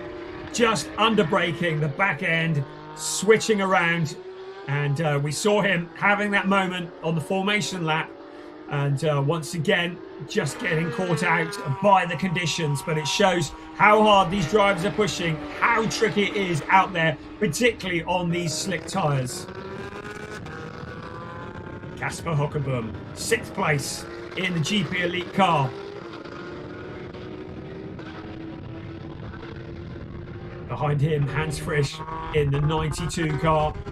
Then Jan Klingenberg in the treble 2 car in 8th place. That is the fight for 6th place. 6th, 7th, 8th running together. Joel Monegro continues to record the fastest lap of 150.061.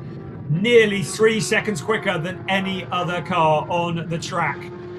Casper Hockerboom goes deep into the corner, leaves himself vulnerable to Jan Klingenberg. Klingenberg is through. Hans Frisch is already through. So Hockerboom travelling the wrong way through the pack at the moment. Such a shame after a great qualifying and a good start to the race. But now in that 8th place, Hugo van der Voosteen's a little way back after that spin. So Hockerboom good for the moment, but we'll need to regather it. Looking for the dry patches on the track, keeping the heat in the tyres. Joel Monegro continues to dominate. 15 seconds clear of 2nd place Javier Ripoll Jr. Ripoll Jr. having found a route past Eric Santos.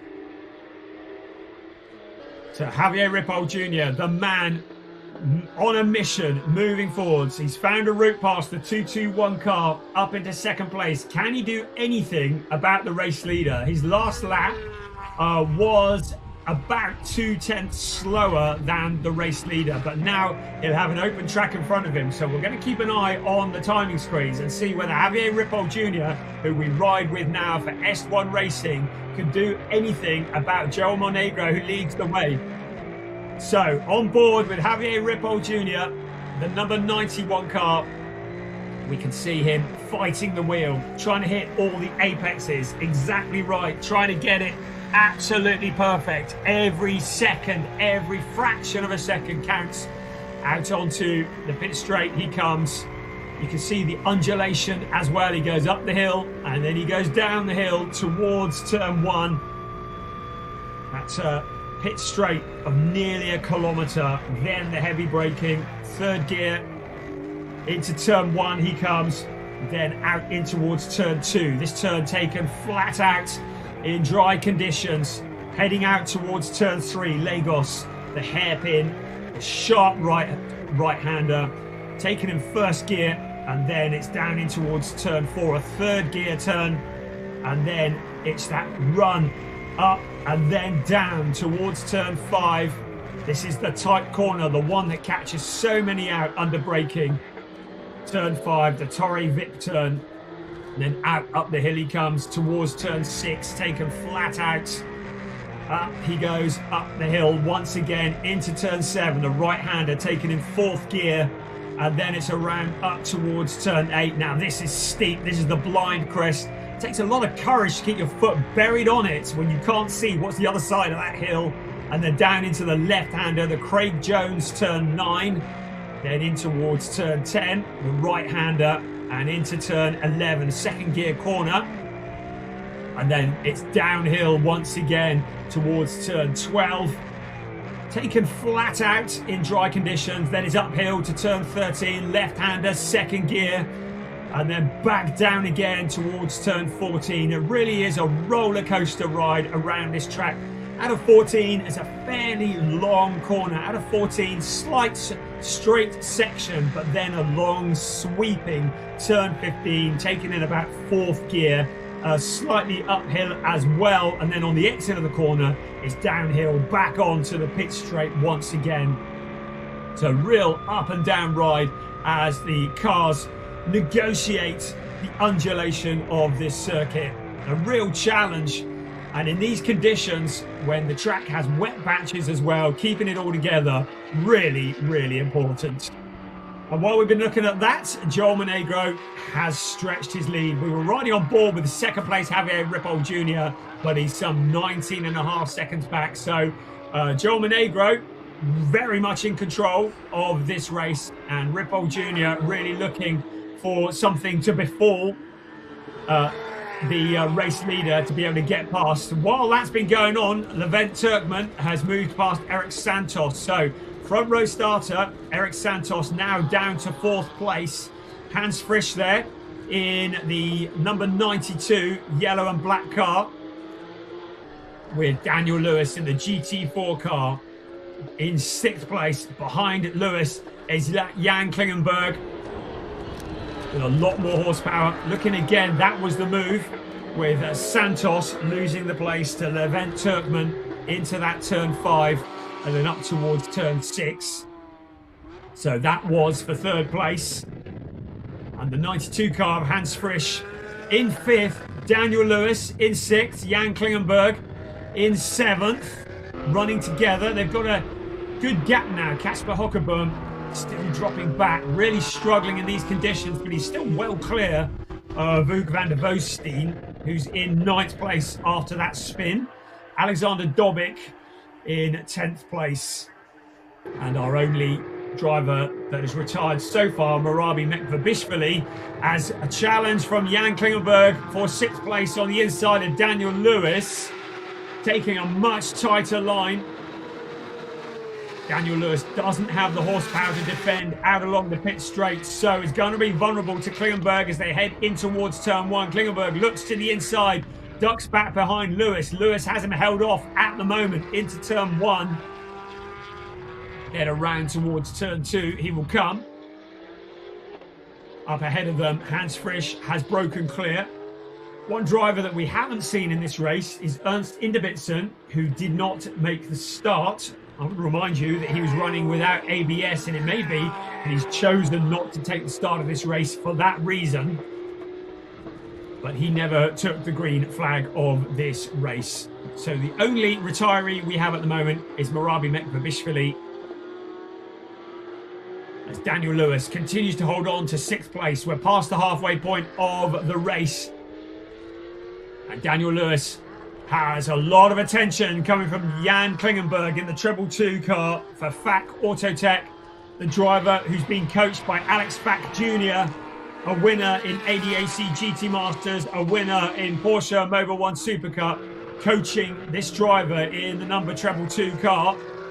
And of course the name FAC, a legendary name in Porsche racing. And Jan Klingenberg in the number Treble 2 car, who was in Porsche Sports Cup Suisse in 2023, has guested in quite a few different categories, including British GT, GT Open, 24-hour series, challenging Daniel Lewis for that 6th place.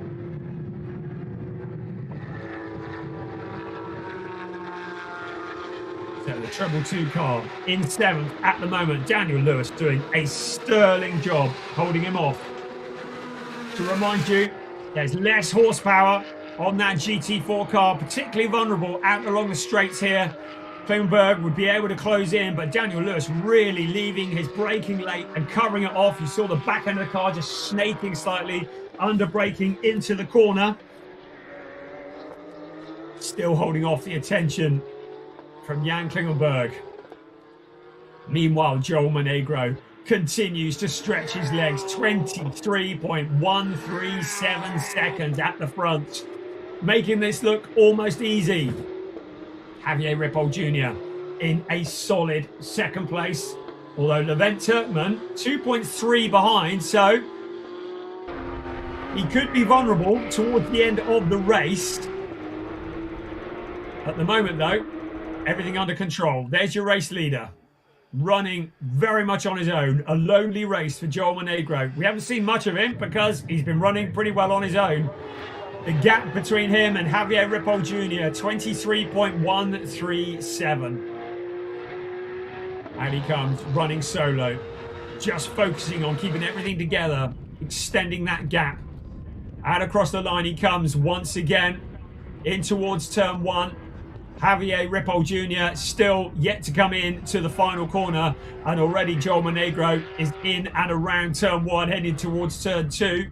We still wait for Javier Ripoll Jr. to cross the start-finish line to see what the gap is. 24.246. So Monegro showing no signs of backing off, no signs of resting on his laurels. Javier Ripoll Jr.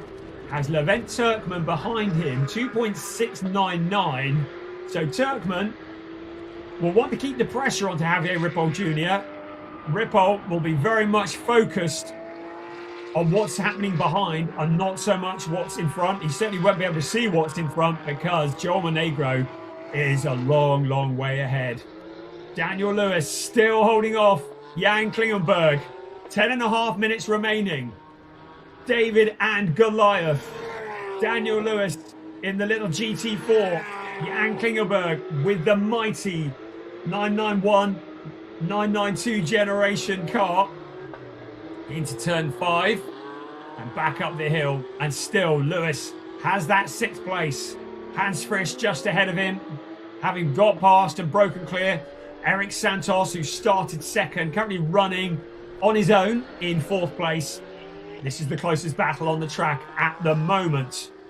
Daniel Lewis, the orange and white GT4 car, now with Jan Klingenberg seemingly closer than ever. And still, Lewis holds on. Still defending for all he's worth. 6th place. Klingenberg there, ready to jump. If Lewis puts one wheel wrong, he'll be there, ready to jump. And at the moment, Lewis looking very proficient, very dialed in. Mixing it with the bigger cars and staying in front. Now Klingenberg to the inside. He's got the gap on the inside, but Daniel Lewis has that faster outside line. Can he hold on to that 6th place? The 2 cars running side by side. Daniel Lewis now running absolutely side by side. Jan Klingenberg there as well, but Klingenberg will have the inside line into turn 1. Can Daniel Lewis hang it around the outside? He's going to be braking as late as he dare, but it looks like Klingenberg has finally got the job done. And Daniel Lewis, having held on for so long, is shuffled down into 7th place. But a brilliant job holding on for so long, and he's not done yet. You can see he's still looking to fight back. So Daniel Lewis fighting back. He's in 7th at the moment. Klingenberg in that 6th place. But he's got to get it right. He's got to keep it right. He's got to keep it tidy, because Daniel Lewis will be back past if he gets any opportunity at all. Joel Monegro still leads by 25.2 seconds. Javier Ripoll Jr., Levent Turkman, Eric Santos, Hans Frisch, and then this battle here, Jan Klingenberg, Daniel Lewis. They're some 5 seconds clear of Kasper Hockerboom behind them in 8th place. And now Klingenberg breaks clear with 7 3/4 minutes remaining. Daniel Lewis looking fairly solid in that 7th place. Kasper Hockerboom is some 4.3 seconds back. So not really a challenger for that position at the moment. And with the pace that Daniel is showing in the number 19 car, it's going to take maybe some kind of mistake from Daniel Lewis for him to catch up. You can see him just coming into the top of the picture. Head along the pit straight once again. In towards turn 1. There is Kasper Hockerboom in the background. Jan Klingenberg had to work hard for that 6th place. Daniel Lewis gave it everything he'd got, defending that 6th place. And is not allowing Jan Klingenberg to get clear, really, is he? There's Kasper Hockerboom in 8th place.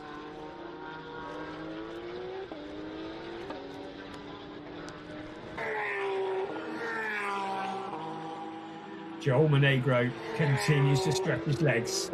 Yet another purple. A fastest lap has just put in fastest lap after fastest lap. The only driver in the 40s, a 148.629.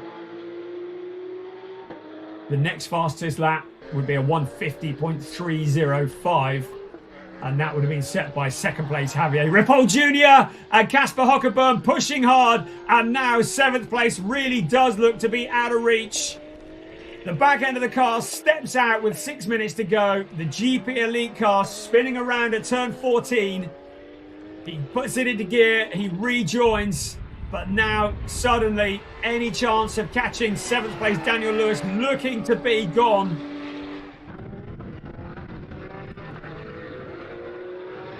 Going deep into the corner, trying to regather himself.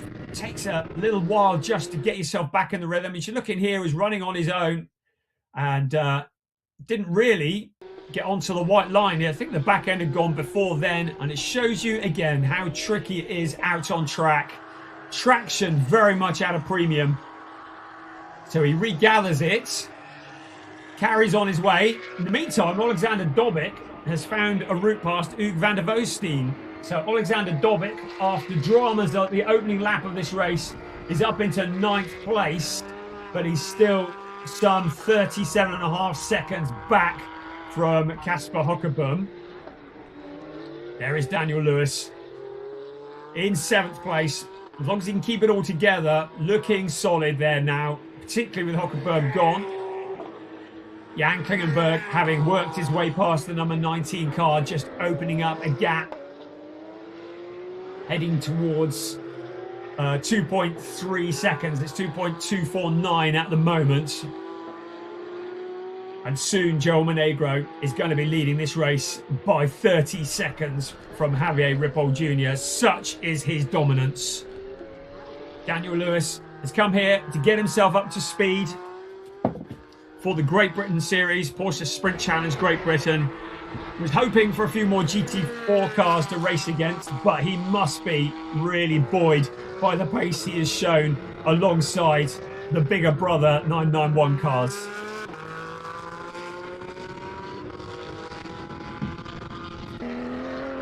So Daniel Lewis in that 7th place now just needs to keep it together. So easy to make a mistake in these conditions with the track so slippery offline. It would be so easy just to spin around when you're running on your own. I'm told that just keeping your focus a lot of the time is half the problem, because you're not targeting anybody, you are just focused on hot laps. There's Javier Ripoll Jr. just gone past through your picture. There's Levent Turkman, the very pretty number 77 car, 2.676 back from 2nd place. So not closing in anymore at the moment, whereas Joel Monegro has now stretched his lead to 31.3 seconds. There's 2nd, there's 3rd, in towards the tricky turn 5. Pleased to say we've not had too many track limit infringements, although Daniel Lewis did have one on lap 13. But on the whole, most of the drivers have taken the warnings seriously about track limits. 221, Eric Santos, 4th place at the moment. The sister car to the one that's leading the race, started on the front row, running on his own at the moment. You can see that dry line, all the drivers just aiming for that. The rain that we were worried about looks like it's going to hold off. We've only got 2 minutes and 20 seconds plus 1 lap remaining of this race. Joel Monegro, after a very sketchy run into turn 1, has pulled away, has absolutely dominated this race. Javier Ripoll Jr. had to work hard to push his way forwards. Started in 3rd, now up into 2nd place. Great drive from the 77 car. Levent Turkman started in 5th, now up into 3rd. Eric Santos, who you see now, started on the front row and was shuffled back through the pack. And along past the start-finish line once again. 1.5 minutes of timed racing remaining. 33 seconds is the gap between 1st and 2nd. Javier Ripoll Jr. just occupied with keeping the 77 car of Levent Turkman behind him. Then it's Eric Santos, about 6 seconds behind them.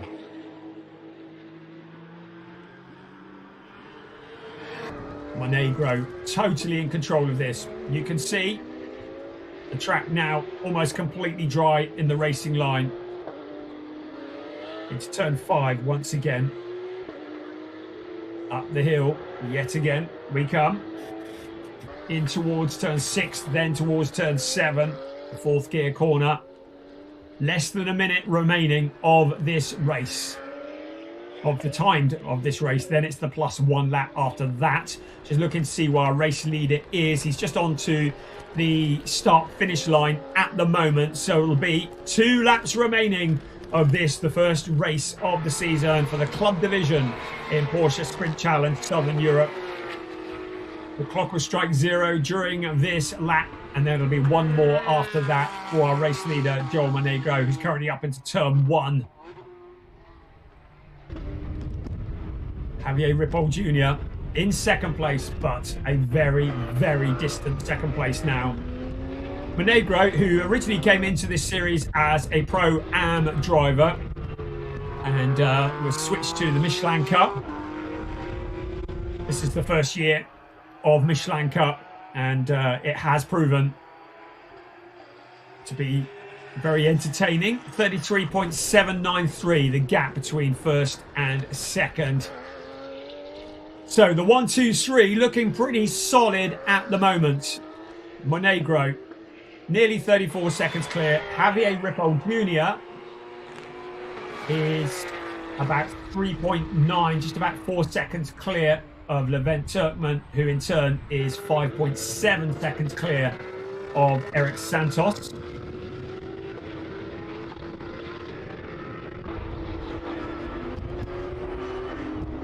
Here's our race leader, still going for it.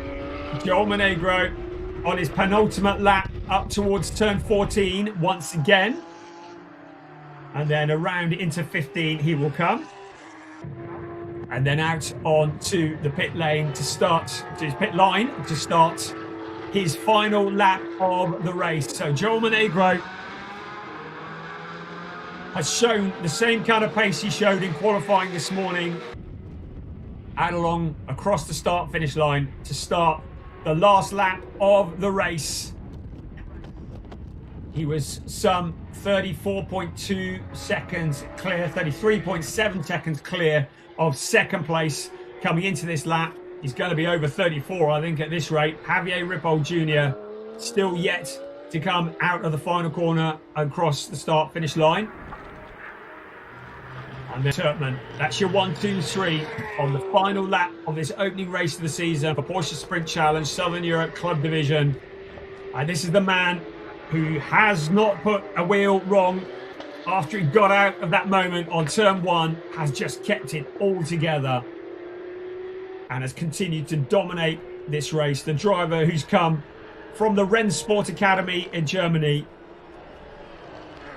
has come up through the ropes. Last year was in the Middle East Trophy. The 24-hour Middle East Trophy was in the Michelin 992 Endurance Cup the year before.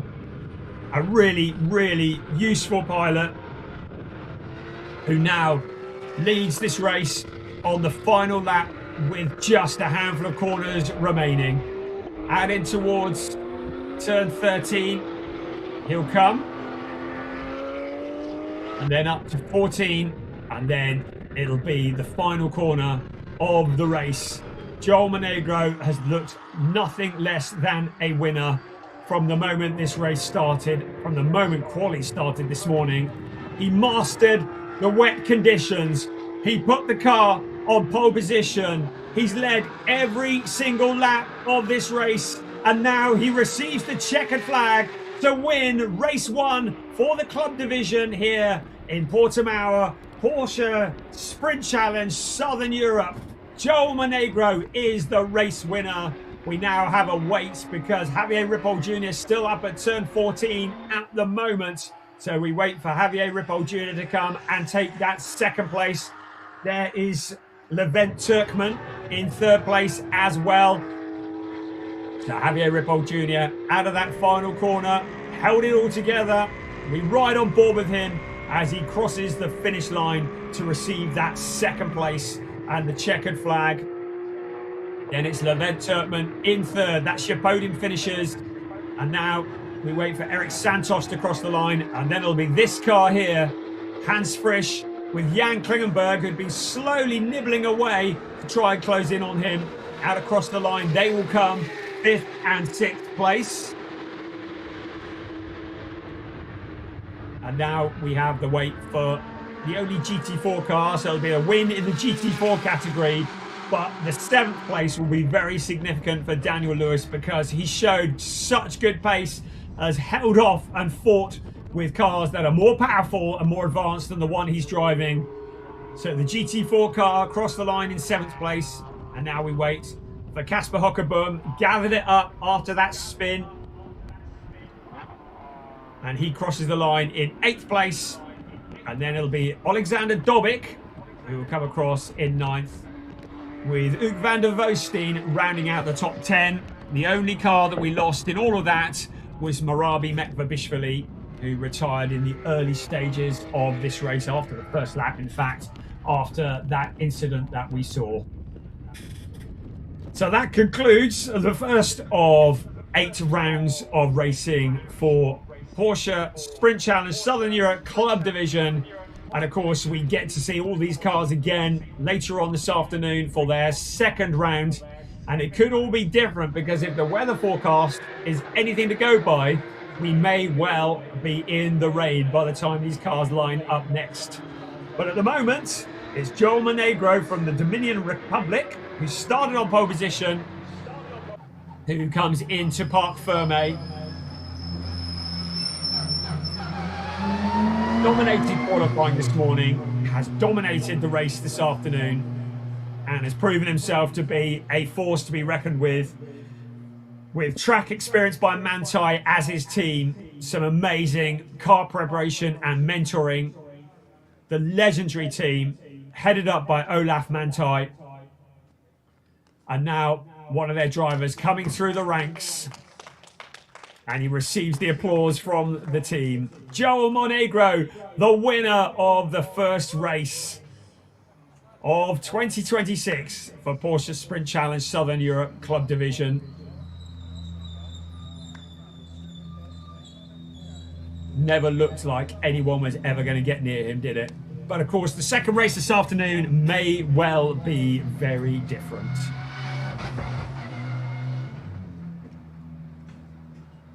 So still waiting for the other cars to come in. He's so far ahead, he's been able to get out of the car before the other cars even came into Parc Fermé.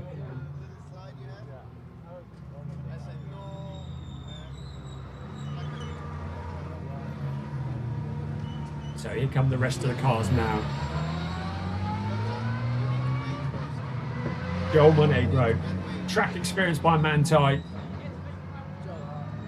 takes his first ever win in Porsche Sprint Challenge Southern Europe. Piers gives him a moment to take his helmet off, and hopefully we're going to grab another word with him in just a few moments. And look, the rain is now coming down just in the nick of time, and you can see Joel Monegro just glancing to the sky. Right, Piers is ready for us in the pit lane, and a word with our race winner.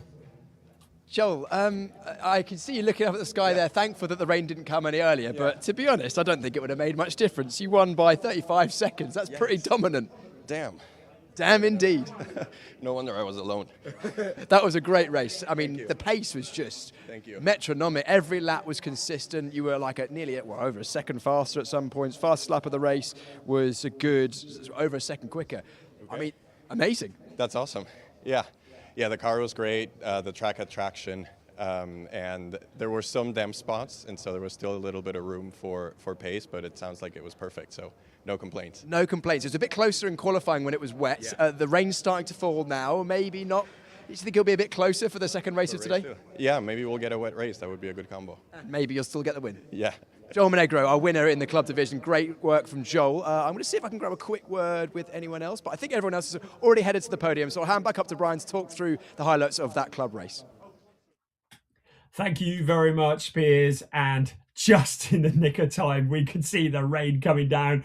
It was dry at the start, though, as the cars came out of the final corner. They were on a rolling start, and it was a fairly sketchy run into turn one because the track had those puddles, it had those wet patches. Look at the 224 car twitch into turn one, the back end stepping out, but Joel Monegro was able to gather it all up, keep it together. No such luck for Alexander Dobik and Marabi Metvabishvili, who both went spinning, and it meant that Metvabishvili was to go into retirement. The man who was mixing it was Daniel Lewis. It was a real David and Goliath moment. The little GT4 car going wheel to wheel with the much bigger brothers and holding them off, but eventually he had to give way. And it was Levent Turkman who made great progress pushing through the pack, fighting his way forwards.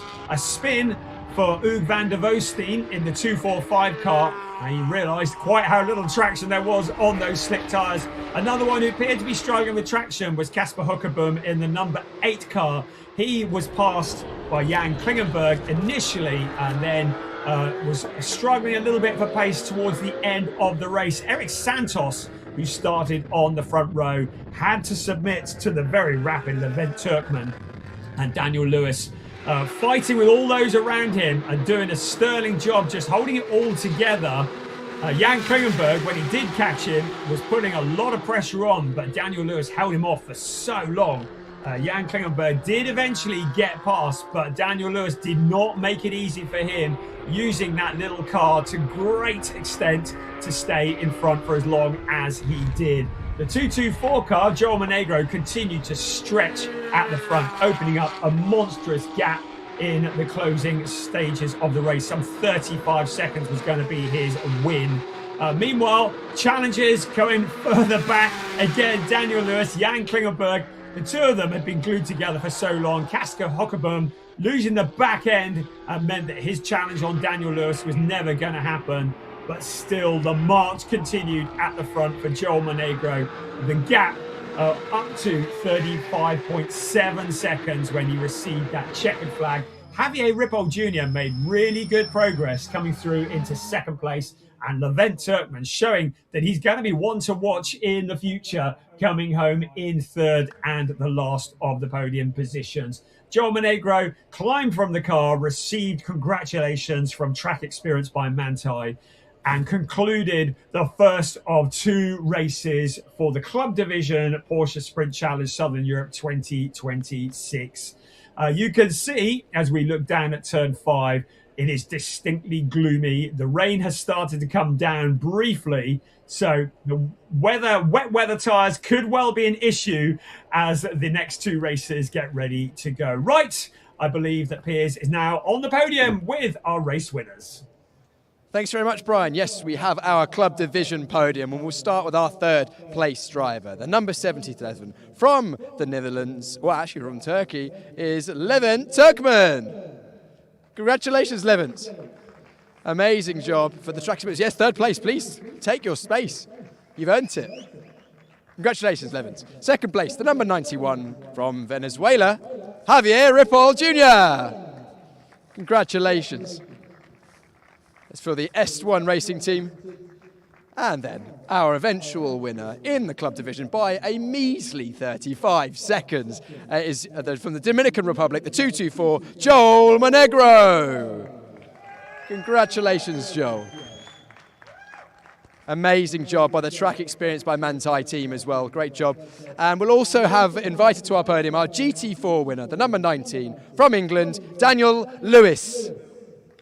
Congratulations, Daniel. Daniel racing for Race Car Consultancy. We'll now have the Dominican Republic National Anthem.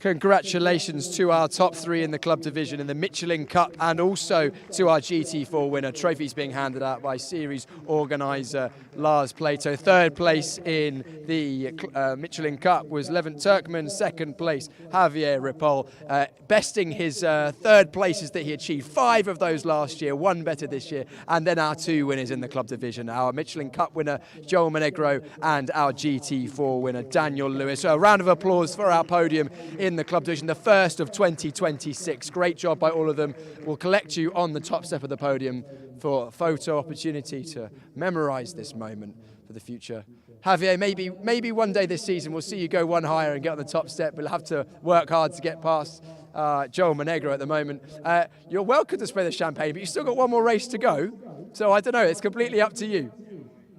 I think that's a no. Well, are they going to do it? No, later. We'll have it for race number 2 later on. Champagne for everyone. You can drink this one. Congratulations, another round of applause to our top 3 in the Michelin Cup and our GT4 winner for round number 1 of the Porsche Sprint Challenge Southern Europe. Please make your way downstairs. Congratulations, guys. We'll see you go out for the second round of the championship later on this afternoon. That'll come up in just over half an hour's time. Congratulations, guys. And that gives us a chance to now look ahead to our second race in the club division. The sport division. We've just had the club division. That first race we had earlier on was electric. The rain has started to fall. The winner of the first race was on slicks, everyone else on wets. Will we see drivers start on slicks and then someone come into wets? Who knows? That's all to come. I'll hand back up to Brian now as we look ahead to the second round of the Porsche Sprint Challenge Southern Europe Sport Division. Thank you, Piers. Yeah, every race is a bit of an adventure here, isn't it? Because the weather just keeps changing, keeps throwing curved balls. I think if this next race is anything like the previous one, we are in for a treat. Well, the rain is starting to come down, and we will be getting ready to go with it in just a couple of minutes. So just 2 minutes, we will be getting ready to go.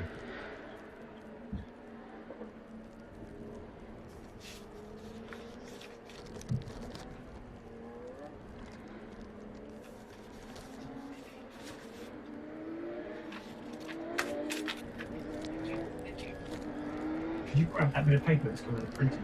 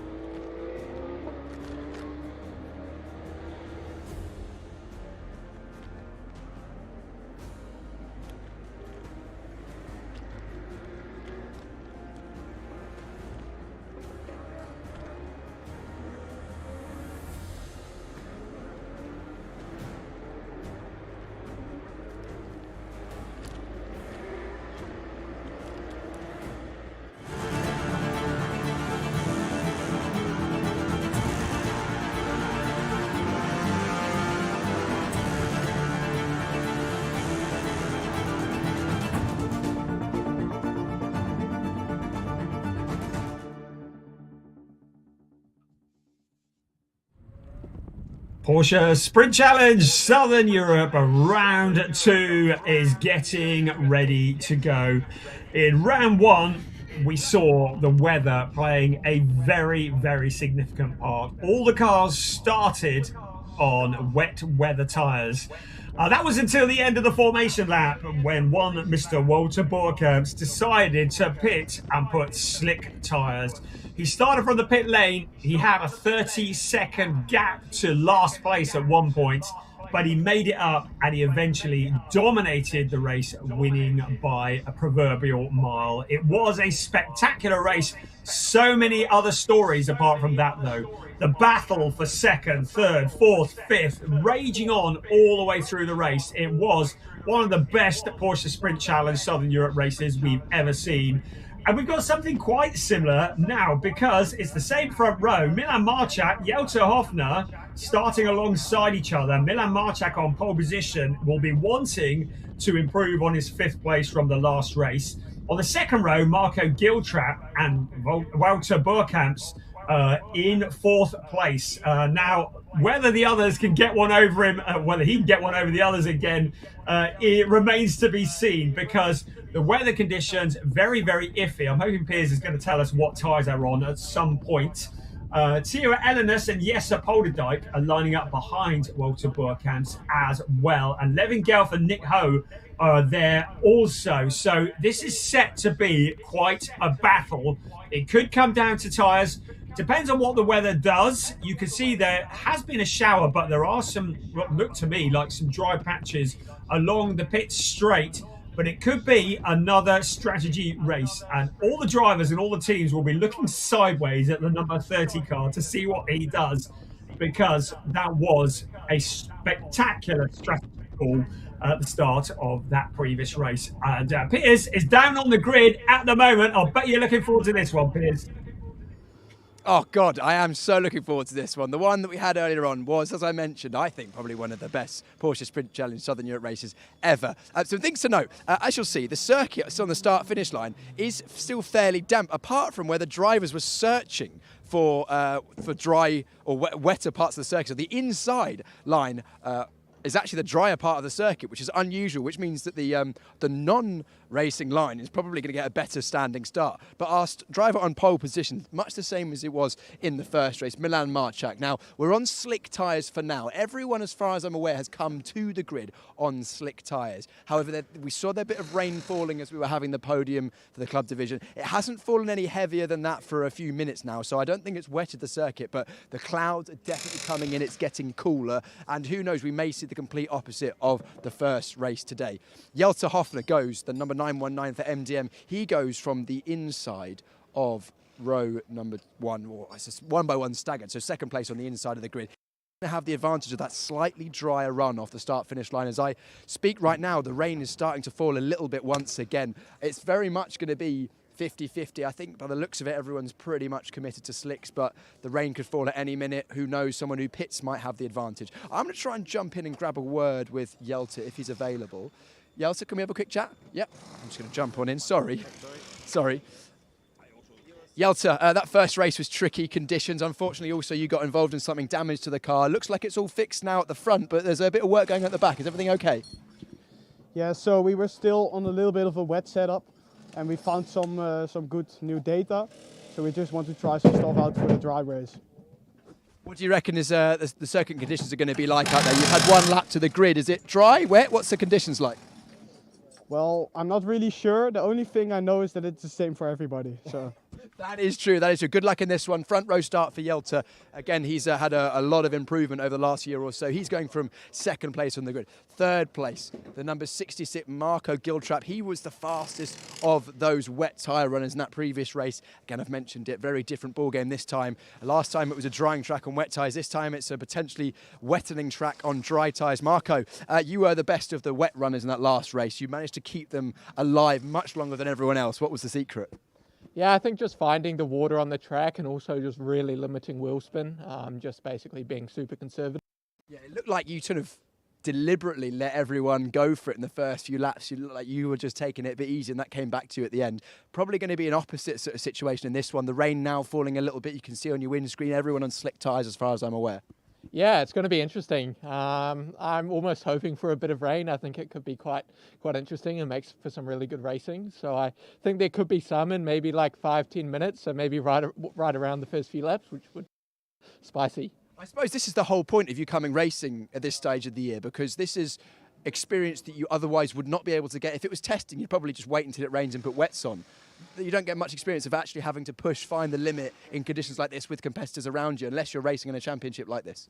Yeah, exactly. You don't get it anywhere else really. So, you know, as you said, you can go testing, but at the end of the day here, we've got other people racing against you, so it makes it really interesting. Well, you've said interesting a fair few times. That sounds good to me. If this race is anything like the previous one, we're in for an absolute barnstormer once again. Now, I'm going to go and ask Wouter Boorkamps what tyres he's going on, because that will give us an indication of what he's not going to be running the race in. Wouter, quick word. Can we have a quick chat again? Wouter, last time I said what tyres, you said it's definitely wet, so then you won the race on slicks. So what tyres are you on at the moment? It is slicks at the moment, but it could change any time if I see my windscreen. So yeah, maybe we do the same trick again. Yeah, I was just speaking to number 66 on your left, Marco Giltrap. He said it could be quite interesting if the rain starts to fall during the race. He said it would be good fun to see how it all unfolds. I suppose, do you have the same outlook, or would you rather it just stayed one way or the other? I don't care too much about it. I'm here to learn. I'm here to get back into my rhythm. So I like to be really on edge and use the slicks in the rain. On the other hand, I think with the track being really wet, it's going to be really tricky. So we're running a dry setup, so I hope some other guys didn't take a gamble, but fair play to them if they did. Yeah. And also, you know that the Team GP Elite can do a good pit stop. They did in the last one. So if you need to come in, you can. Wouter going from fourth place on the grid. He won the race convincingly in that last one, the only driver on slick tyres. Actually, as we say that, the rain is starting to fall heavier, and Wouter actually joking with series coordinator Lars Plato there, saying, I should change tyres. The 27 there is Teo Elenas. He had a great start to the race, and that one was well in the thick of the action, having a fight for the top 3 positions.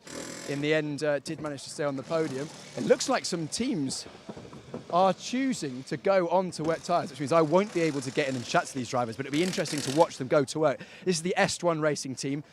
This rain falling heavier means that I think everyone was expecting this rain to come, and they were just waiting for the moment for it to fall heavier, which is right now. Really interesting to see how the teams work. They practice this sort of thing day in, day out. They know exactly what they're doing. They've all got jobs. These wheels and tyres are also very heavy. You can see the team having to physically manhandle them on and off the cars. They make it look easy, but it certainly is not. Teo Elenas on wet tyres. Can confirm that Wouter Boorkamps also on wet tyres.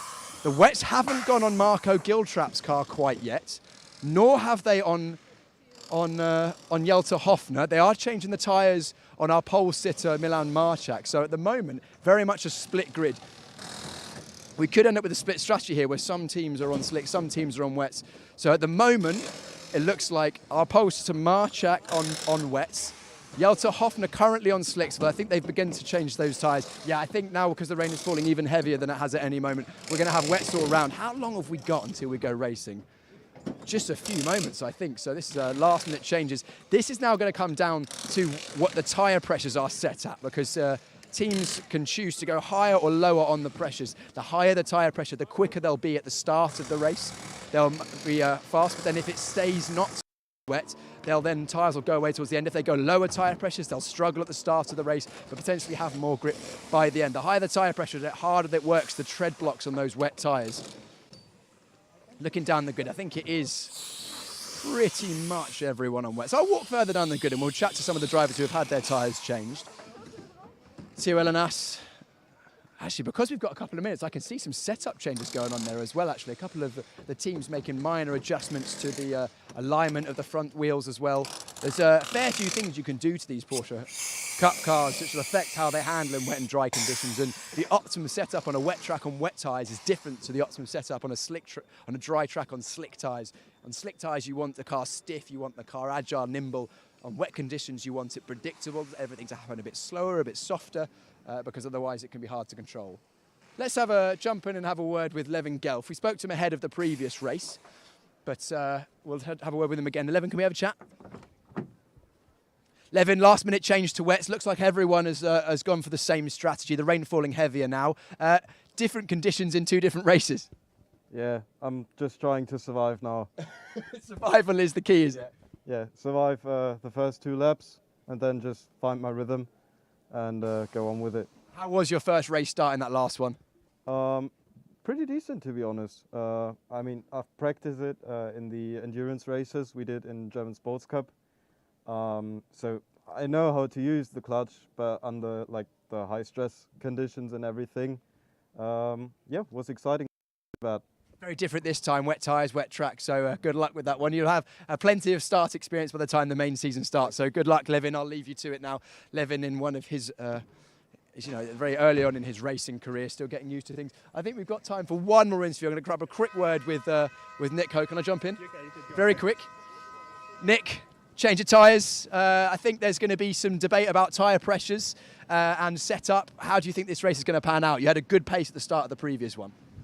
Well, I leave that up to my team, and I'll just go full send. Full send indeed. Top 5 for the goal, top 3 podium win. What's on your mind? Let's see where we can get.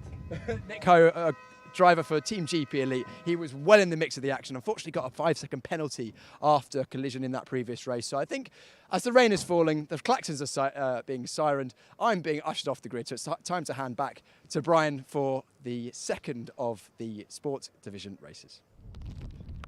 Thank you, Piers. You need to go and get yourself in the dry quickly because it looks horrendous out there now. So the rain is coming down. Was kind of similar to the start of the previous race originally, where everyone was going to be on slicks this time, and then we would suddenly swap over. What is going to happen? I cannot believe that Walter Boerkamps is going to come into the pits and change the slicks in this instance because it is significantly wetter. As we just sit on board with Theo Elinus, you can just hear the silence as the drivers wait, and in a few moments they will start their engines and we will get ready to start on the formation lap. This is going to be an important formation lap. So just a couple of minutes ago, the drivers were all sat in slick shod cars getting ready to start this race. Now they're all in wet shod cars, and it's going to be very, very tricky. This could be a very different kind of race to what we saw in race 1. It is the second round of Porsche Sprint Challenge Southern Europe Sport Division, their final race of the weekend. And we are getting ready to go for 30 minutes plus 1 lap of racing. I haven't seen any indication that the standing start will be changed to a rolling start. Sometimes when conditions are bad, race directors can change it so that it's a rolling start for safety reasons. At the moment, it's still being shown as a standing start. So in a few moments, they'll start on the formation lap, and it will be time to generate the heat in the tyres and in the brakes to make sure that when they arrive at speed into turn 1, they will have something with which to turn and something with which to stop. So, as with the previous race, it's a front row with Milan Marchak on pole position, Jota Hofner alongside. On the second row, Marco Giltrap has Walter Boerkamps for company. He's going to be making his presence felt from there. Keep an eye on Theo Elinus, was so good in the previous race, constantly alongside other cars. And Jesse Polderdijk, good starting position there from P6. I should think the heart will be racing a little bit there. Levin Gelf, we've heard from him. He too just says, I want to just survive it. And then we've got Nick Ho, who's 8th on the grid ahead of Luciano Martinez, and then Nikola Milkovic, and then it's Matheus Comparato ahead of Hugh Muller, with Cesar van der Voosteen bringing up the rear.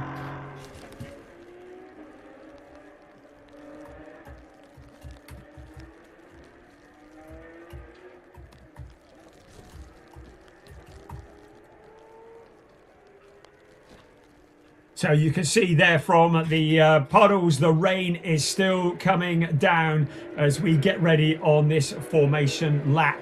The cars are circulating at the moment, trying to generate the heat in the tyres and the brakes. Right, we're on board there with the 27 car, Theo Elinus, and you can see just what the conditions are like. Heading out of turn 5, up the hill, and I should think the nerves on the drivers at the moment, they're going to be very, very nervous indeed. We've got a car starting on the pit exit, and that would be number 11, Matthias Comparato. So the car's now up towards turn 9 and then out towards turn 10. And then it'll be back out onto the pit straight.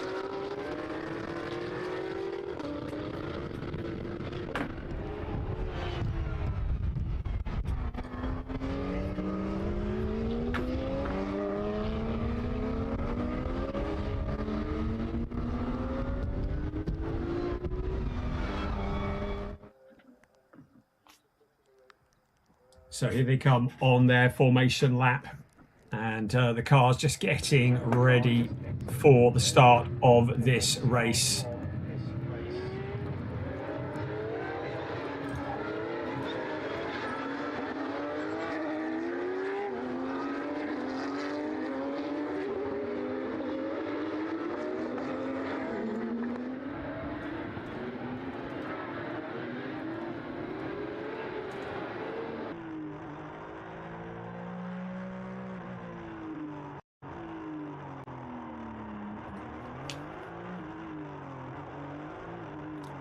On board with Theo Elenis as he comes to the grid now, and just weaving to get some final heat into the tyres. You can see the windscreen wipers going. This is really tricky.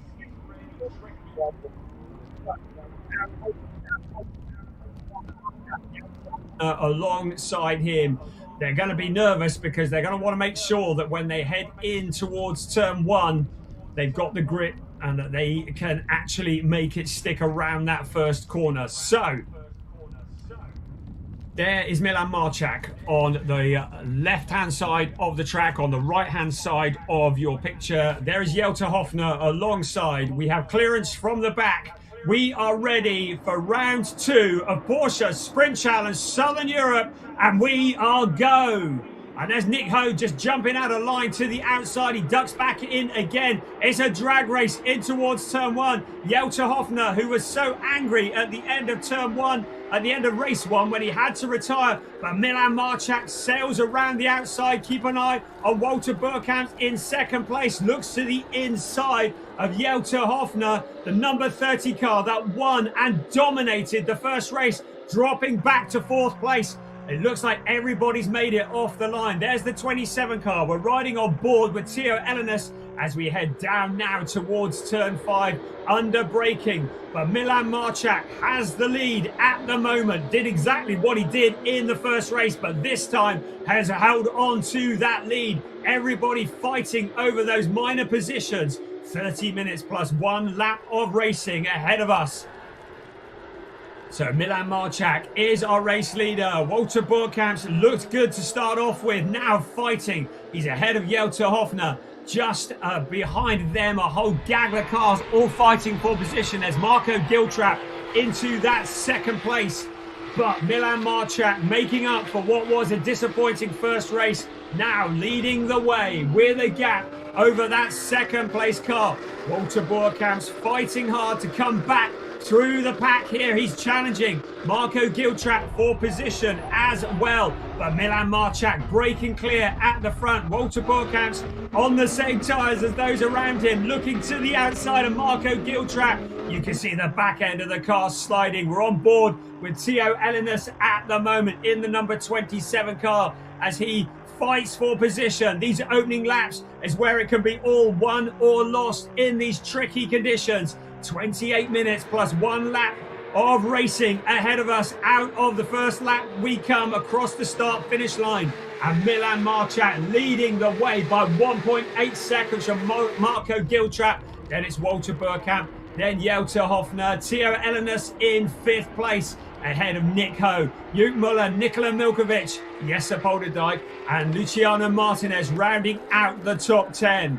So everybody's made it round that opening lap. So good job done by everybody, just holding it all together. The challenge is on now. Jelte Hofner putting the pressure onto Walter Burkamp. So Hofner in the 919 car fighting for that position, looking for a podium. He had that non-finish in the first race. We'll be looking to make up for it. Walter Burkamp the winner in the first race, under braking into turn 5. Jutta Hoffner trying to be as brave as he can under braking. You can see the first couple of cars disappearing off over the hill. There is Burkamp, there is Jutta Hoffner as well. So, Walter Burkamp and Jutta Hoffner just trying to fight for that position. Marco Giltrap just ahead of them, 1.8 seconds back from Milan Marchak. The cars continue out towards turn 11. Burkamp's taking a deep line into the corner. Jutta Hoffner trying to outwit him. The master and the junior going wheel to wheel here in round 2 of Porsche Sprint Challenge Southern Europe. Meanwhile, Milan Marchak continues to extend his lead at the front. It's Marchak from Giltrap. Look at the fighting going on behind. The car's scrapping over position. Marco Giltrap solid in that second place at the moment. Walter Burkamp in third. Jutta Hoffner looking like a man on a charge. Theo Elinus in the 27 car in 5th place. The driver you see on your screen at the moment has Nick Ho behind him. Out across the start-finish line we come once again. And Milan Marchak's lead is down to 9/10 of a second. So Marco Giltrap, he just showed great patience in the first race, just held back, allowed everybody to do their thing and then turn the heat up. That's exactly what he's doing here. He's recorded the fastest lap of the race. So Marco Giltrap in 2nd place is the man to watch. Walter Burkamp in that 3rd place. There's Nick Ho up with Theo Elinus. So that'll be for 5th place. Behind them is Jörg Muller in 7th place. But Milan Marchak, is he going to feel pressure? Yes, he is. In towards turn 5. It's a move from Marco Giltrap on the inside. Milan Marchak tries to come back, but out of turn 5, up towards turn 6. Your new race leader is Marco Giltrap. He saw the gap on the inside. Milan Marchak's 1.5 second lead disappeared in a moment, and suddenly Giltrap, who showed such patience in race 1, has done exactly the same here and now moves his way into the lead. So Milan Marchak shuffled down to 2nd place. Walter Burkamp in 3rd with Jutta Hoffner still putting the pressure onto him. There you go, 1st, 2nd, 3rd, 4th. Theo Elinus 3.212 back, and now Walter Burkamp takes that wider line through the corner. Jutta Hoffner trying to take a tighter, tidier line, but not necessarily the quicker. He looks to the inside, but once again, Burkamp has the momentum around the outside, but you can see the back end of the car sliding in these greasy conditions. Once again, Jutta Hoffner putting the pressure onto the winner of race 1. If he can find a route past the number 30 car and make it onto the podium, he would be delighted. Theo Elinus now coming under pressure from Nick Ho and Jörg Muller, and Jesse Polderdijk having a sterling race in 8th place. There's Milan Marchak. The gap back to Walter Burkamp and Jutta Hoffner. Hoffner to the outside. Along the pit straight they come. In towards turn 1 under braking. Now Burkamp will have the racing line, but can Hoffner carry the momentum around the outside? You can see the car snaking in the wet conditions. Still, Burkamp's holding on to that position. Briefly, Hoffner was shown in 3rd place. He did have his nose in front when they broke the beam on the start-finish line, but it was Walter Burkamp who got it together under braking into turn 1 to hold on to that 3rd position. Riding on board now with 5th place Theo Elinus. He's looking at the fight that's going on up ahead of him, closing in on them. And when the cars are running side by side, so often it allows the cars behind to close in, and they're just sliding across the curbs. Levin Gelf, he said at the start of this race, it was about survival. It was about just getting to the end and really struggling with traction in these really challenging conditions here in Portimão. Walter Burkamp, the more experienced driver, the most experienced driver in the field. Currently in 3rd place after that dominant win in race 1 has the young charger, the junior Jutta Hoffner, breathing down his neck. Again, to the inside, Jutta Hoffner has a look. Still, Walter Burkamp knows the quickest way around this circuit. Theo Elenis in the 27 car in 5th place. Now under pressure from Nick Ho. Nick Ho looks to the inside of Theo Elenis, ducks back in behind at the moment. Milan Marchak is in that 2nd place, 1.9 back from our race leader. So Marco Giltrap now turning up the heat at the front, opening up that gap. The fight behind Theo Elenis. You got Nick Ho there, you got Jörg Muller, you got Jesse Polderdijk there as well. Luciano Martinez in the background, not close enough to challenge. This could all change as we approach the 1/3 distance of this race. The fastest man on the track is the one who has a clear track in front of him. Marco Giltrap, the driver from New Zealand, leading the way. There's the number 10 of Jörg Muller in 7th place in amongst the traffic, getting ready for his season in Porsche Carrera Cup Benelux in the coming season. He can see a driver who is a winner in Porsche Carrera Cup Benelux just ahead of him in the shape of Nick Ho. Behind him, Jesse Polderdijk, looking to have a much better race than he did first time around. He finished 10th in the previous race, but in 8th place and very much in the hunt for the places here as we look through the murky conditions back at turn 5. Once again on board with Theo Elenis. You can see how hard he's having to fight just to keep his track position. Up ahead of him is Jelte Hofner in the 919 car. Theo Elenis is there. Nick Ho just behind Jörg Muller in the blue, pink and white car. The silver car of Jesse Polderdijk. Keeping an eye on Polderdijk. He's having a much better race here in round 2 than he did in round 1 earlier on. Just looking to see if there are any track limit infringements, none involving any of our race leading cars. As we see there, the 96 car of Milan Marchak coming under pressure from Walter Boerkamps. So 2nd place suddenly looking a little bit vulnerable. Boerkamps has broken clear of Jelte Hofner.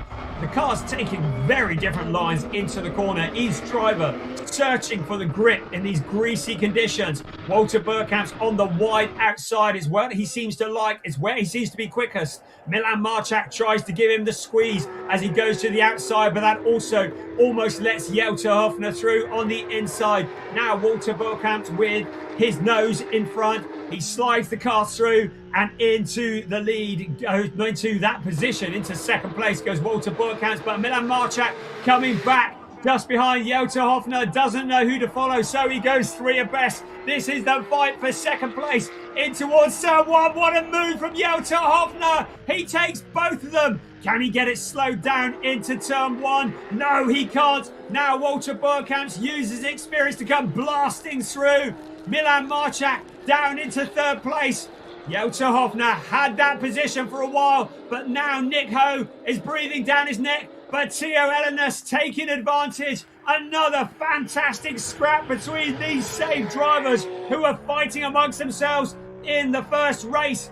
At the moment, Giltrap up in front, Boerkamps in 2nd, but who knows what's happening next. Milan Marchak coming under immense pressure once again. Jelte Hofner, if only he could have got it slowed down, it would have been a monumental move, but he carried too much speed into that turn 1 and ended up losing those positions that he had gained. There's Theo Elenis taking a very wide line in these conditions that feel like they are getting worse and worse. The cars heading up towards turn 9 they come, and they're down towards turn 10.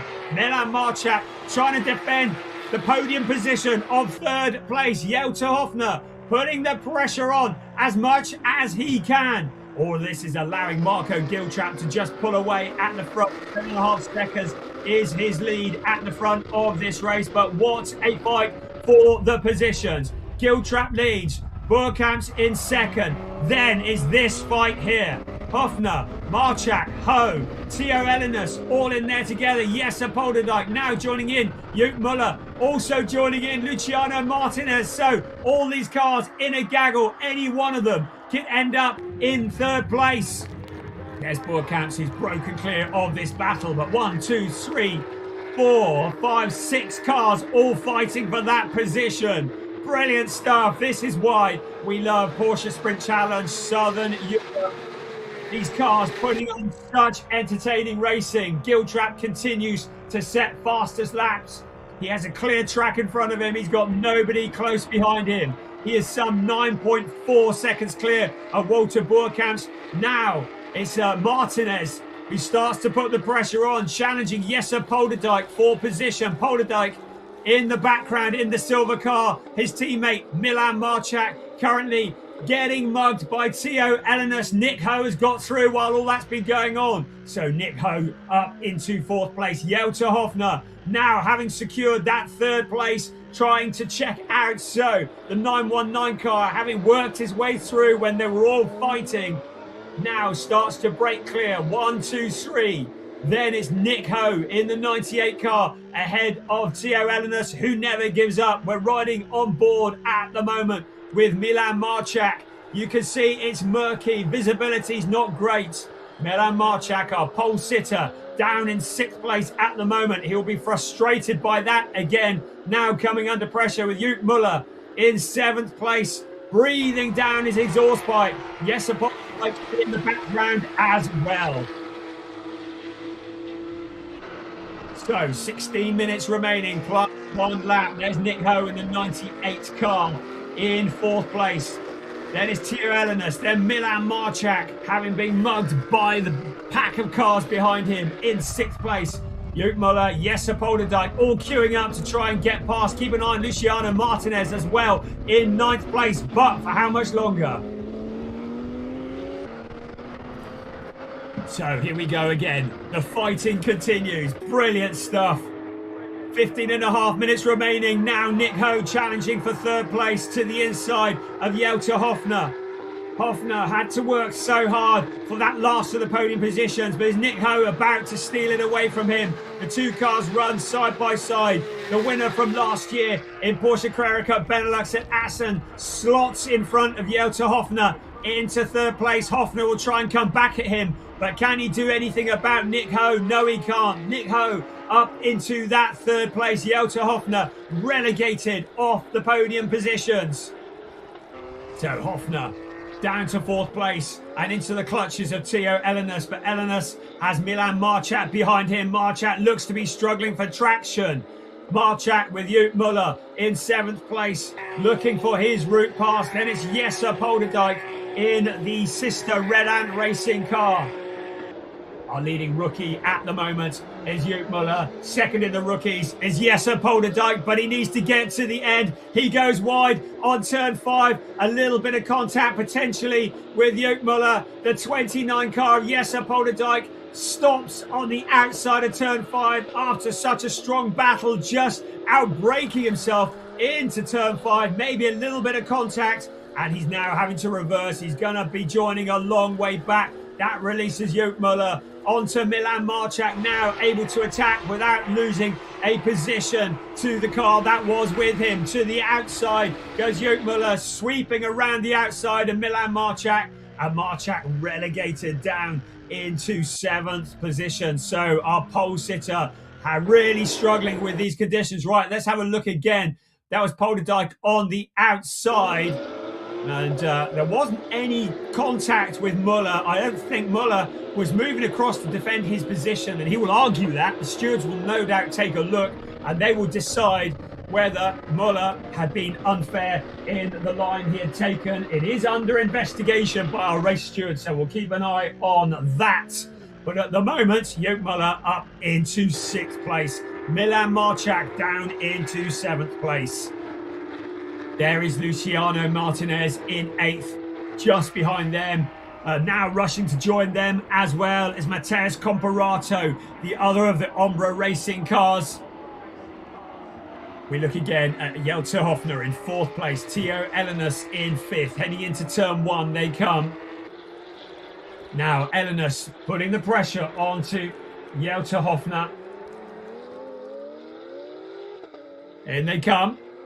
Still, Hofner trying to make that car as wide as possible. We should remember that Jelte Hofner, only in his 2nd season of racing these Porsche Cup cars, trying to put all of his experience to good use into that troublesome turn 5. Once again, Theo Ellenus taking a much wider line into the corner, maybe looking to cut back on the exit of turn 5 up the hill towards turn 6 they will come. But now He has no other cars behind him, so Elenus able to challenge without the risk of losing a position. Nobody on his back bumper at the moment. Marco Giltrap continues to lead the way, 12.5 seconds clear of Walter Boerkamps. Third place is Nick Ho. He's broken clear of this battle. Jelter Hofner trying to hold on to that fourth place. On board with Tira Elenus, looking at the back of the Jelter Hofner car. This is the fight for fourth place on board from the perspective of Elenus. The windscreen wipers going, having to concentrate, having to focus. Elenus looking to try and find that route past the 919 car, taking a different line into the corner. Jelter Hofner, you've seen him take a very tight line through the corners, trying not to leave gaps on the inside. You look at him here, taking that tight line. You can see Tira Elenus drifting the back end in the background. Clear of Jokmuller in 6th place. Milan Marchak will be thoroughly disappointed with 7th place, having started on pole position. 11 minutes remaining of this race. Once again on board with Tira Elenus. Now he moves to the outside of Jelter Hofner, heading in towards turn 1. He's got the outside line. He's got the job done before they even hit the braking zone. Now slows it down into turn 1. Hofner with nothing to defend with. So the 27 car moving up into 4th place. Now Nick Ho and Walter Boerkamps running very much together out on the circuit. So whether Boerkamps has made a mistake or whether Nick Ho has just made really good progress, but the two Team GP Elite cars running together in 2nd and 3rd place. So that could be an interesting battle. It's still Boerkamps at the moment with that 2nd place. Remember that Boerkamps is the driver coach for Nick Ho. Probably wishing he hadn't taught him so many secrets now. At the moment, Boerkamps holding on to that 2nd place, but Nick Ho putting the pressure on, trying to move up a step on the podium. Tira Elenus in 4th place, not breaking clear of Jelter Hofner. We're into the final third of the race. The rain is now coming down. Certainly no questions over what tyres we're going to be running from here on. Jokmuller keeping this battle in sight, but not really close enough to challenge Jelter Hofner at the moment.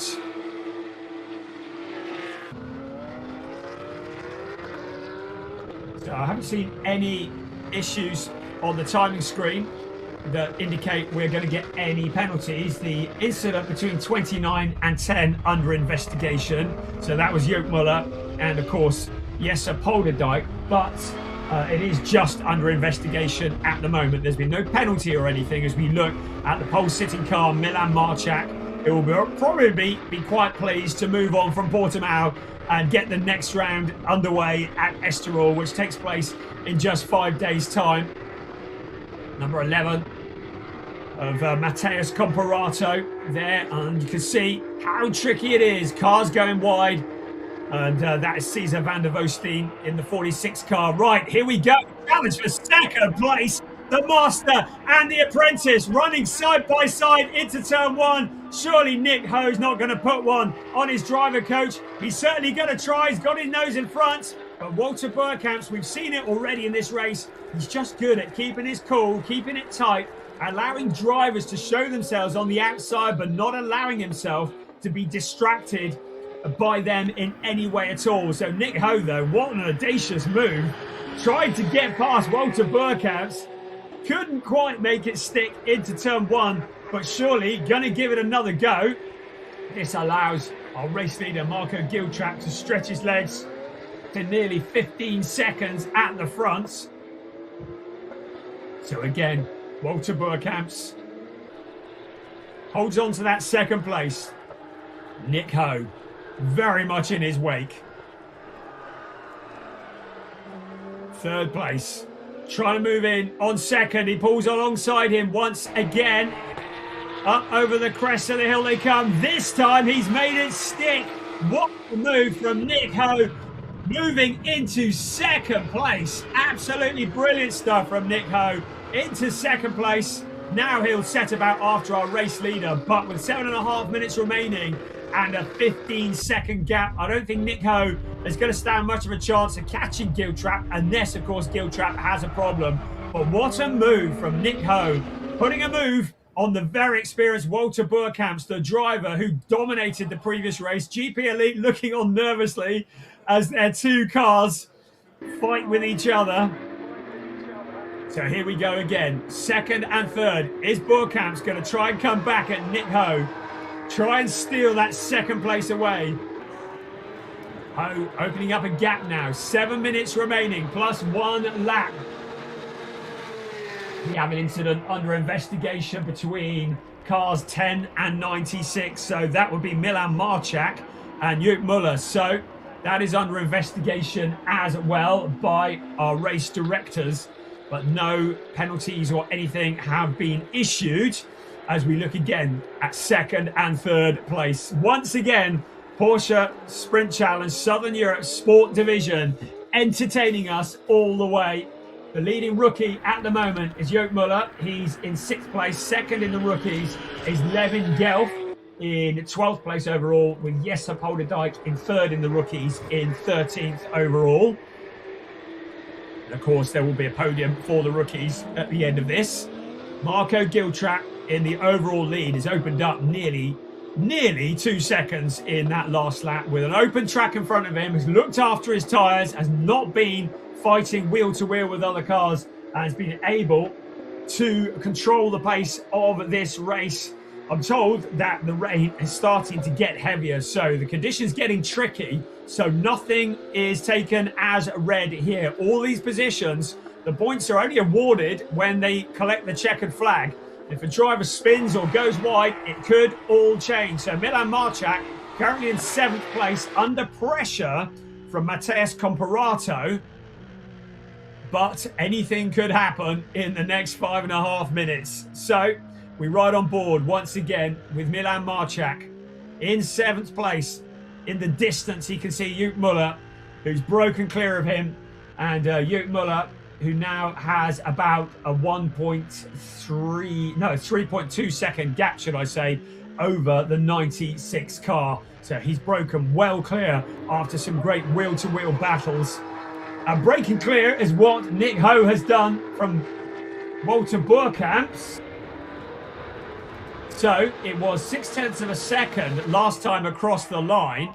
Now they cross the line and the gap is up to 0.725. So Nick Ho just very slightly stretching his legs over 3rd place Walter Burkamps. Marco Giltrap still 18.5 seconds clear of this battle. So very much in the box seats for this race. Theo Elenas still in it with these tricky, ever-increasing rainy conditions. Theo Elenas could so easily just end up in a podium position. If any of the 3 cars in front of him get into trouble, he could be there. Joop Muller still pressuring Jelte Hofner. The 5th place 919 car has proven to be a tricky customer to get past. And taking a completely different line into the corner, Joop Muller, the leading rookie driver, has a look on the outside, ducks back to the inside. The younger brother of Mace Muller, who chatted to him, of course, comes from a racing family. Both he, his brother, and their father have all raced together in the past. And now to the inside, Joop Muller finds the traction. Jelte Hofner, is he about to get shuffled back to 6th? Yes, he is. Joop Muller up into 5th place.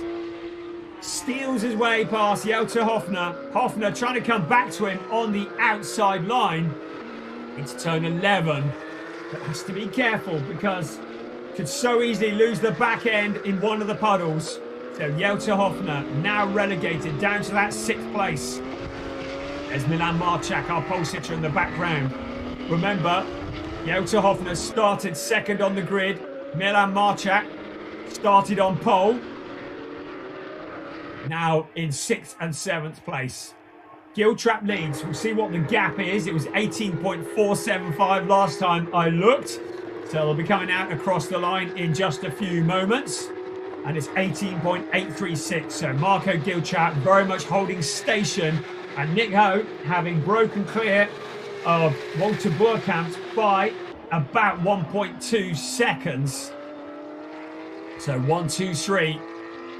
at the moment, not looking like changing in the next 2.5 minutes, but the fight is certainly on further back. Joop Muller in 5th place. Jelto Hofner wants to come back at him. Will be distinctly grumpy that the number 10 got past him. Now look at him putting the pressure on.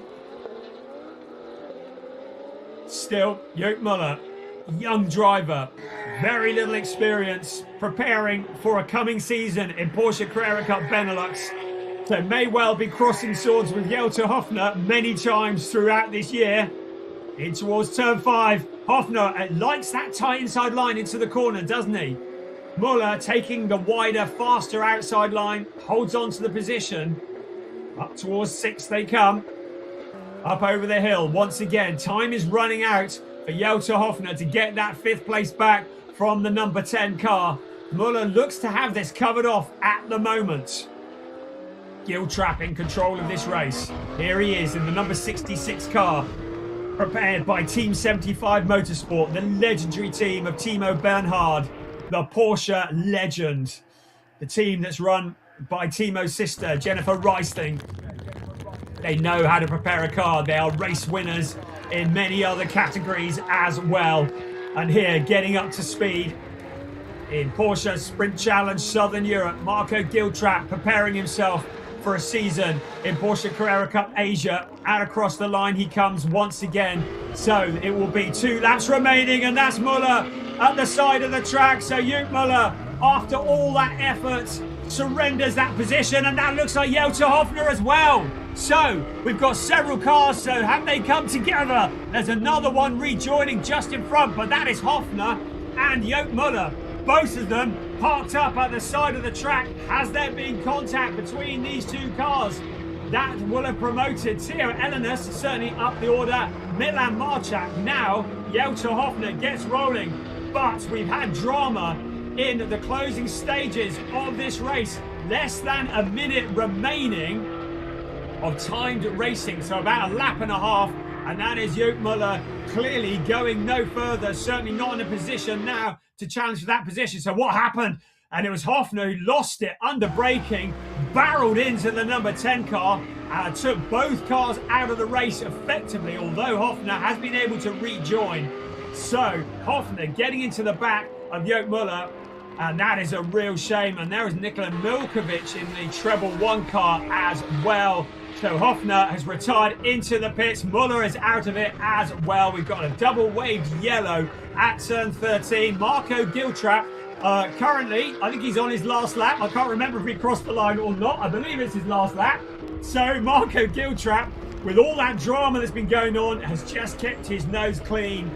A little over 19 seconds to the good at the lead of this race. Nick Ho, having put one over Walter Burkamps to get up into 2nd place, and he'll be pretty chuffed about that, I should think. Marco Giltrap will be pretty pleased to see the end of this race, because the conditions have been incredibly hazardous. The rain is absolutely pounding down now, but Marco Giltrap has got to the front. He bided his time getting to the front of this race, and out he comes out across the line. So it is just 1 more lap to go, I believe. So it is just that 1 more for Marco Giltrap. Nick Ho in 2nd, Walter Burkamps in 3rd. They just need to hold it all together for 1 more lap. You've seen how easy it is for it all to fall away. Theo Elenis into 4th place. Milan Marchak is promoted up to 5th. In 6th place is Mateus Comparato, ahead of Luciano Martinez in 7th. Then it's Nikola Milkovic in 8th place. A sterling drive to 9th for Cesar van der Voosteen. And again, just keeping it on the track is a win in itself. Levin Gelf rounding out the top 10. Jesse Polderdijk in 11th place. Levin Gelf is the leading rookie driver and will take the rookie win if things remain as they are. Jesse Polderdijk, 2nd in the rookies, by a little way back from Levin Gelf. As we look at Marco Giltrap up at turn 9 and up towards 10 once again for the very, very last time here this weekend at Portimão. It has been a real challenge. The elements have played a massive part in this race. In the previous race, it was a second place for Marco Giltrap. He was the leading driver on wet weather tyres, but Walter Boerkamps had stolen the march on tyre choice and had passed him. No such issues now for Marco Giltrap as he heads up to turn 14 for the very last time, past the stricken Joop Muller car, and then into 14 he comes now. It'll be 15 after that. It'll be out onto the pit straight for Marco Giltrap. Here he comes into the final corner of the race. He'll be pleased to see that checkered flag because it's going to indicate a first ever win in Porsche Sprint Challenge Southern Europe for Marco Giltrap. He sees that checkered flag and he takes that victory. A dominant win in such tricky conditions. We'll now have to wait a while before we see Nick Ho in the number 98 car, but he will surely be feeling so pleased that he got one over his teammate, the experienced Walter Boerkamps. Now Nick Ho takes that second place. Boerkamps in third place. Cross the line they come to complete the podium positions. Theo Ellenis with a fourth place, and then we wait for our pole sitter Milan Marchak. Fifth place will be some consolation. Then it's Mateusz Comparato ahead of Luciano Martinez, who will cross the line next. And then we wait for Nikola Milkovic to cross the line. Still waiting for Levin Gelf to come, because when Levin Gelf crosses the line, it will be a win in the rookie category. We've seen Cesar van der Voosteen across the line. Now we wait for Levin Gelf, who will take a victory in the rookie category. Top step of the podium. He was so nervous at the start of this race. He was like, I just want to survive it. He did more than survive it. He won for the rookies. Jesse Polderdijk will get second in the rookie categories. And of course, we've lost Jota Hofner and Joop Muller.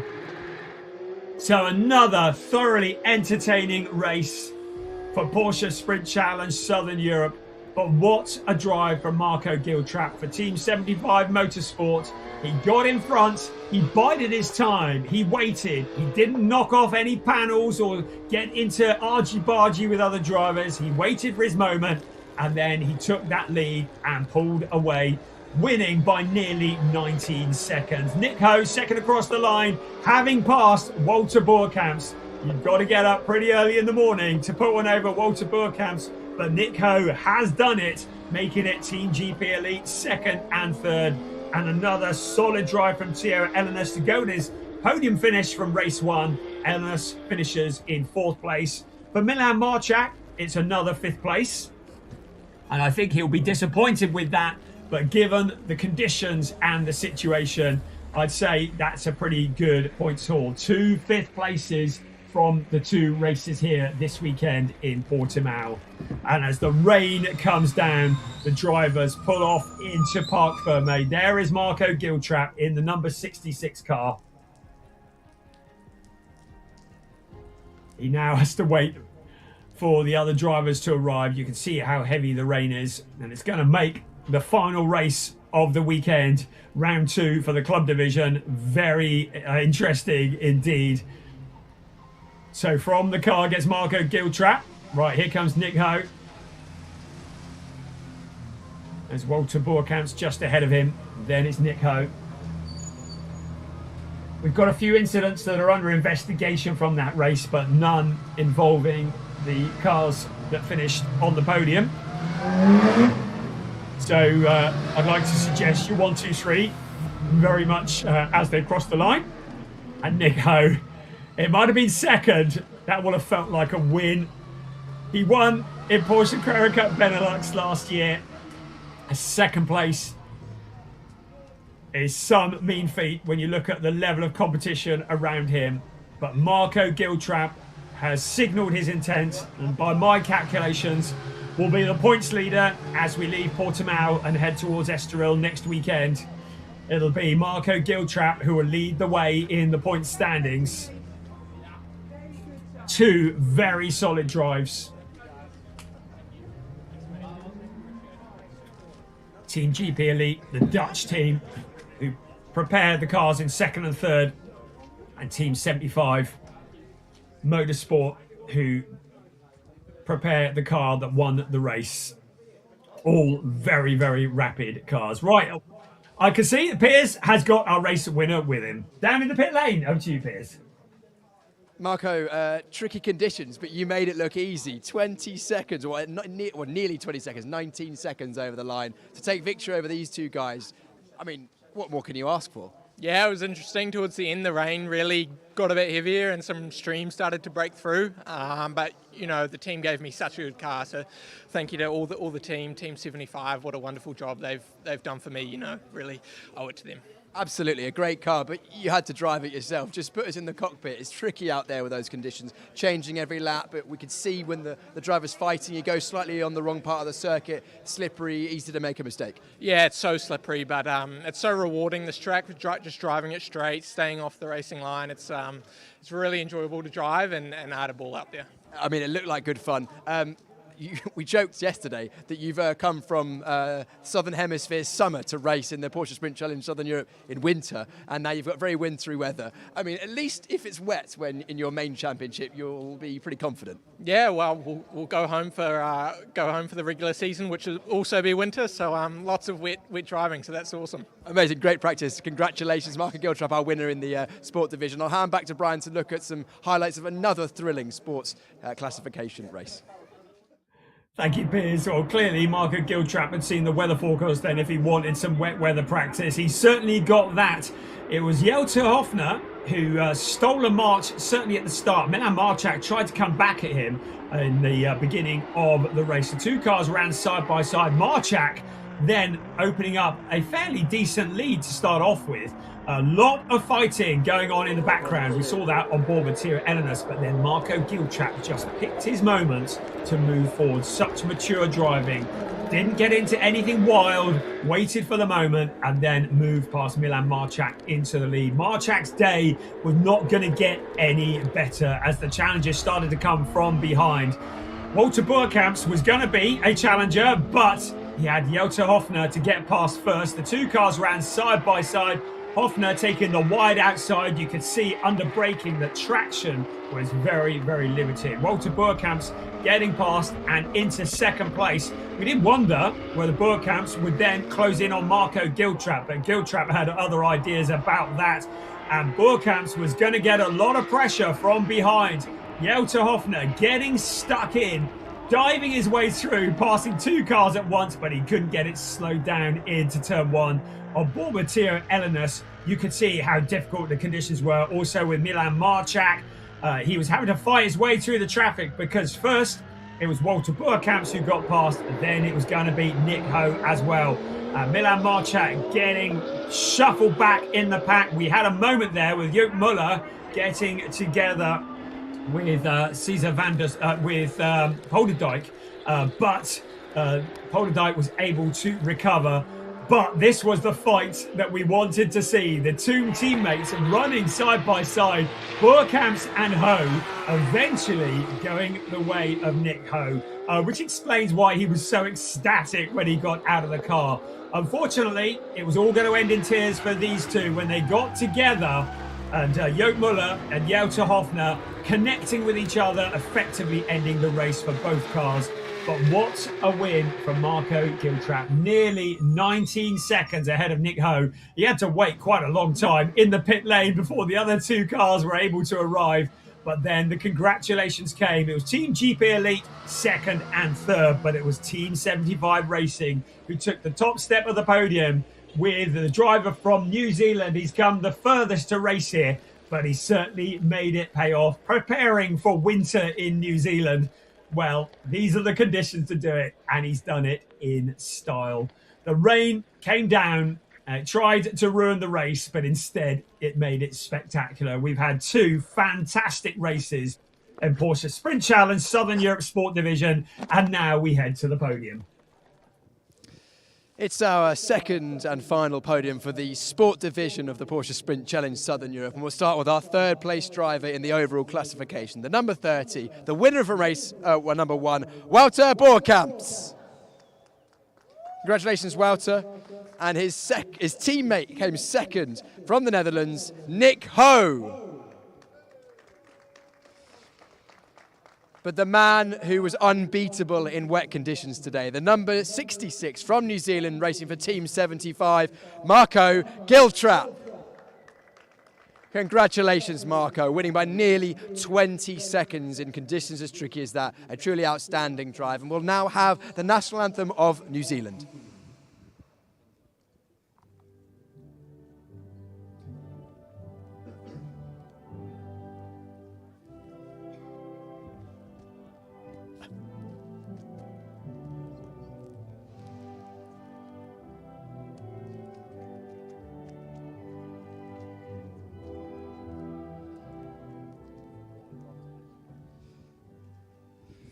Congratulations once again to our top three. The series organiser Lars Plato will now present the trophies. First up to race one winner is of course Walter Borkamp's. Second place, the number 98 of Nick Ho, and our eventual winner Marco Giltrap, coming all the way from New Zealand, returning to the championship and taking his first victory for the Porsche Sprint Challenge Southern Europe. We'll now gather our top three onto the podium for a photo.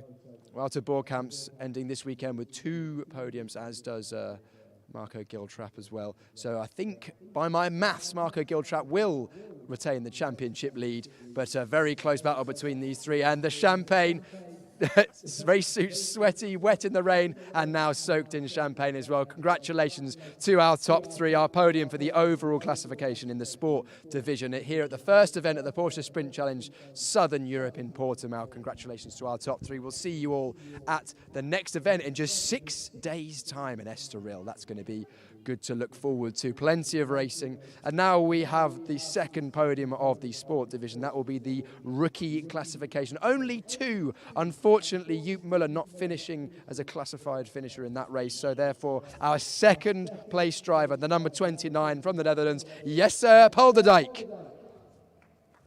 Congratulations, Jesse, racing for Red Ant Racing. But our winner in the rookie classification, the 144 from Germany, Levin Gelf. Yes, good job, Levin. Especially considering it was his first standing start this morning and then taking victory in the rookie classification, the second race. Now the German national anthem.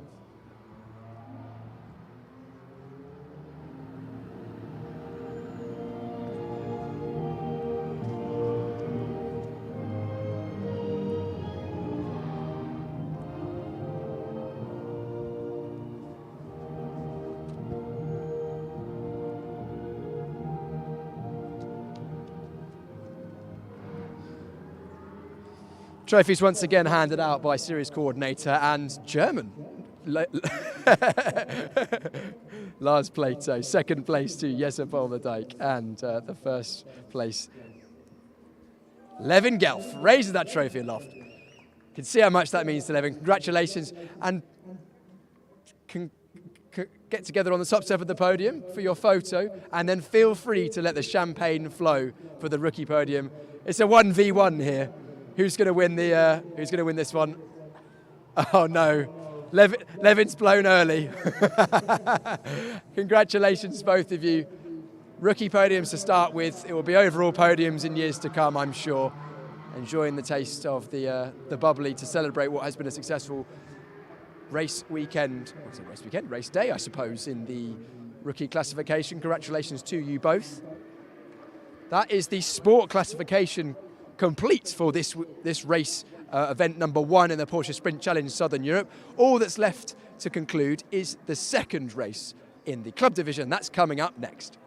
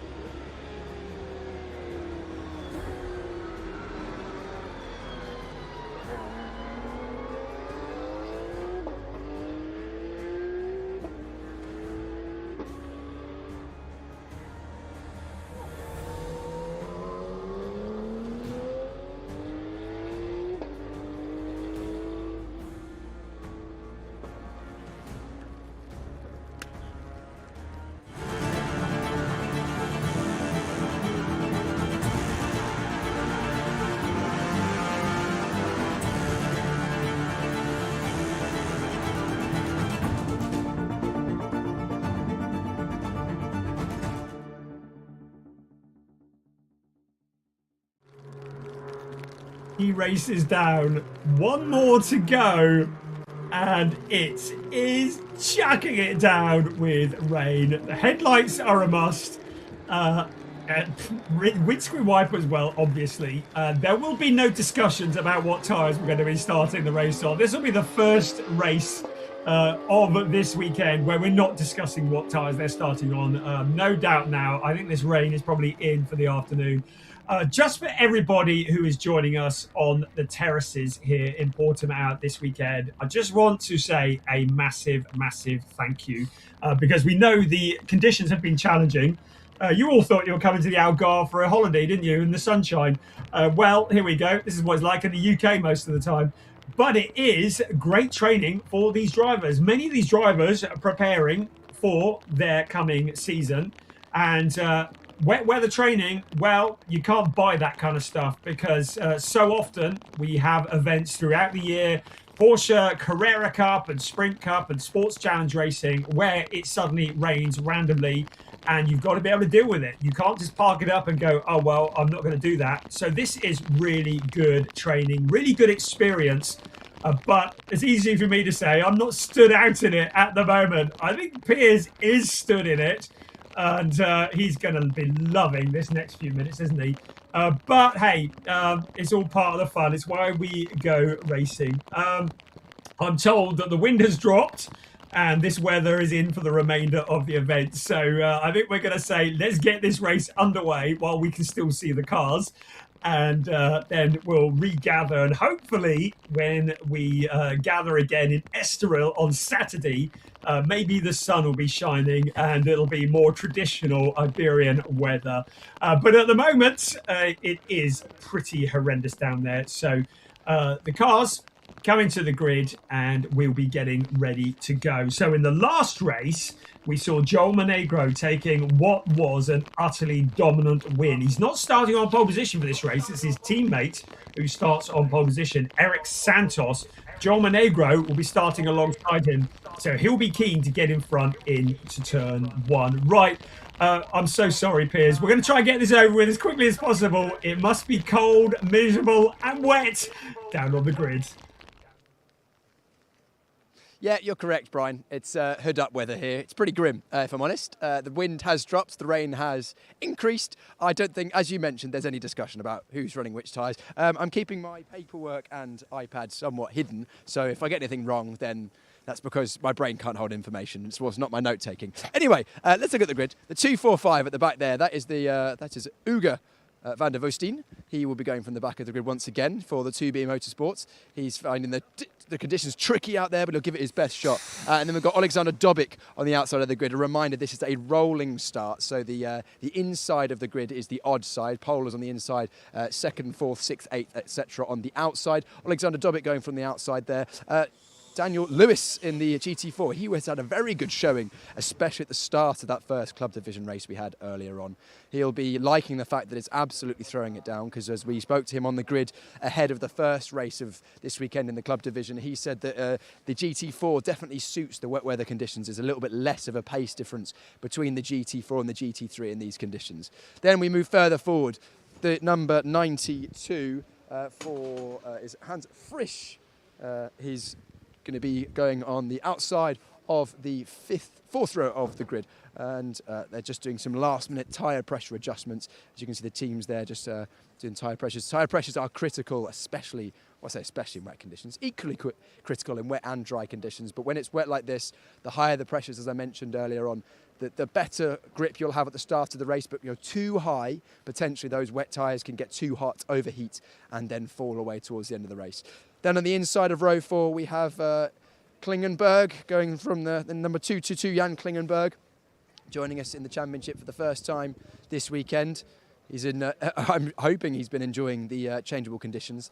One thing to note, when I was walking on the way from the podium from the sport division down the pit lane, some of the windscreens of the cars from the sport division were very, very steamy. So a lot of the teams will be wiping a steam-resistant material, a water-resistant material, a condensation-resistant material on the inside of the windscreens to make sure that the breath and the heat and the sweat from the drivers inside doesn't steam up the windscreen and make visibility even worse than it already is. Because this is, I would say, probably on the verge of about where we can go racing. There's quite a lot of standing water in the start-finish straight. Hopefully these drivers can make the most of it. Casper Hochboom, he's going to go from the inside of row 3. Can we come in, Casper? No? No, he wants to keep the inside of the car nice and dry. I think that's probably for the best. Casper had a good run in that last one, made a little mistake. One spin, didn't cost him any positions, but even more tricky conditions in this one. Very much wet tyres out there. The first race, it was slick tyres for most of them, and they were trying their absolute best to stay on the dry part of the circuit. If they ventured off of the standard racing line, they would find wet patches, whereas I think the issue in this race is trying to stay on the same line that everyone else is doing. That's going to be the driest line. If you go away from that racing line, that's where the puddles will be, that's where the rivers will be, a very undulating circuit. Here at the Algarve circuit in Portimão, so where there's undulation, that means that water can pool and run down different parts of the circuit, and the drivers who were paying attention to that in practice yesterday and also this morning in qualifying as well will be the ones potentially who will be avoiding those issues. Mirabi Mekvavishvili, he's going from the outside of row number 3 for lap time performance. He was a driver that was a little bit right in the thick of the action. You can see a bit of a baffled wind right on the front corner there where racing got very, very close in the first race today. A 3-place grid drop.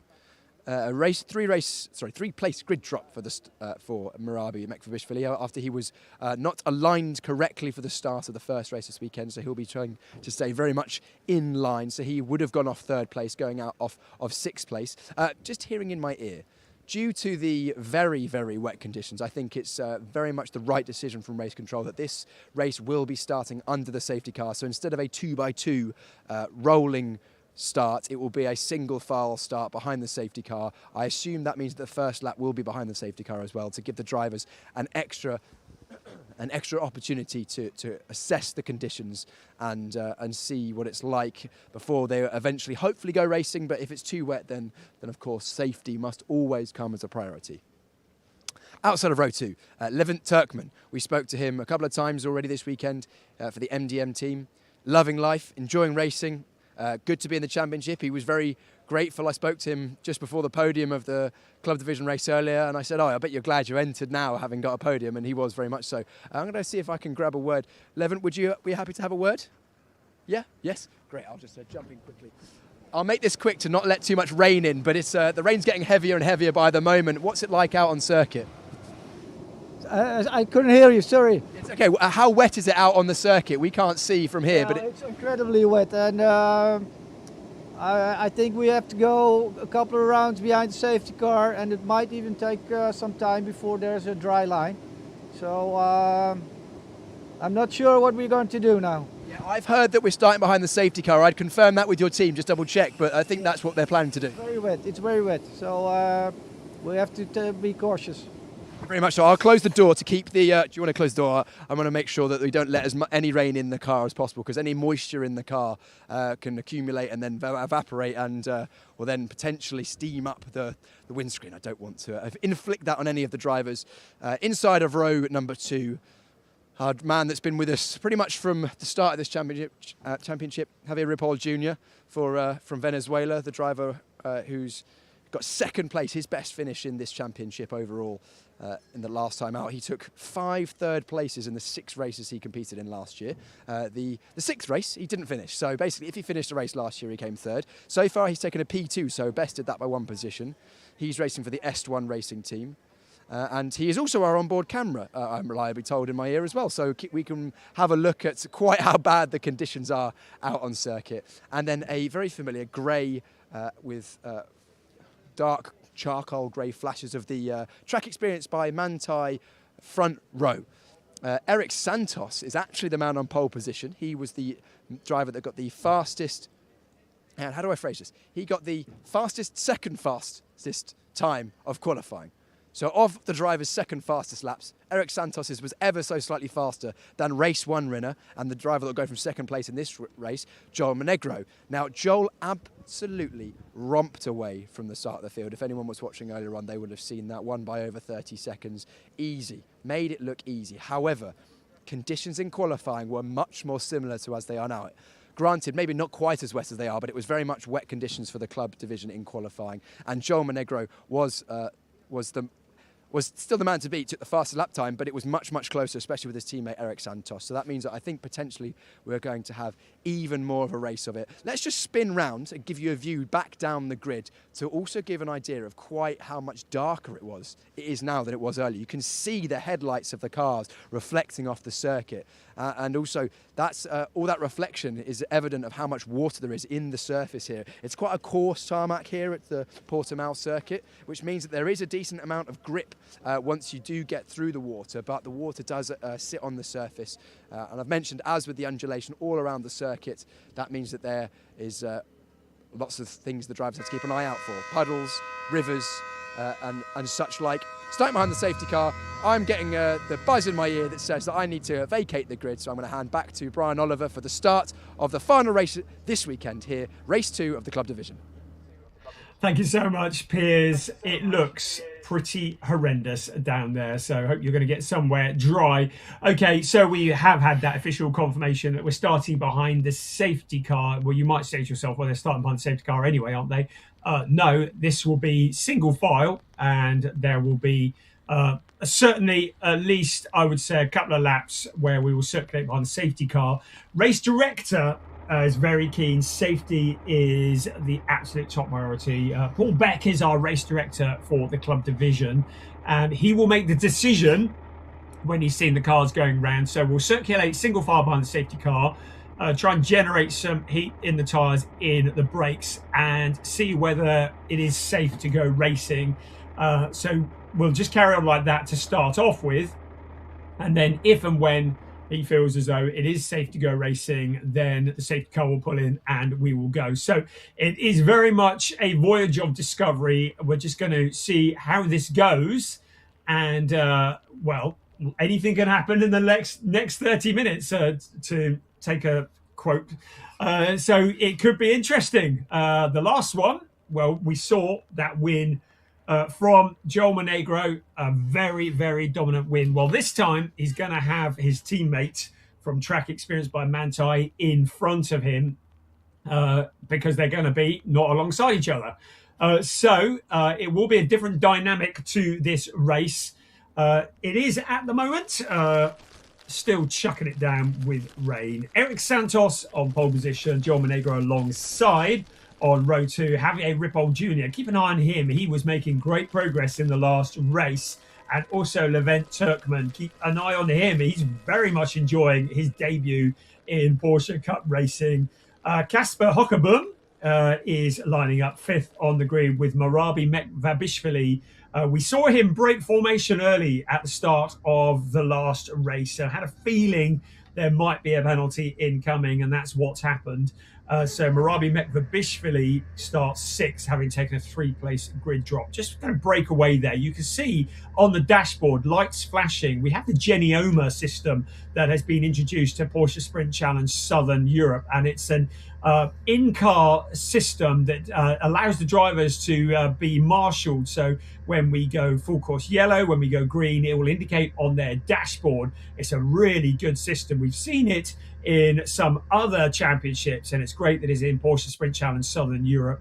And it just means that the drivers are more on the button, especially with full course yellows, because they'll get a countdown. If we go to full course yellow, when we come out of it, we'll get a 10-second countdown, so nobody gains an advantage. That's the view from Alexander Dobik in the number 33 car. We'll come back to him at the moment, because just going through the grid on row 4 in 7th place, Jan Klingenberg, who's making good progress in the last race, has Hans Frisch for company. Well, I would say alongside, but behind in this instance. Then is Daniel Lewis, the sole GT4 driver. And if you are cursing the rain, blame Daniel Lewis. He said, I want it to rain because my car is quicker in the rain. So it's his fault. 10th place, Alexander Dobik, who we just were on board with. Then 11th, Ernst Inderbitzen, who didn't make the start on the last race. So as far as I can see, he's not starting this one either, which means that Hugo van der Woestijn is the final runner, which would be effectively 11th place, with Ernst Inderbitzen not starting. So that is the grid as the cars now start on their first lap behind the safety car. So we'll see what happens.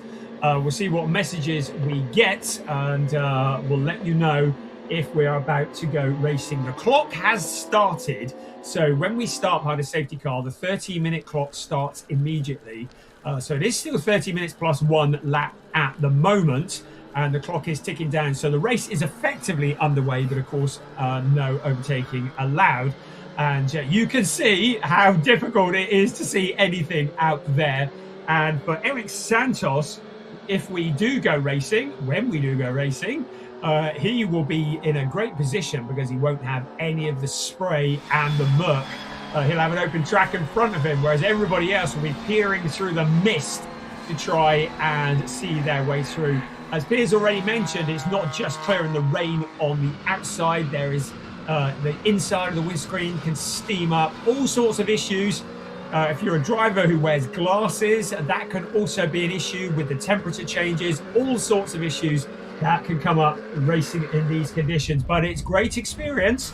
It's what we said before, summer wins are made in the winter, and this, referred to as a training championship, is the chance to get the kilometers in the car, improve championship chances. And if you can't race and do well in the wet, you're not going to win a championship. I mean, that's a basic fact, really, isn't it?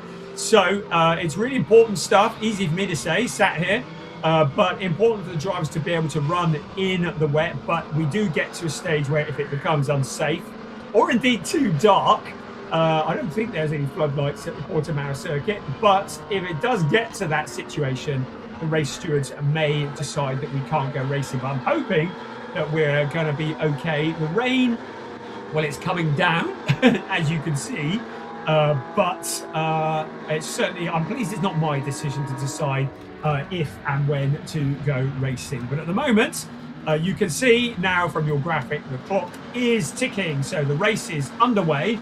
So I can say to you that our race leader is Eric Santos. In second place, Joel Monegro from Javier Ripoll Jr. In fourth place, Levent Turkman, ahead of Kasper Hockenberg. Marabi Mekbabishvili will be looking to make up for that 3-place grid drop. He's been looking very rapid, certainly a vastly improved driver even from last year where he was good. Jan Klingenberg in 7th, ahead of Hans Frith. Then our leading GT4 driver, Daniel Lewis. Alexander Dobek, one of the cars, along with Javier Ripoll Jr., has a camera on board. And then Hugo van der Voosteen, who will be bringing up the rear of the pack, and will have all the spray and the murk. Of course, the headlights are mandatory and essential in these conditions as the cars circulate to try and get a little bit of heat, what heat they can, so that if we do decide to go racing, they will be able to grip and keep the car on the track. So Eric Santos, who comes all the way from Brazil for this. Well, they have some fairly monsoon conditions in Brazil occasionally, as far as I've seen. So Santos will have the clear track in front of him. And he raced here in Portimão last year.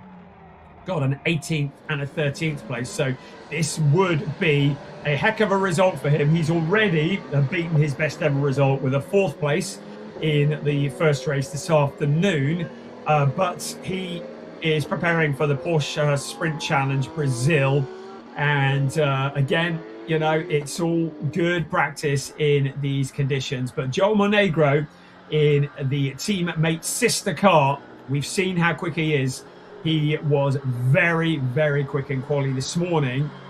I was a little surprised, actually, because I had thought that Monegro would have had the best fastest time, which he did, but also the best second fastest time. So hats off to Eric Santos, who put one over on him and got the best second fastest time. Yeah, Santos and Monegro very much appear to be in the class of their own, but Javier Ripoll Jr. is a driver that we have seen many times in Porsche Sprint Challenge Southern Europe. Lives in Miami and races very much on the American Porsche scene. He's a Venezuelan, but lives in Miami. Well, apparently they've got snow in Miami at the moment, haven't they? So, oh, I've got notifications, safety car on this lap. So I think we might be about to go racing, which is great news for everybody. So our race stewards has clearly decided that it is okay to go racing. So the safety car will come in at the end of this lap, which will be in just a few moments. This is going to be a test. Well, the lights are off on the safety car. That is indication to the drivers behind. So it will now pull away. Santos will drop back. He does not want to catch the safety car. He will decide when to go. As long as he does not overtake the safety car, then he's all good. He will lead the field across the line, and Joel Monegro will then be looking to challenge into turn 1. So here we go.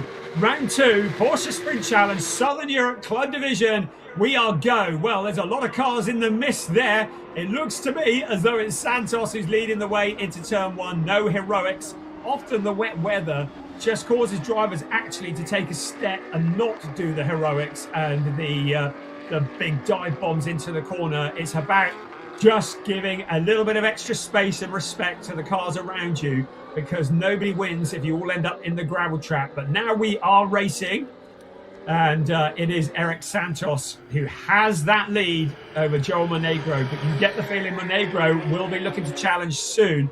I think Javier Ripoll Jr. may be rubbing his hands together here at the prospect of potentially challenging the 2 silver and black cars in front of him.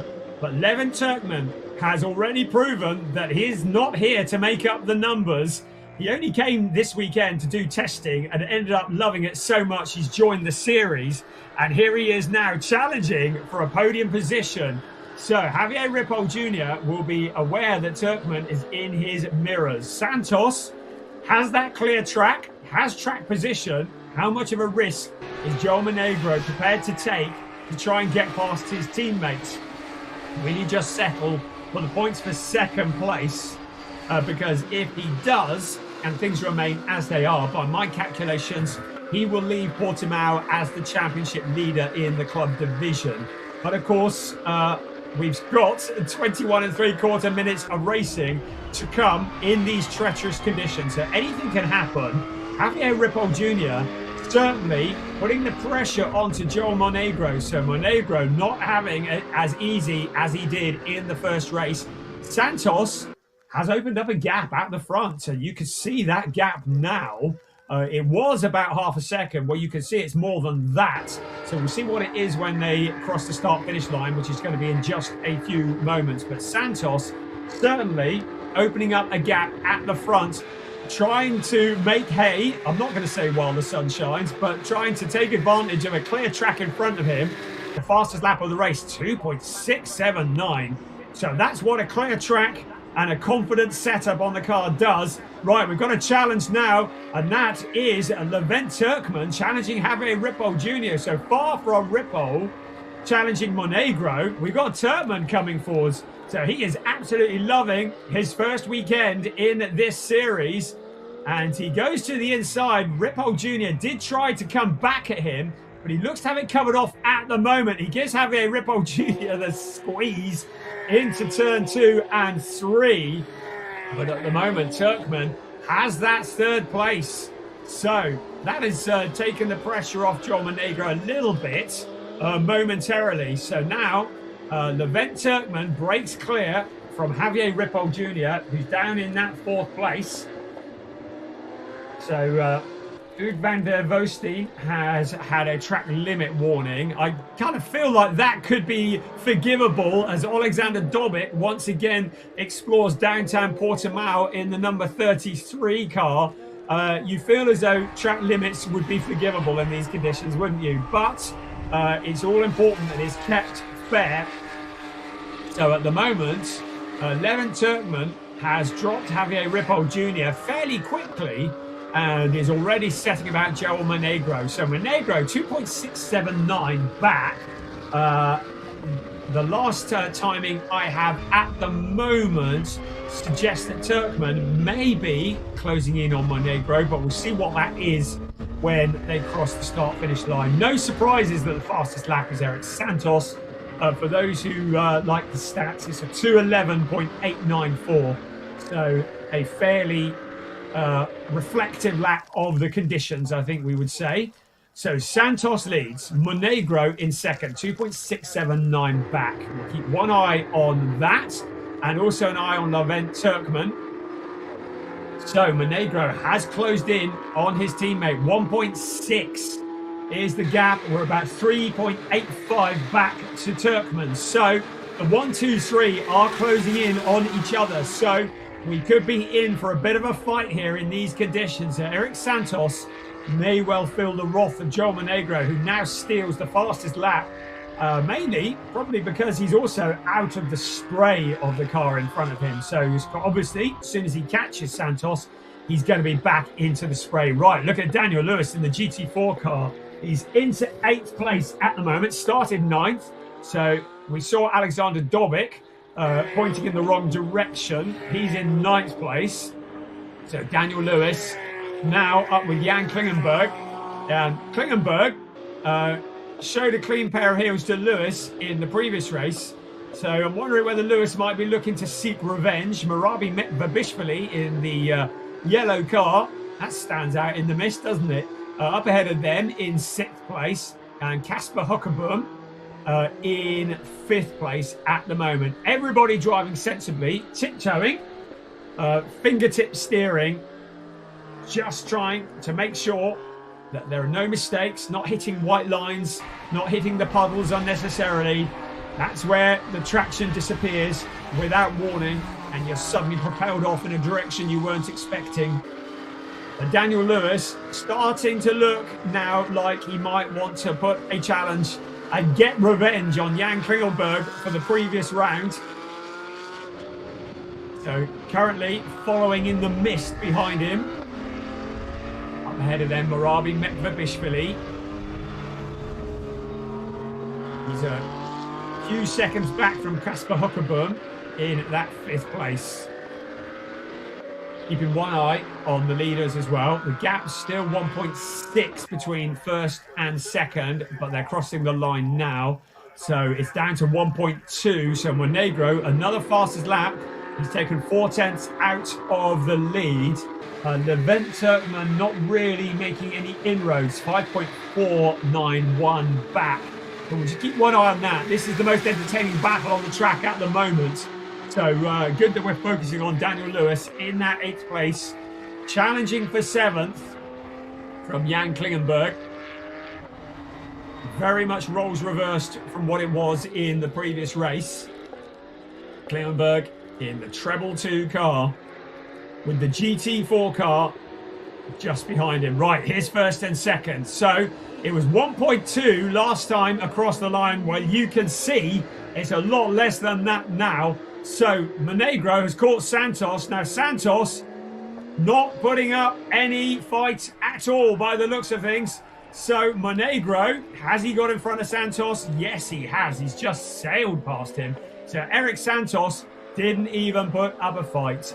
Drops down to 2nd place. Joel Monegro is our new race leader. And it may be that Santos has decided that he was always going to get past. Better to concentrate on keeping the thing on the track rather than throwing it off into the gravel, trying to defend a lead that he was never going to keep. Only Eric Santos can answer that question, but he's still well clear of Levent Turkman, who is some 5.4 seconds back. But we'll see what that is when they cross the start-finish line. So your new race leader, the driver that dominated the first race, Joel Monegro, now in the lead of this one as we hit the halfway point. Eric Santos, the pole position driver, is relegated down into 2nd place. Levent Turkman, who appears to be loving Porsche Sprint Challenge Southern Europe, in 3rd place ahead of Javier Ripoll Jr., Kasper Huckerboom in 5th ahead of Marabi Babishvili, and Daniel Lewis is past Jan Klingenberg. So Lewis is up to 7th place. Klingenberg is into 8th with Alexander Dobic behind him. So Daniel Lewis said he wanted the rain, and he is showing exactly why, because that little Porsche Cayman is proving to be the weapon of choice in these greasy conditions.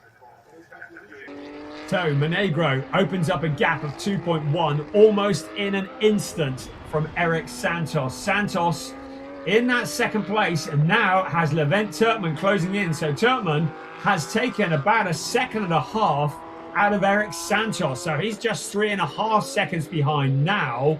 So, Levent Turkmen may well be a contender for second place when this race shakes out. We see there Marabi Mekvabishvili in 6th place, disappearing through our picture. Every driver just having to fight to look through the spray and the mist. You can see how low the cloud is in the background. The visibility reducing by the moment. There is Daniel Lewis, who has left Jan Klingelberg in his wake by some distance, already opening up the gap and closing in on Marabi Mekvabishvili. So Daniel Lewis clearly loving these conditions. There is Marabi Mekvabishvili in a car that is perfectly painted for these conditions. The 218 car, prepared by Lap Time Performance, finished 11th in the last race.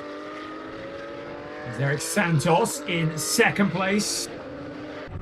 Just holding it all together, clearly choosing which battles to fight and which battles to not fight. Looking at Levent Turkmen, he's just put in a purple in Sector 2. So Levent Turkmen, the quickest of anybody so far in this race in Sector 2. So the number 77 car definitely moving in the right direction. As long as he can keep it on the grey stuff, we may well see Eric Santos being challenged before too long. There is Levent Turkmen in the number 77 MDM Motorsport car. Very pretty looking green and white car.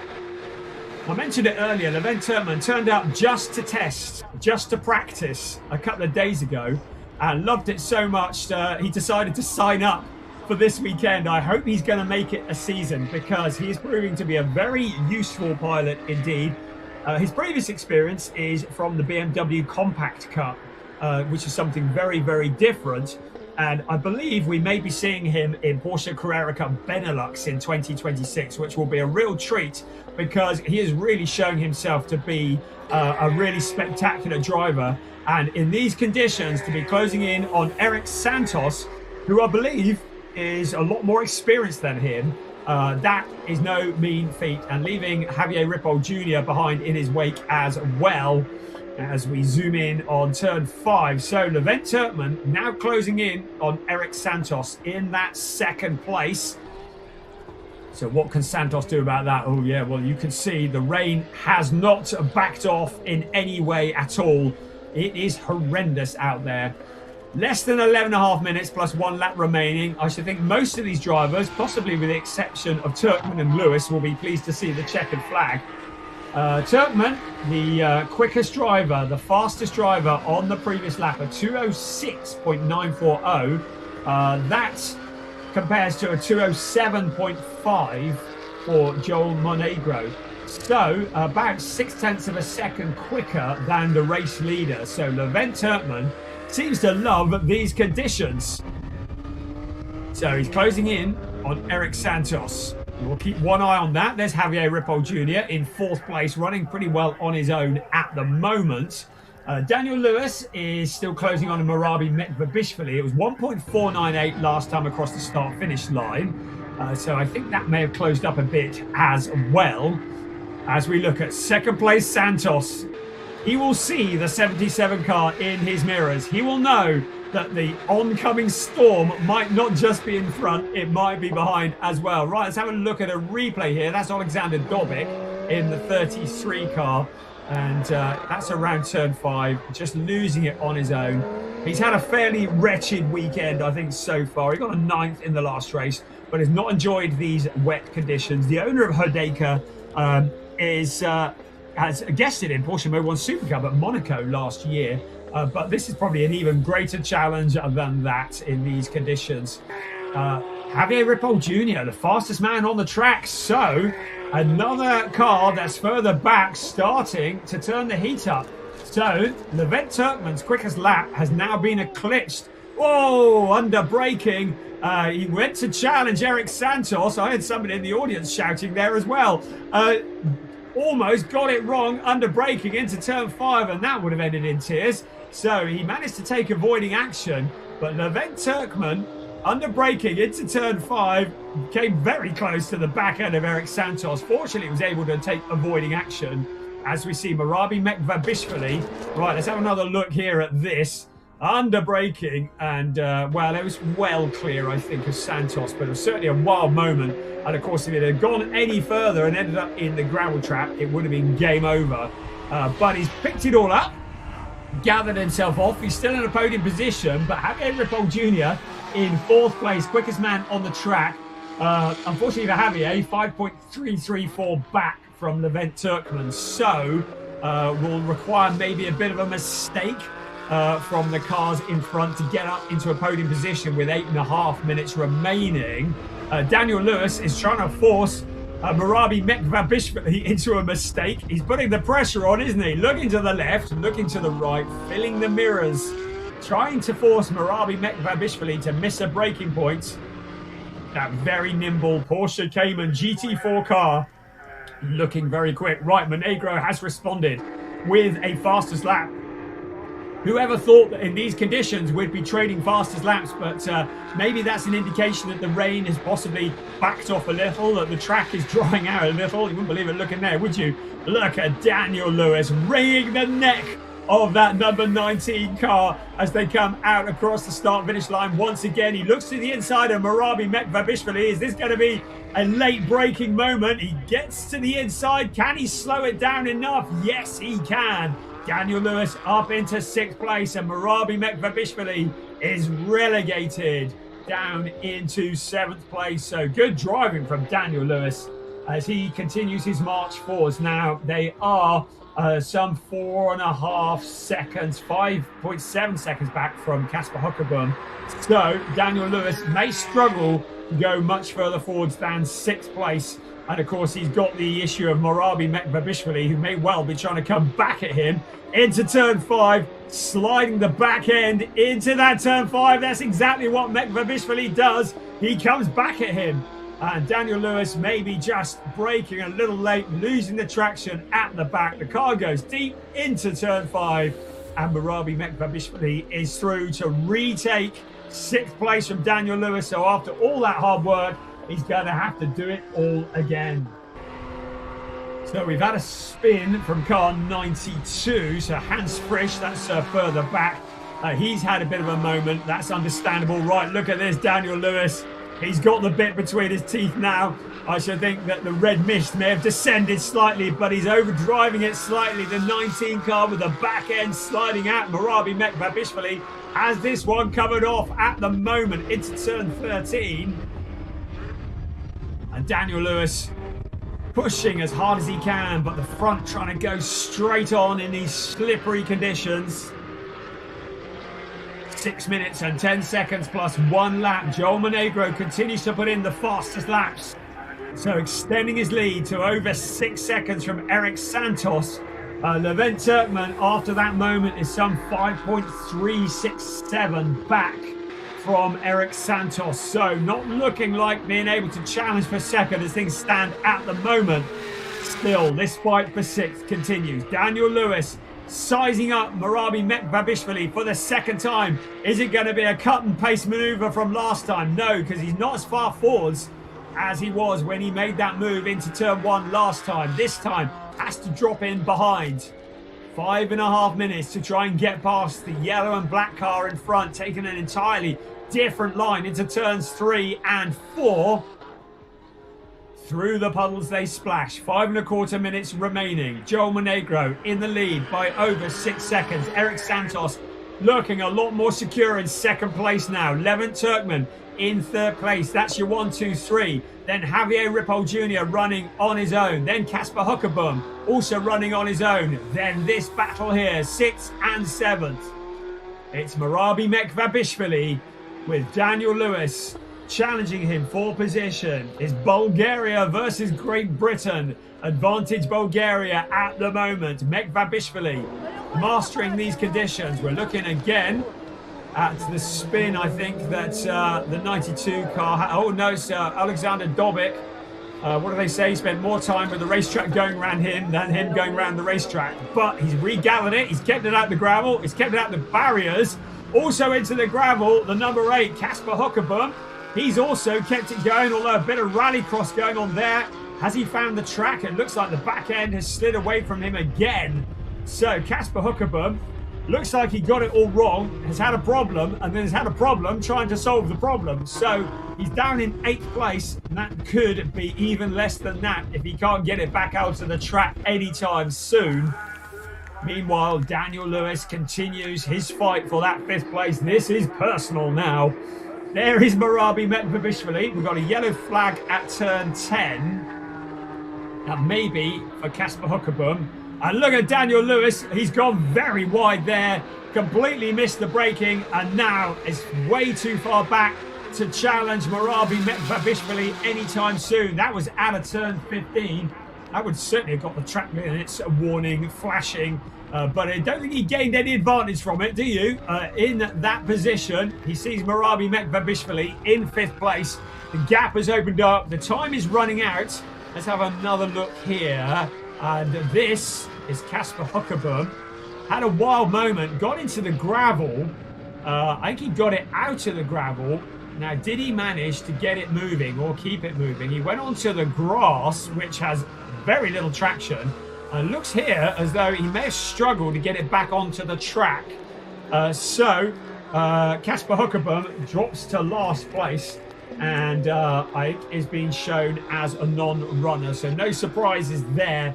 That's understandable in these conditions. Just so tricky. He got it out the gravel, which was the hard work, and then cooked it running across the grass. There is Daniel Lewis, also trying to come back from a wild moment in turn 15. So he's regathered it up, but Marabi Mekvabishvili is now well ahead. And with 2 minutes and 20 seconds of times racing, plus the 1 lap remaining, time starting to run out to relieve him of that 5th place. He's still trying though, isn't he? You can't knock him for that, giving it absolutely everything in the GT4 car.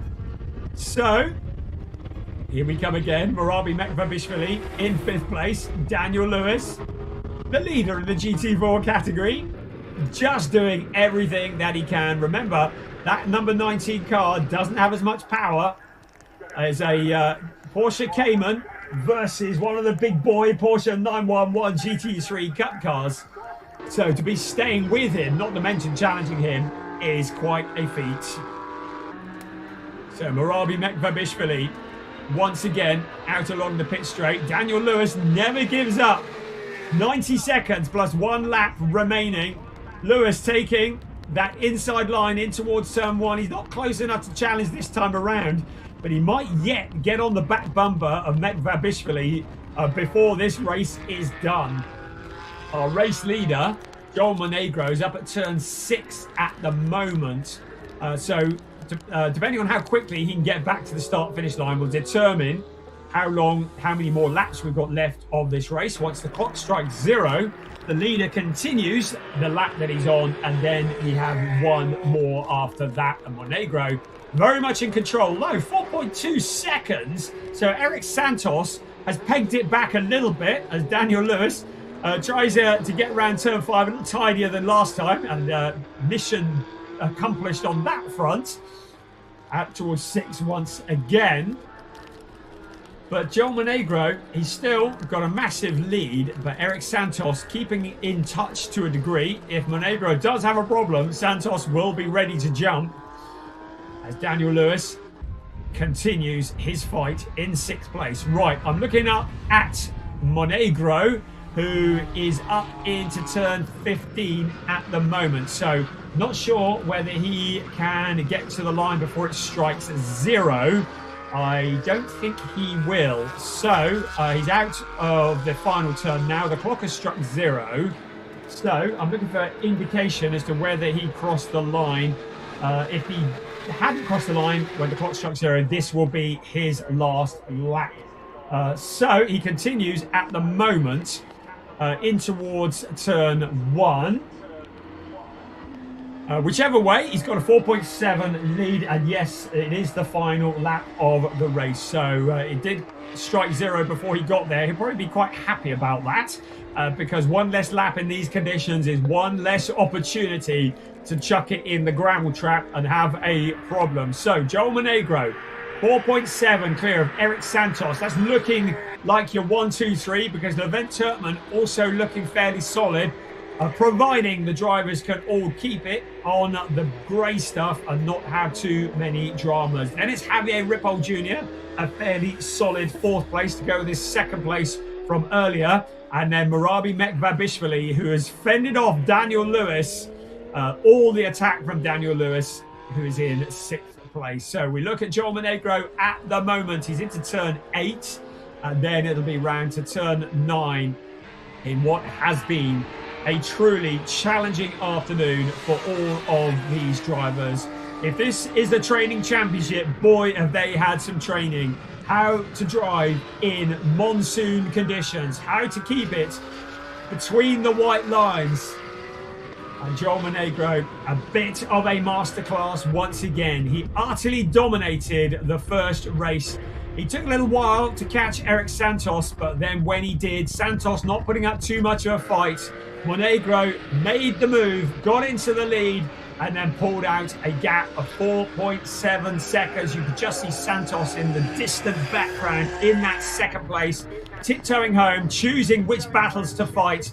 But Joel Monegro is the man who is going to make it 2 out of 2 here. Rounds 1 and rounds 2. Porsche Sprint Challenge, Southern Europe Club Division. It's a 2nd win for Joel Monegro in such challenging conditions. Eric Santos in the 221 car will record his best ever finish when he crosses in 2nd place. And what a drive from Levent Turkman to come home with a podium finish on his debut ahead of Javier Ripoll Jr. Murabi Mekvabishvili has fended off Daniel Lewis, I think, but we will wait to see who comes out of the final corner in just a few moments. Has Murabi Mekvabishvili fended off Daniel Lewis? We look to see now. Yes, he has. Daniel Lewis having to settle the 6th place after a brief stint in 5th place. Then Jan Kringelberg in 7th ahead of Hans Frick. We're waiting for Hans Frick to come round. He's up in 13 at the moment. So still waiting for him to do the last couple of corners before we see Hans Frick. Then it will be Hugo van der Woestijn. He, at the moment, also a little way back. Alexander Dobic, well, it's a result, and 10 out of 10 just for getting to the end of this race. It looks like our only non-finisher is likely to be Casper Huckerboom. You can see how much the leading pack pulled away because we're still waiting for Hans Frisch to show up. Here he comes any second now to cross the line and to take that 8th place. We're looking, subject to confirmation, 8th down to 11th, but we're looking at Joel Monegro, Eric Santos, Levent Turkman, Javier Ripoll Jr., Murabi Mekvabishvili. No doubts about the top 5 there. Daniel Lewis taking the win in the GT4 and their 6th place overall. I can confirm that Hans Frisch did eventually reach the finish line, as did Hugo van der Woestijn, who finished in 9th, and Alexander Dobic recording a finish as well. We say a massive thank you to all of these drivers for braving such horrific conditions, for entertaining us. A really good race 2 for the club division, round 2 of their championship. Unbelievably, we're at the quarterway stage of the championship already. But the good bit is we only have to wait 5 days before we get to do it all again in Estoril. And into Parc Fermé comes Joel Monegro. And in a few moments, we'll see Eric Santos pull alongside him and Levent Turkman. So all of the crew, all the marshals have been out there in the pouring rain. Thank you so much for all that you have done to provide us with 2 fantastic rounds of Porsche Sprint Challenge Southern Europe. Absolutely loved all of the racing we've seen. I think the first club division race was maybe a little quiet, still entertaining. The other 3 races have been absolutely brilliant. We have loved all of them, and it's just a taster of what's to come. We've got a lot of drivers that are going to be joining as this season goes on. Certainly a number who have signalled intent and registered for some of the later rounds. So we will see the grids changing as the season progresses, and some new drivers coming in as well. But at the moment, our focus is on these who have entertained us, and receiving the congratulations from friends and family. And once again, track experience by Manthey dominate the race. And a lot of data, information, experience all being gathered as well. The two teammates just comparing notes, and Eric Santos maybe just explaining why he didn't put up too much of a fight when the lead changed hands. I think Levent Turkmen certainly takes one of my nominations for driver of the day, because he has done a phenomenal job. He got a third place in the first race, and he's got a third place in this race as well. And for somebody who this time last week wasn't even planning on racing, that really is job done. So he congratulates the first and second place drivers. We're going to be hoping that when we regather in Estoril on Saturday, that conditions might be a little bit better. I can see that Piers is down in the pit lane, getting ready to have a chat to our race winner. So I'm going to throw down to Piers in the pit lane. Thanks very much, Brian. Joel just said, "Oh, my hair's a mess," but it doesn't matter when you're double race winner, does it? Yeah, that's fine. I can use the champagne as conditioner. Absolutely. You look windswept and successful. Thank you. What's the code? I'm a high-performance athlete. High-performance athlete. Athlete sweat. Kiki ra ra. Exactly. Anyway, Joel, what a successful day for you, debuting the championship. You know, you've come in, double race win, albeit that one wasn't quite so dominant. He says still winning by 5.5 seconds. 5.5. All right, that's more manageable. Amazing, though. Great effort. That's one spin away. Sorry, say again? One spin away from not winning, so that's important. But you didn't. But no, seriously, I mean, amazing effort from you. Also, the track experience by Manthey team with your teammate Eric Santos in second place. Amazing job. They're fantastic. They're absolutely the best. I can see that you're really enjoying life as well, so that's great. Thank you. Congratulations. I'm gonna go out on a limb here. I reckon you're the championship leader. Oh, well, we'll find out. We'll find out. Congratulations, Joel Monegro. I'm going to grab a word with Levent Turkmen as well, because he's got a double podium. I'll see if I can grab Levent in a moment. He's celebrating with the Team GP Elite team. I'll tell you what, I'll just interrupt. Levent, can we have a quick chat? Why not? Eric Santos has decided that he already wants to get the podium underway, but I'll grab a quick word. Levent, you were very happy earlier on with your podium. Yeah. Double podium. I'd say a good day at the office. A good start, yeah, absolutely. Great pace in that last one. Your pace was electric, especially in the middle of the part of the race. Had a couple of purple laps in there as well, so clearly very comfortable with the car. Sorry? You had some fast laps in the middle of the race. You clearly feel very comfortable in the wet conditions? Yeah, well, I think the fact that the weather the last couple of days was so bad did turn out fine for me today. But it's difficult to switch from the racing line to the wet line. But it went all well, and here I am again. Here you are again. Will we see you next weekend? Absolutely. Wonderful to hear. Well, I'll let you go and get you prepared for the podium as I hand back up to Brian for the final time to run us through the highlights and close out his section of the show.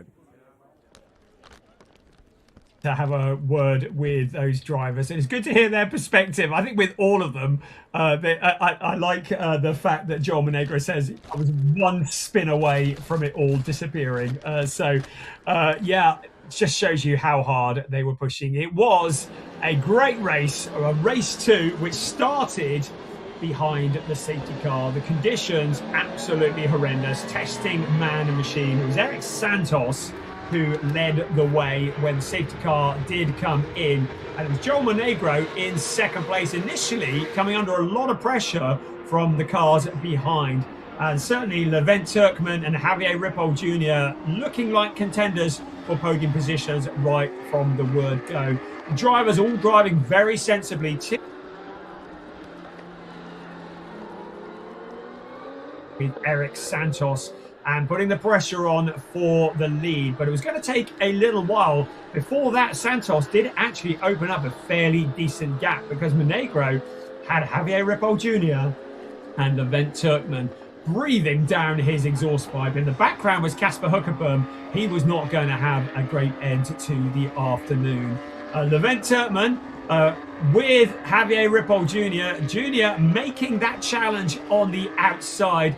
and Turkman coming back on the inside. But Javier Ripoll Jr. really struggling a little bit in these conditions, and the back end of the car just sliding slightly. Turkman was able to come back at him, eventually sealing that third place.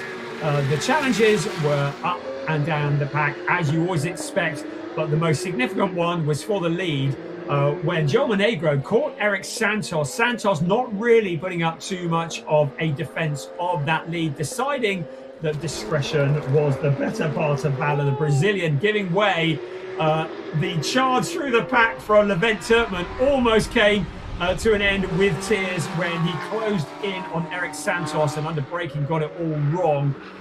Great driving from Daniel Lewis and Marabi Mekvabishvili. What a fight they had all race long. Daniel Lewis did get in front briefly, but Marabi Mekvabishvili got him back again and was able to hold on to that fifth place. But at the front, Joel Monegro continued to stretch his legs, very much under control, despite what he might say. He received a checkered flag. It's been a clean sweep for Joel Monegro. 2 wins out of 2 so far this season.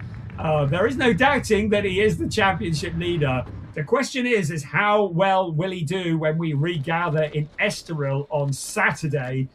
Because it's a very different kind of circuit there. It'll be good to see him then, and that'll be when the club division resumes. It has been a very, very entertaining race to round up the second race for Porsche Sprint Challenge Southern Europe Club Division here in the pouring rain at Portimão. That's 2 races done in the sport division, 2 done in the club division. Right. We are ready to head back down to the podium for the very last time. It's Piers Pryor. Brian, thank you so much for taking us through all of the races today. It's been great to have your expert overview of all of that, and we'll hear your voice once again next weekend at Estoril. But for now, we still have a podium to do, and that is the AM classification, the Michelin Cup, as well as our GT4s. And in third place in the Michelin Cup is the 77 from the Netherlands, Levent Turkman. Congratulations, Levent, for MDM Motorsport. Third place. Second place, the number 221 from Brazil, Eric Santos. And big cheer from the Track Experience by Manthey team, and also from Track Experience by Manthey from the Dominican Republic, number 224, Joel Monegro. Congratulations, Joel. And that only leaves our GT4 winner, the number 19 from England, Daniel Lewis. Congratulations, Daniel. That's our top 3, and our winner is Joel Monegro from the Dominican Republic. So we will now have that national anthem.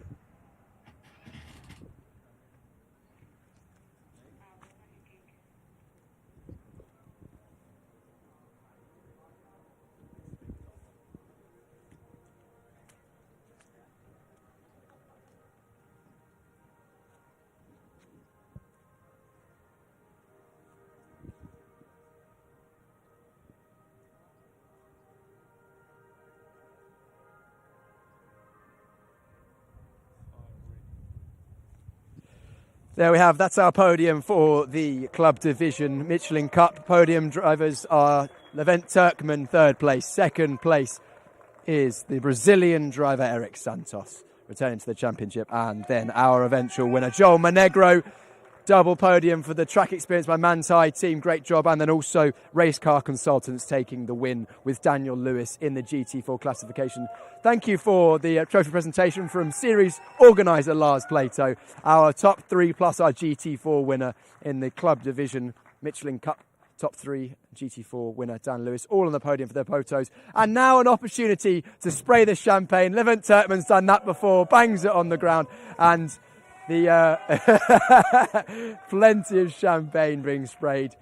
The laundrettes will have a decent amount of work to do in Portugal between now and next week, when we will go racing in just 6 days' time. We'll let the drivers from our club division enjoy their last moments on the podium. They won't have long to wait until they get to experience that feeling once again. Congratulations to all 3. I'm just going to seamlessly make my way into shot just like that to round out the show. Thank you so much, everyone who has joined us for this first event of 2026 here in the Porsche Sprint Challenge Southern Europe. Thank you from myself to Brian Oliver, who has talked us through all of the races today. Alpha Life for bringing this wonderful broadcast. The Circuit Algarve in Portimão. What a wonderful host they have been for another year. We hope to see them again next season. All the marshals, all the track staff, everyone has helped put on this event. Pro Speed, who put on the Porsche Sprint Challenge Southern Europe.